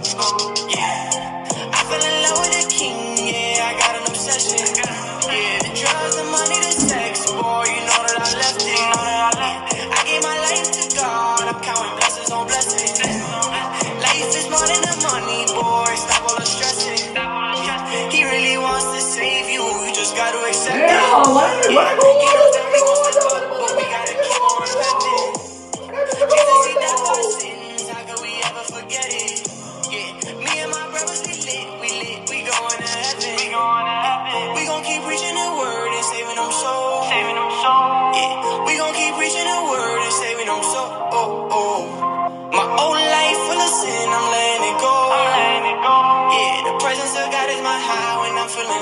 I'm counting blessings on blessings on blessings. I'm counting blessings on blessings on blessings. I'm counting blessings on blessings on blessings. Me and my brothers gon' make it to heaven. If I fall off, I still learn a lesson. Drop to my knees, you know I'm repentant. I sing a melody, this is my weapon. Jesus is king, you know I'm a rapper. Yeah. If it's messing with my blessing, then I gotta leave it. Yeah. I'ma be walking my faith even when I don't see it. Yeah. If he said it in his word, I gotta believe it. I gotta believe it. I'ma keep walking my faith even when I don't see it. I'm with my brothers and sisters in Christ. No, we ain't perfect, we tryna live right. Gotta make sure that we stay in the fight. Gotta make sure we stay in the race. They think it's easy, but it really ain't. Cause they don't know all the battles we face. Cause they don't know that we under attack. But it's no good cause we are fighting back. Greater is he that lives in me than he that lives in the world. If God before us, who be against us? Man, I promise that he never left us. Even if you really messed up. Even if you really messed up. Cause it's grace. It don't matter if we fall down. Cause we still gonna win either way. I'ma keep trusting this timing. Cause I know that my God never late. I'ma keep preaching my Christ. Either way. I'm counting blessings on blessings on blessings. I'm counting blessings on blessings on blessings. I'm counting blessings on blessings on blessings. Me and my brothers gon' make it to heaven. If I fall off, I still learn a lesson. Drop to my knees, you know I'm repentant. I sing a melody, this is my weapon. Jesus is king, you know I'm a rapper. You know I'm a rapper.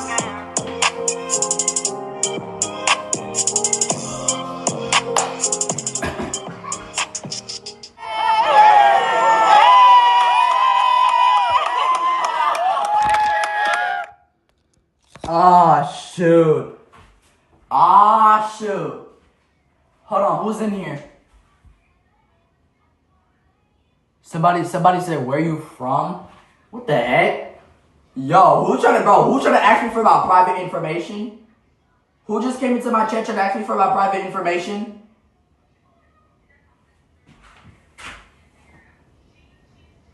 Asking a boy for their private information in the Big 25 is crazy. Diddy alert! Diddy alert! Diddy alert! I'm not gonna lie, man. Diddy alert, bro. Chat, I think Diddy broke out of jail. If that chat popped up in my chat, that means Diddy broke out of jail, bro. My fault, gang. My fault. My fault. I said my fault. You feel me? Alrighty. So, you feel me? I brushed my teeth. I did my little skincare routine. Got my hair combed out a little bit type stuff. You feel me? Yeah. Got my hair combed out. I think we done, low key.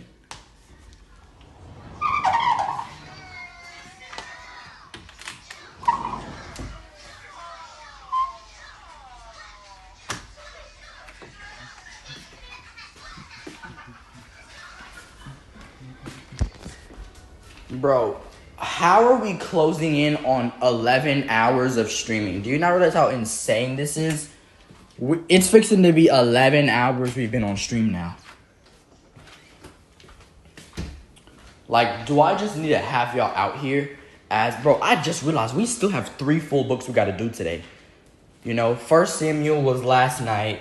Today has to be 2 Samuel, 1 Kings, and 2 Kings. That is actually insanity, bro.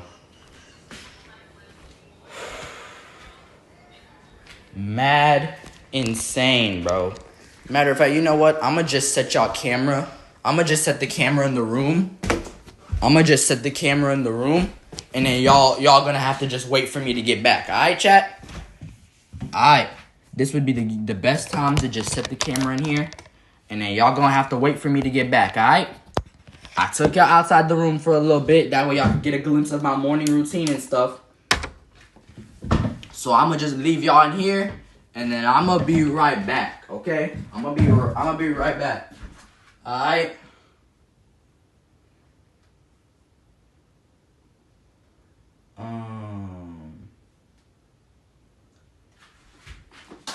So I'll be seeing y'all boys, man.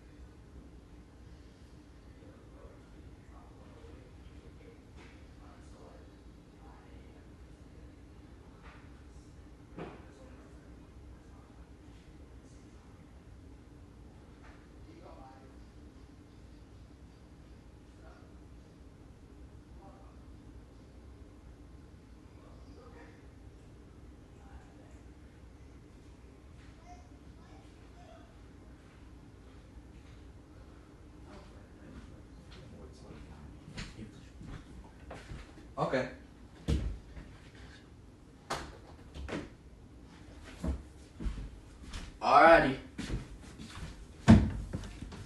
Alrighty, man. 11 hours, bro. Are we insane right now?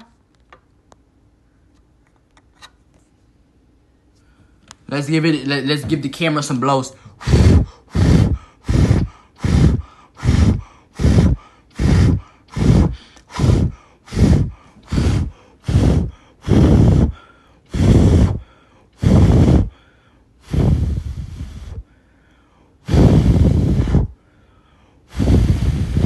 And then 0. I had to, bro. Make sure the camera doesn't overheat on me. You feel what I'm saying? That's what happens, bro. Gotta make sure the camera don't overheat on me. It's not used to these outrageous lengths.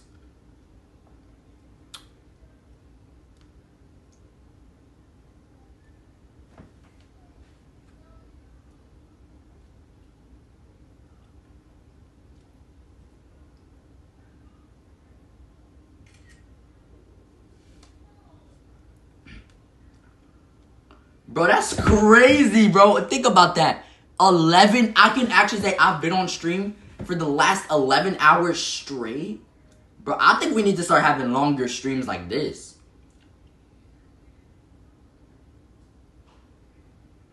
We have been streaming for the last 11 hours straight. I'm not gonna lie. You gotta pull up to the stream ASAP. The stream's getting crazy.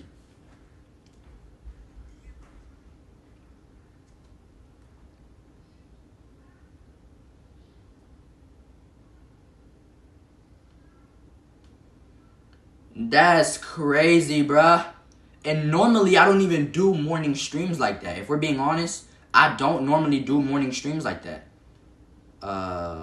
Pull up ASAP. So I'm trying to post on my stories real quick and get people to like actually pull up. You feel what I'm saying? I gotta get some people to like actually pull up. You feel what I'm saying? You feel what I'm saying? I gotta get some people to like actually pull up. You feel me? I'm not gonna lie. I gotta get some people to pull up to the stream. You feel me? But why was my poster low-key fire though? Like, guys, y'all have to understand. This stream that y'all are seeing right here now, it's a stream that has straight been in the planning. Like, literally since like February, I've had an idea to do this stream. And it took until April for this stream to finally be happening. That's why I said there's certain content ideas I be doing. Like, there's certain content ideas I be doing where, like, I might have the idea for it months before it actually happens, bro. I've had this idea for almost 2 months.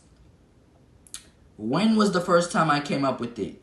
I think it was, like, towards the end of February. And then, which is why I said during the last Bible Marathon stream we did, February 27th, I was like, yeah, I'm going to definitely be doing, like, a 4-book in one stream one in the future. So I was like, chat, stay tuned. Like, please stay tuned for that. Bro, bro, look at the content notebook. These were always written down. I wrote these down in a notebook. Look, I wrote these down. See, 1 Samuel, 2 Samuel, 1 Kings, 2 Kings. Okay? Marathon. 4 books, 1 stream, 1 trailer. It was always the plan, bro, to have 1 trailer, bro. I'm not gonna lie. If I really wanted to, I could have just done like 4. I could have just dropped like 4 individual trailers for each book that was gonna be done. But I figured, why not we have it where we just only do an adaptation of 1 Samuel for the trailer and like do some short film level thing out of it, and then just have that be the trailer for the whole 4-book series we're about to do. So this morning we have to start 2 Samuel. Breakfast will be at 9 o'clock. Around 8:45 we're gonna be reacting to some Snapchat stories. So around 8:45, expect us to be reacting to some Snapchat stories. You feel me? But starting now, it's 7:56. So starting now, let's get started on the reading, shall we? Let's get started. Around 8:45, we're gonna be reacting to some Snapchat, maybe even react to a few videos, and then dive back in.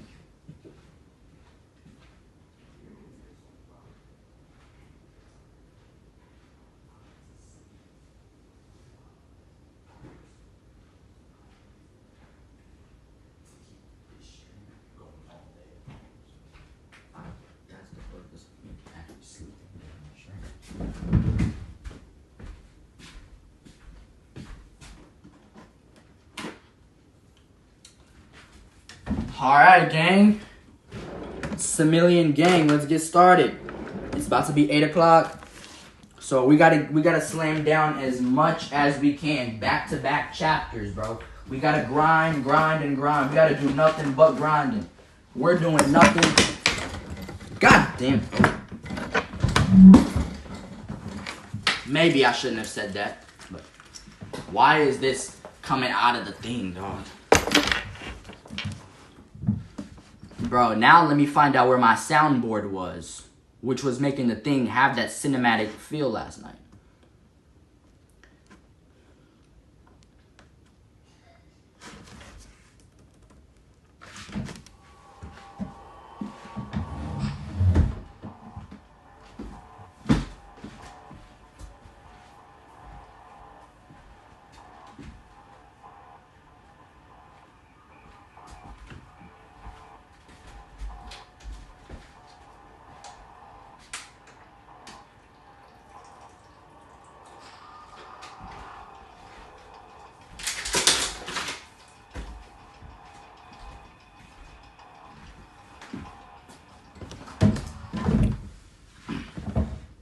Okay, so let's get started.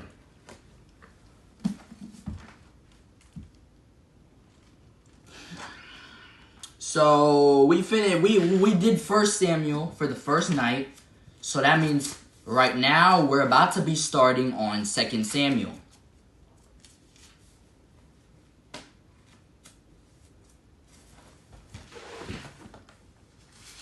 Now, let's get to the opening page real quick. You feel me? Let's get to the opening page real quick. All right, 2 Samuel. That means we got 3 books left. Let's keep pushing. Hold on. Where's my other phone, gang? Bro, that's when I realized I just casually lost my other phone.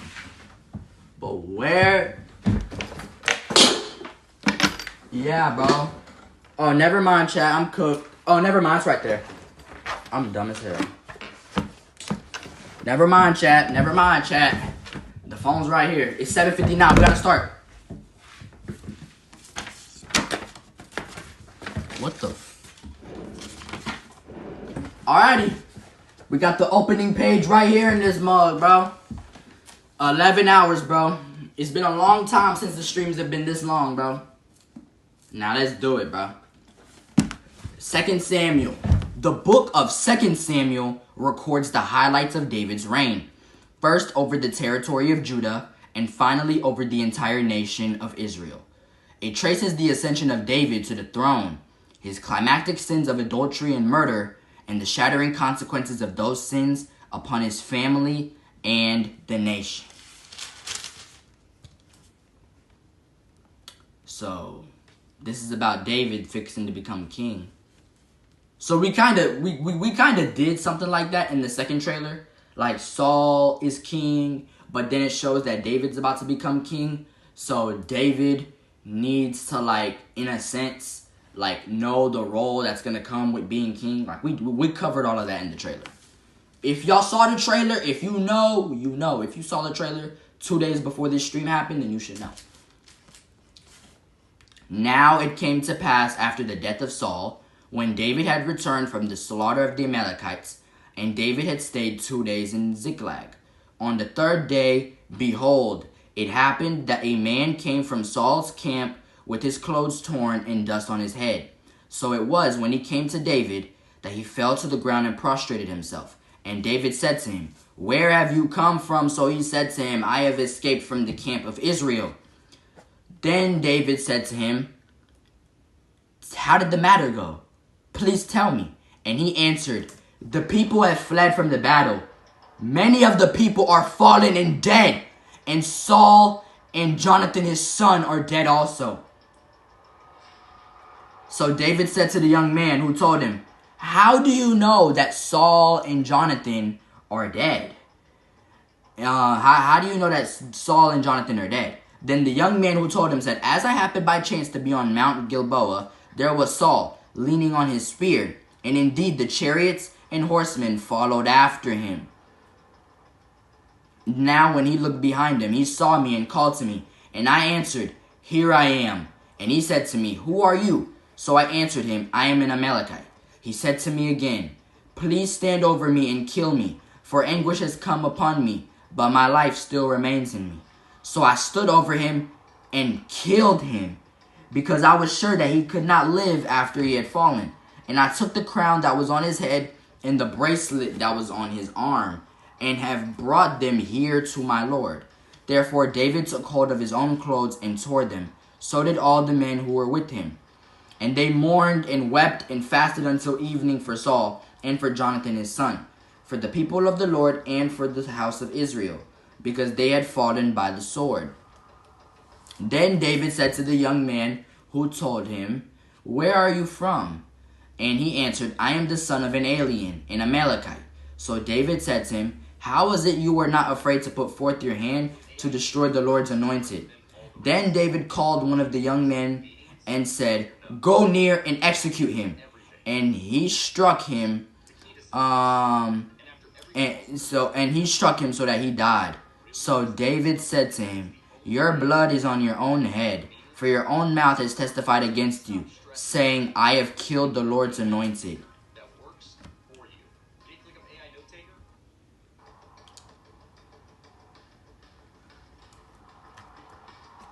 Then David lamented with this lamentation over Saul and over Jonathan his son. And he told them to teach the children of Judah the song of the bow. Indeed, it is written in the book of Jasher. Saul and Jonathan were beloved and pleasant in their lives, and in their death they were not divided. They were swifter than eagles, they were stronger than lions. O daughters of Israel, weep over Saul, who clothed you in scarlet with luxury, who put ornaments of gold on your apparel. How the mighty have fallen in the midst of the battle. Jonathan was slain in your high places. I am distressed for you, my brother Jonathan. You have been very pleasant to me. Your love to me was wonderful, surpassing the love of women. How the mighty have fallen, and the weapons of war perished.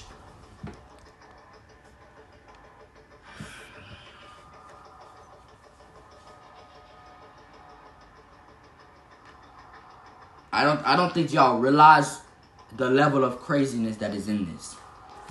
1 Samuel chapter 2. It happened after this that David inquired of the Lord, saying, "Shall I go up to any cities of Judah?" And the Lord said to him, "Go up." David said, "Where shall I go up?" And he said, "To Hebron."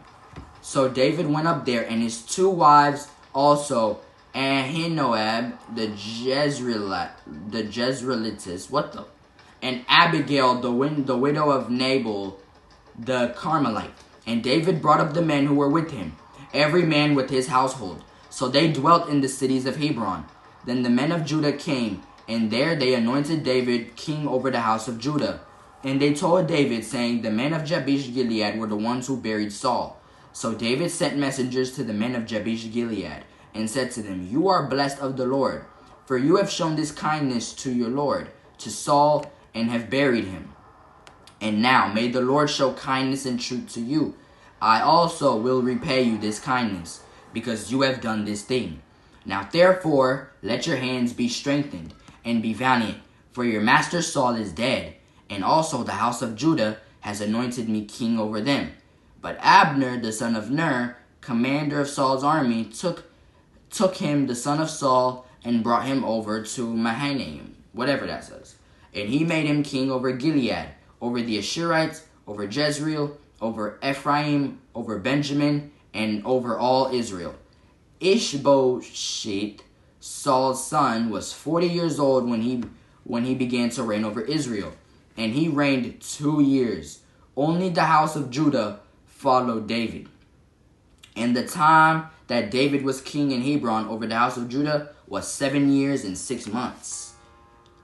Now Abner, the son of Ner, and the servants of Ishbosheth, the son of Saul, went out from Mahanaim to Gibeon.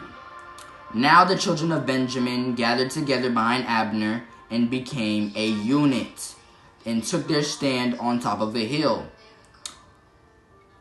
But the servants of David had struck down of Benjamin and Abner's men 360 men who died. Then they took up Ashiel and buried him in his father's tomb, which was in Bethlehem. And Joab and his men went all night, and they came to Hebron at daybreak. Oh, this is the trailer. Y'all don't know about this. On my screen right here, a trailer came up for that new Jesus movie. I don't know if y'all heard about that. There's this like animated Jesus movie that's supposed to be coming out on it's supposed to come out on April 11th. So that's already crazy on its own. You feel me? Watch King of Kings April 11th. And I'm guessing it's going to be in theaters. Yeah, I'm going to definitely tell my mom to take me to the theaters to watch this. Oh, no. Yeah, we're definitely going to the theaters to see this. Not with y'all, because I'm not going to be allowed to stream it, obviously. Otherwise, it's going to be copyrighted. But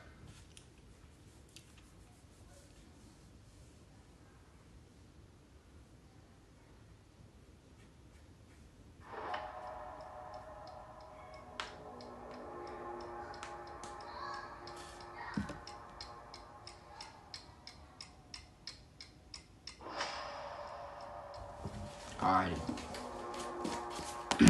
1 Samuel chapter 3. Now there was a long war between the house of Saul and the house of David. But David grew stronger and stronger, and the house of Saul grew weaker and weaker. Sons were born to David. His firstborn was Ammon by Enoam, the Jezreelitess, whatever that says. His second, Chileab by Abigail, the widow of Nabal the Carmelite. The third.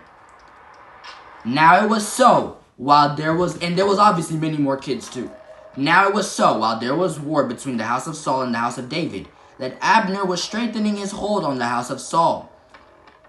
Then Abner became very angry at the words of Ishbosheth, and said, Am I a dog's head that belongs to Judah? Today I show loyalty to the house of Saul, your father, to his brothers and to his friends, and have not delivered you into the hand of David. And you charge me today with a fault concerning this woman? May God do so to Abner, and more also, if I do not do for David as the Lord has sworn to him, to transfer the kingdom from the house of Saul and set up the throne of David over Israel and over Judah, from Dan to Beersheba. And he could not answer Abner another word because he feared him. Then Abner sent messengers on his behalf to David, saying, Whose is the land? Saying also, Make your covenant with me, and indeed my hand shall be with you to bring all Israel to you. And David said, Good, I will make a covenant with you. But one thing I require of you, you shall not see my face unless you first bring Michal, Saul's daughter, when you come to see my face. So David sent messengers to Saul's son, saying, Give me my wife Michal, whom I bethought to myself for 100 foreskins of the Philistines. So Abner and 20 men with him came to David, and David made a feast for Abner and the men who were with him. Then Abner said to David, I will arise and go and gather all Israel to my lord the king, that they may make a covenant with you, and that you may reign over all that your heart desires. So David sent Abner away, and he went in peace. Now when Abner had returned, Joab took him aside in the gate to speak with him privately, and there stabbed him in the stomach, so that he died for the blood of Ashel, his brother.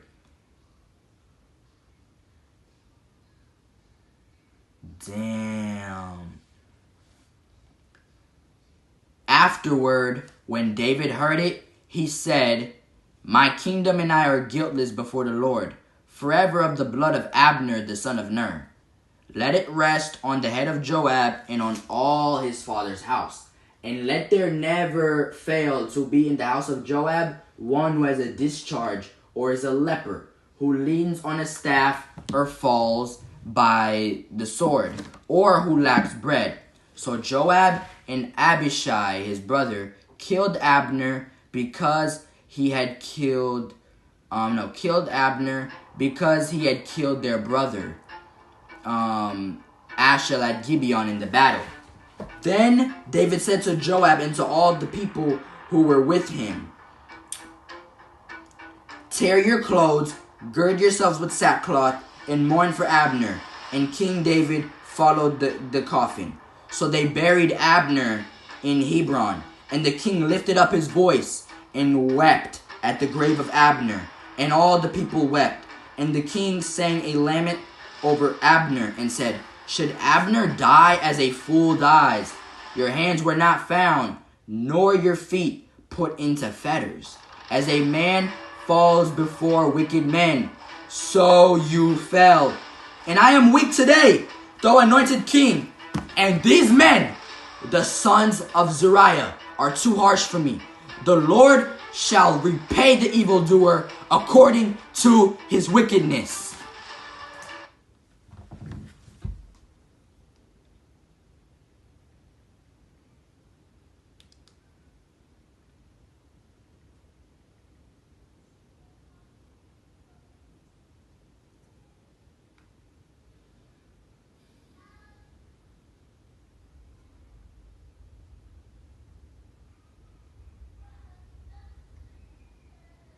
Alrighty. 11 hours and 25 minutes on live is actually crazy. I'm not gonna lie to you. 11 hours and 25 minutes on live is crazy, bro. And the fact that we're still going strong is crazy. It's because I slept. So that's why I feel like I actually have, like,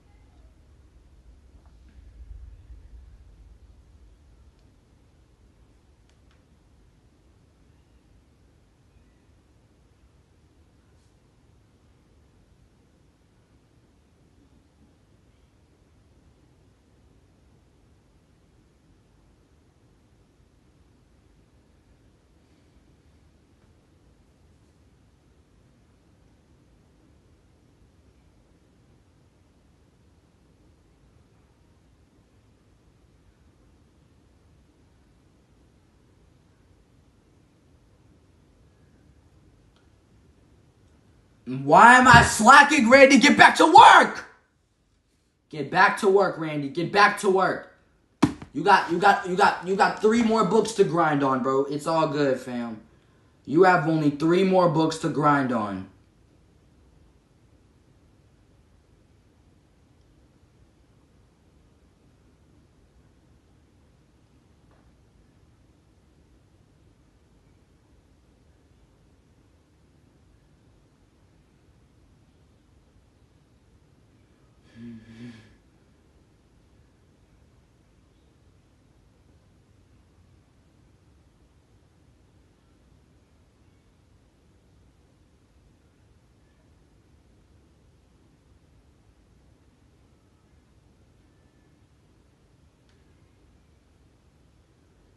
Yo, Chad, Zoe texted me, bro. That's crazy. That's crazy, bro. Word to my mother. That's crazy.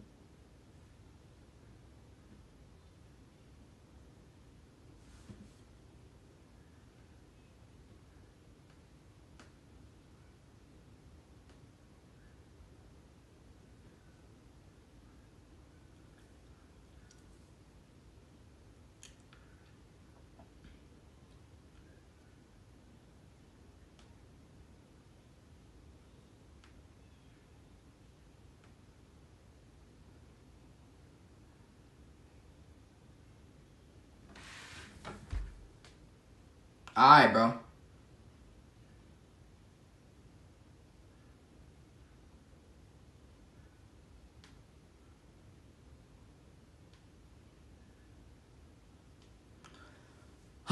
Let's get to it. 1 Samuel chapter 4. Okay?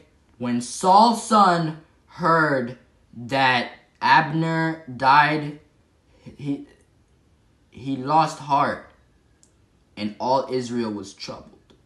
Now Saul's son had 2 men who were captains of troops. The name of one was Baanah, and the name of the other Rechab, the sons of Rimmon and Beerothite, of the children of Benjamin. For Beeroth was also part of Benjamin, because the Beerothites fled to Gideon and have been sojourners there until this day. Jonathan, Saul's son, had a son who was lame in his feet. He was 5 years old when the news about Saul and Jonathan came, and his nurse took him up and fled. And it happened, as she made haste to flee, that he fell and became lame. Then the sons of Rimmon the Beerothite, Rechab of Baanah, whoa, these names are crazy, set out and came at about the heat of day to the house of Ishbosheth, who was lying on his bed at noon. And they brought, for when they came into his house, he was lying on his bed in his bedroom, and they struck him and killed him, beheaded him, and took his head.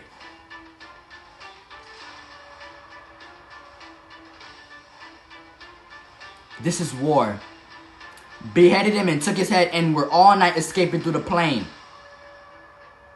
And they brought the head of Ishbosheth to David and said to the king, here's the head of the son of Saul, your enemy. But David answered Rechab and his brother, saying, as the Lord lives, who has redeemed my life from all adversity, when someone told me, saying, look, Saul is dead, thinking to have brought good news, I arrested him and had him executed, the one who thought I would give him a reward for his news. How much more, when wicked men have killed a righteous person in his own house, on his bed? Therefore shall I not now require his blood at your hand, and remove you from the earth? Therefore shall I not now require his blood at your hand, and remove you from the earth? So David commanded his young men, and they executed them, cut off their hands and feet, and hanged them by the pool. But they took the head of Ishbosheth and buried it in the tomb of Abner in Hebron.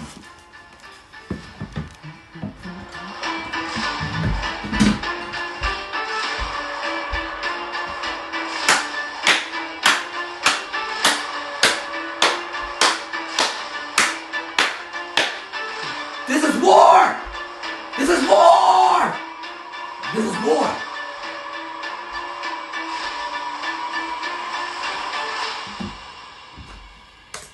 This is war. Chad, this is war. I don't care, bro. This is war. Yo, David is wildin', bro. He's executing everyone like crazy, bro. This is crazy, bro. What is he on, bro? This is crazy, bro. He's really wildin', bro. He's moving like Ted Bundy up in this thing, dog. Bro, he's moving like I can't say that name, but sorry. I mean, I would say that name right now, but I'm not gonna risk saying it like that, like just name dropping it. I'm not gonna risk saying that, but for many reasons. 1 Samuel chapter 5. Then all the tribes of Israel came to David, saying, indeed, we are your bone and your flesh. Also in time past, when Saul was king over us, you were the one who led Israel out and brought them in. And the Lord said to you, you shall shepherd my people Israel and be ruler over Israel. David was 30 years old when he began to reign, and he reigned 40 years. He reigned over Judah 7 years and 6 months. and in Jerusalem 33 years over all Israel and Judah. And the king and his men went to Jerusalem against the Jebusites, the inhabitants of the land, who spoke to David, saying, "You shall not come in here, but the blind and the lame will repel you," thinking David cannot come in here. Nevertheless, David took the stronghold of Zion, that is the city of David. Now David said on that day, "Whoever climbs up by way of the water shaft and defeats the Jebusites, the lame and the blind, who are hated by David, he shall be chief and captain." Therefore they say, "The blind and the lame shall not come into the house." Alrighty. So David inquired of the Lord, saying, "Shall I go up against the Philistines? Will you deliver them into my hand?" And the Lord said to David, "Go up, for I will doubtless deliver the Philistines into your hand." So David went to Baal Perazim, and David defeated them there. And he said, "The Lord has broken through my enemies before me, like a breakthrough of water." Therefore he called the name of that place Baal Perazim. And they left their images there, and David and his men carried them away. Then the Philistines went up once again and deployed themselves in the valley. Therefore David said to the Lord, and he said, "You shall not go up, circle around behind them, and come upon them in front of the mulberry trees. And it shall be, when you hear the sound of marching, you shall advance quickly. The Lord will go out before you to strike the camp of the Philistines." And David did so, as the Lord commanded him. And he drove back the Philistines from Geba as far as Gezer. Bro, what is he on, bro? Like, the war is getting so crazy, bro. I'm not gonna lie, bro. This is war. This is war, bro. I'm not gonna lie. This is war. This is war, bro. Is there anybody watching the stream right now? Because I know it's very early in the morning, so I know there's probably nobody watching this stream.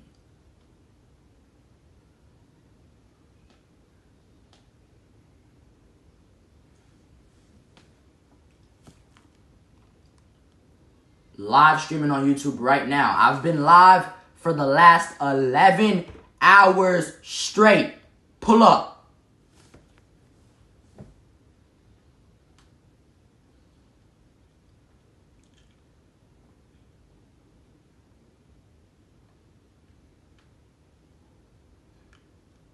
I'm not gonna lie, bro. This is crazy on, bro.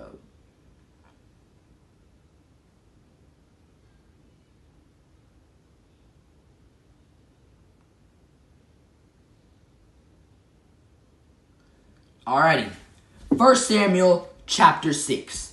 Again, David gathered all the choice men of Israel, 30,000. And David arose and went with all the people who were with him from Baal Judah to bring up from there the ark of God, whose name is called by the name, the Lord of hosts, who dwells. So they set the ark of God on a new cart and brought it out of the house of Abinadab, which was on the hill. And Uzzah the Ahio, the sons of Abinadab, drove the new cart. These names are crazy. And they brought it out of the house of Abinadab, which was on the hill, accompanying the ark of God.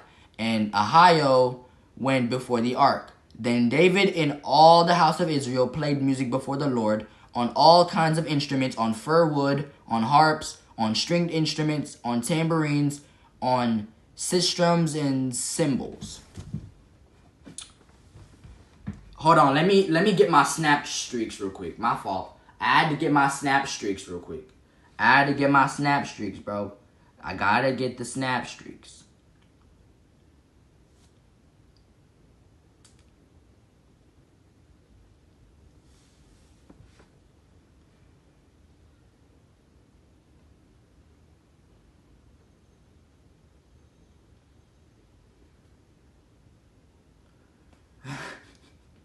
This is about to be so funny what I'm about to do. This is about to be so funny.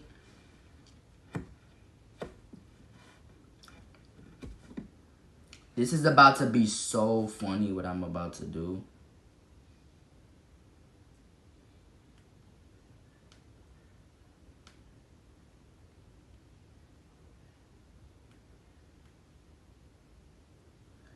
This is about to be insane.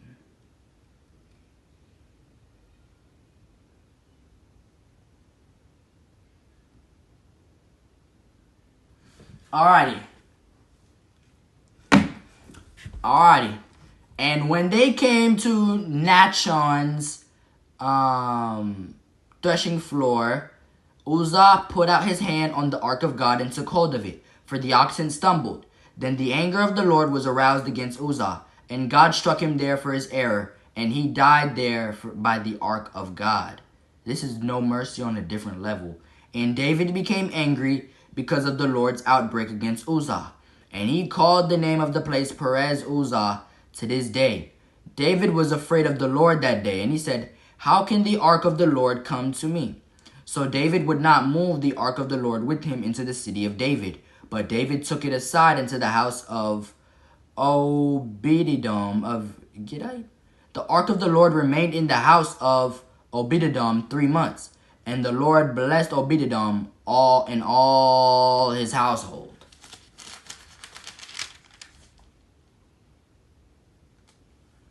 Now, as the ark of the Lord came into the city of David, Michal, Saul's daughter, looked through a window and saw King David leaping and whirling before the Lord, and she despised him in her heart. So they brought the ark of the Lord and set it in its place in the midst of the tabernacle that David had erected for it.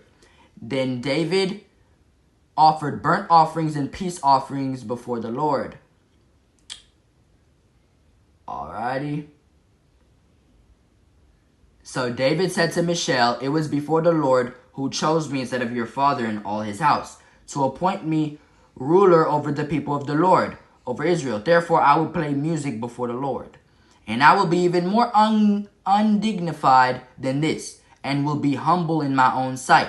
But as for the maidservants of whom you have spoken, by them I will be held in honor." Therefore Michal, the daughter of Saul, had no children to the day of her death.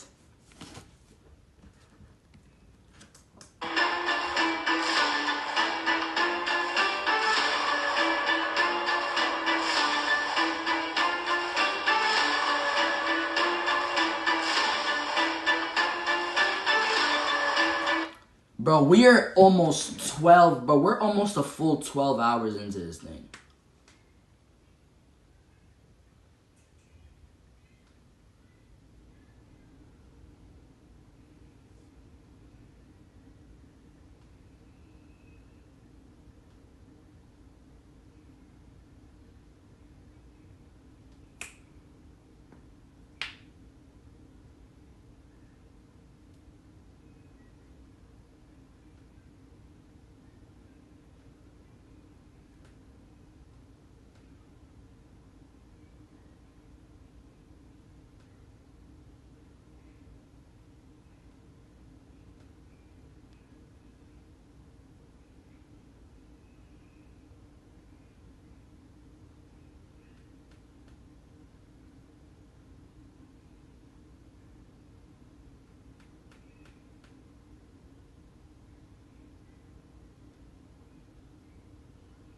Alrighty.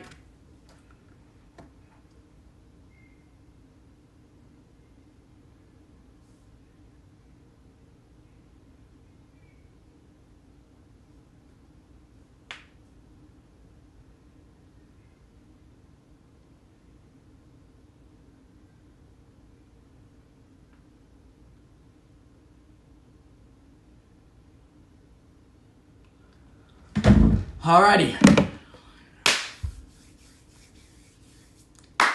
Alrighty, bruh. What we on now? We on chapter 7 type stuff? 1 Samuel. No, we're not on 1 Samuel.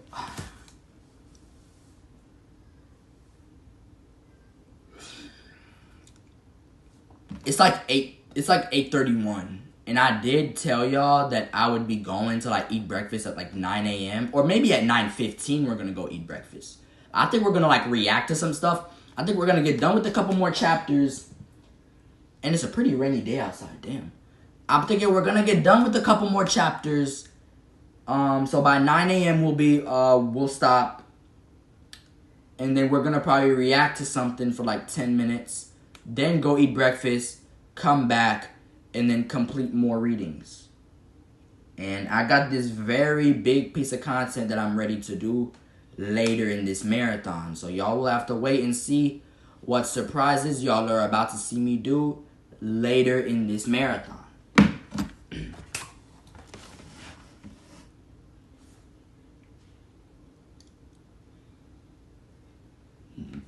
2 Samuel chapter 7. Now it came to pass when the king was dwelling in his house and the Lord had given him rest from all his enemies, that the king said to Nathan the prophet, See now, I dwell in a house of cedar, but the ark of God dwells inside tent curtains. Then Nathan said to the king, Go, do all that is in your heart, for the Lord is with you. But it happened that night that the word of the Lord came to Nathan, saying, Go and tell my servant David, Thus says the Lord, Would you build a house for me to dwell in?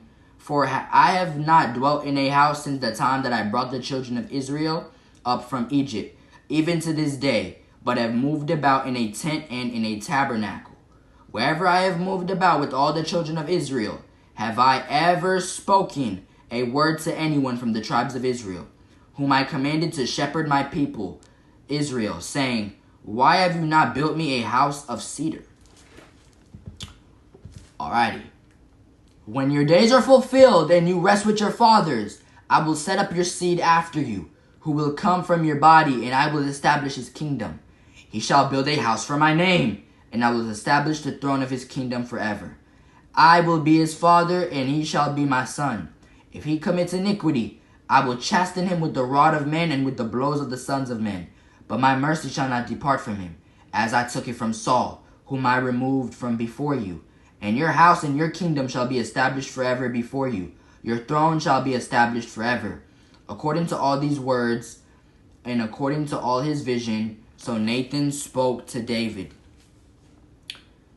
Now therefore, let it please you to bless the house of your servant, that it may continue before you forever. For you, O Lord God, have spoken it with your blessing. Let the house of your servant be blessed forever.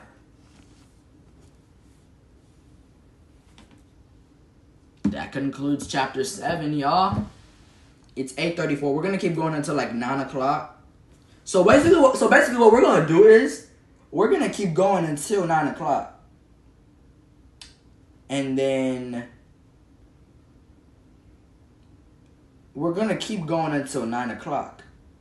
And then 9 o'clock should be when when we're going to react to some Snapchat stories, and then 9:15 we're going to go out for breakfast. And then 9:15, and then chat, at 9:15 we're going to go out for breakfast. Alright, chat, that's the game plan.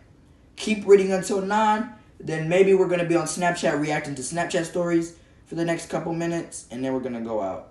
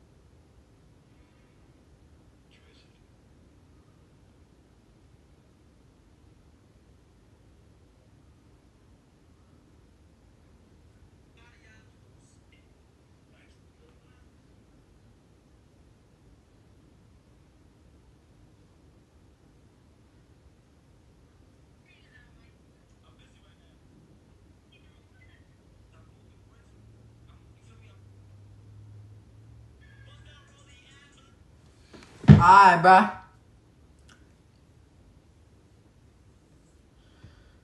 Oh, my Lord.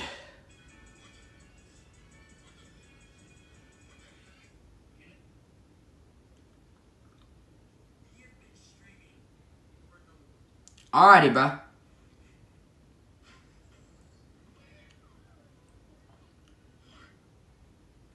Bro, everybody's going to see the new Minecraft movie, bro. What the heck? Bro, I need to go see that thing, bro.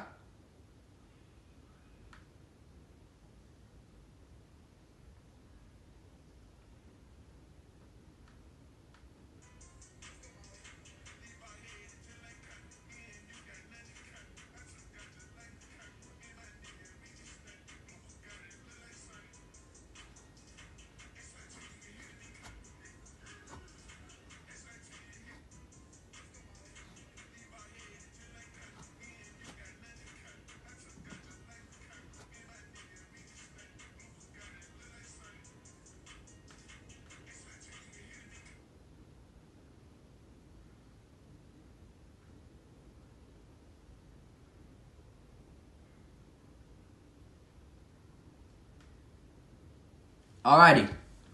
It's 8:38. We just gave the game plan, so we're almost 12 hours into the stream. So we gotta read a couple more chapters, you feel me?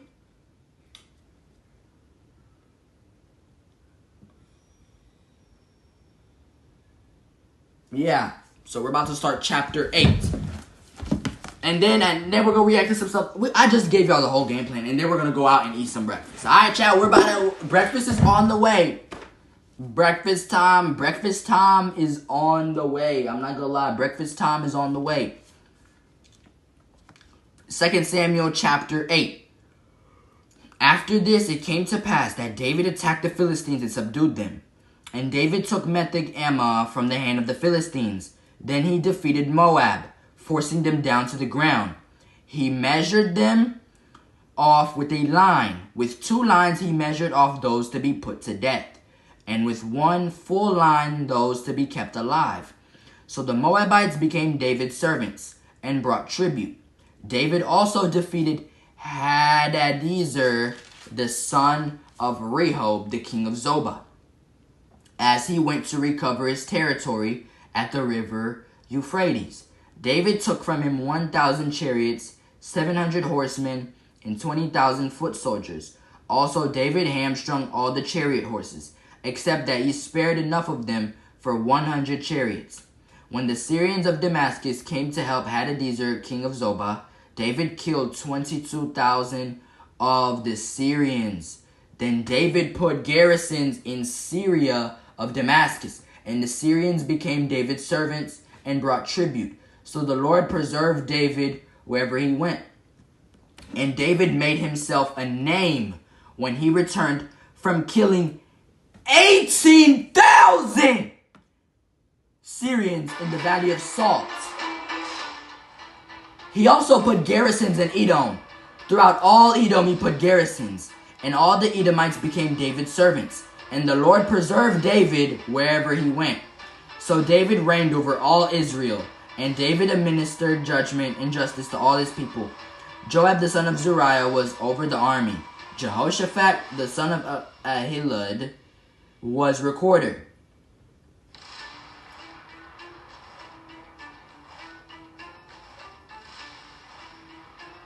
We're already on chapter 9, chat. We're already on chapter 9, chat. 11 hours and 53 minutes into this thing. Bro, I gotta show y'all the progress, gang. I gotta show y'all the progress.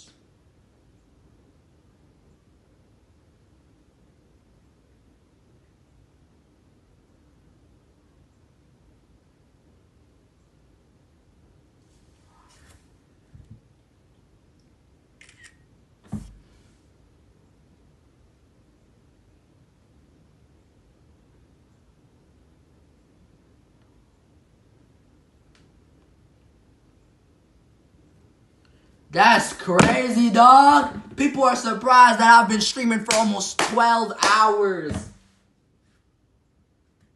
I sound so cooked for saying that. Just from saying that, I already sound cooked.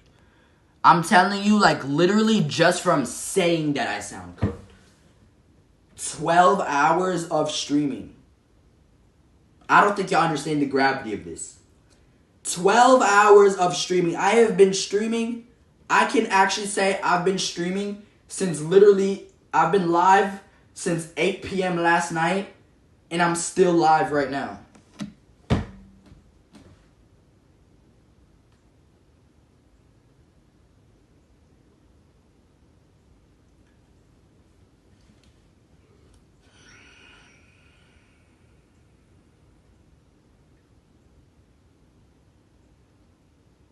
Damn, bro.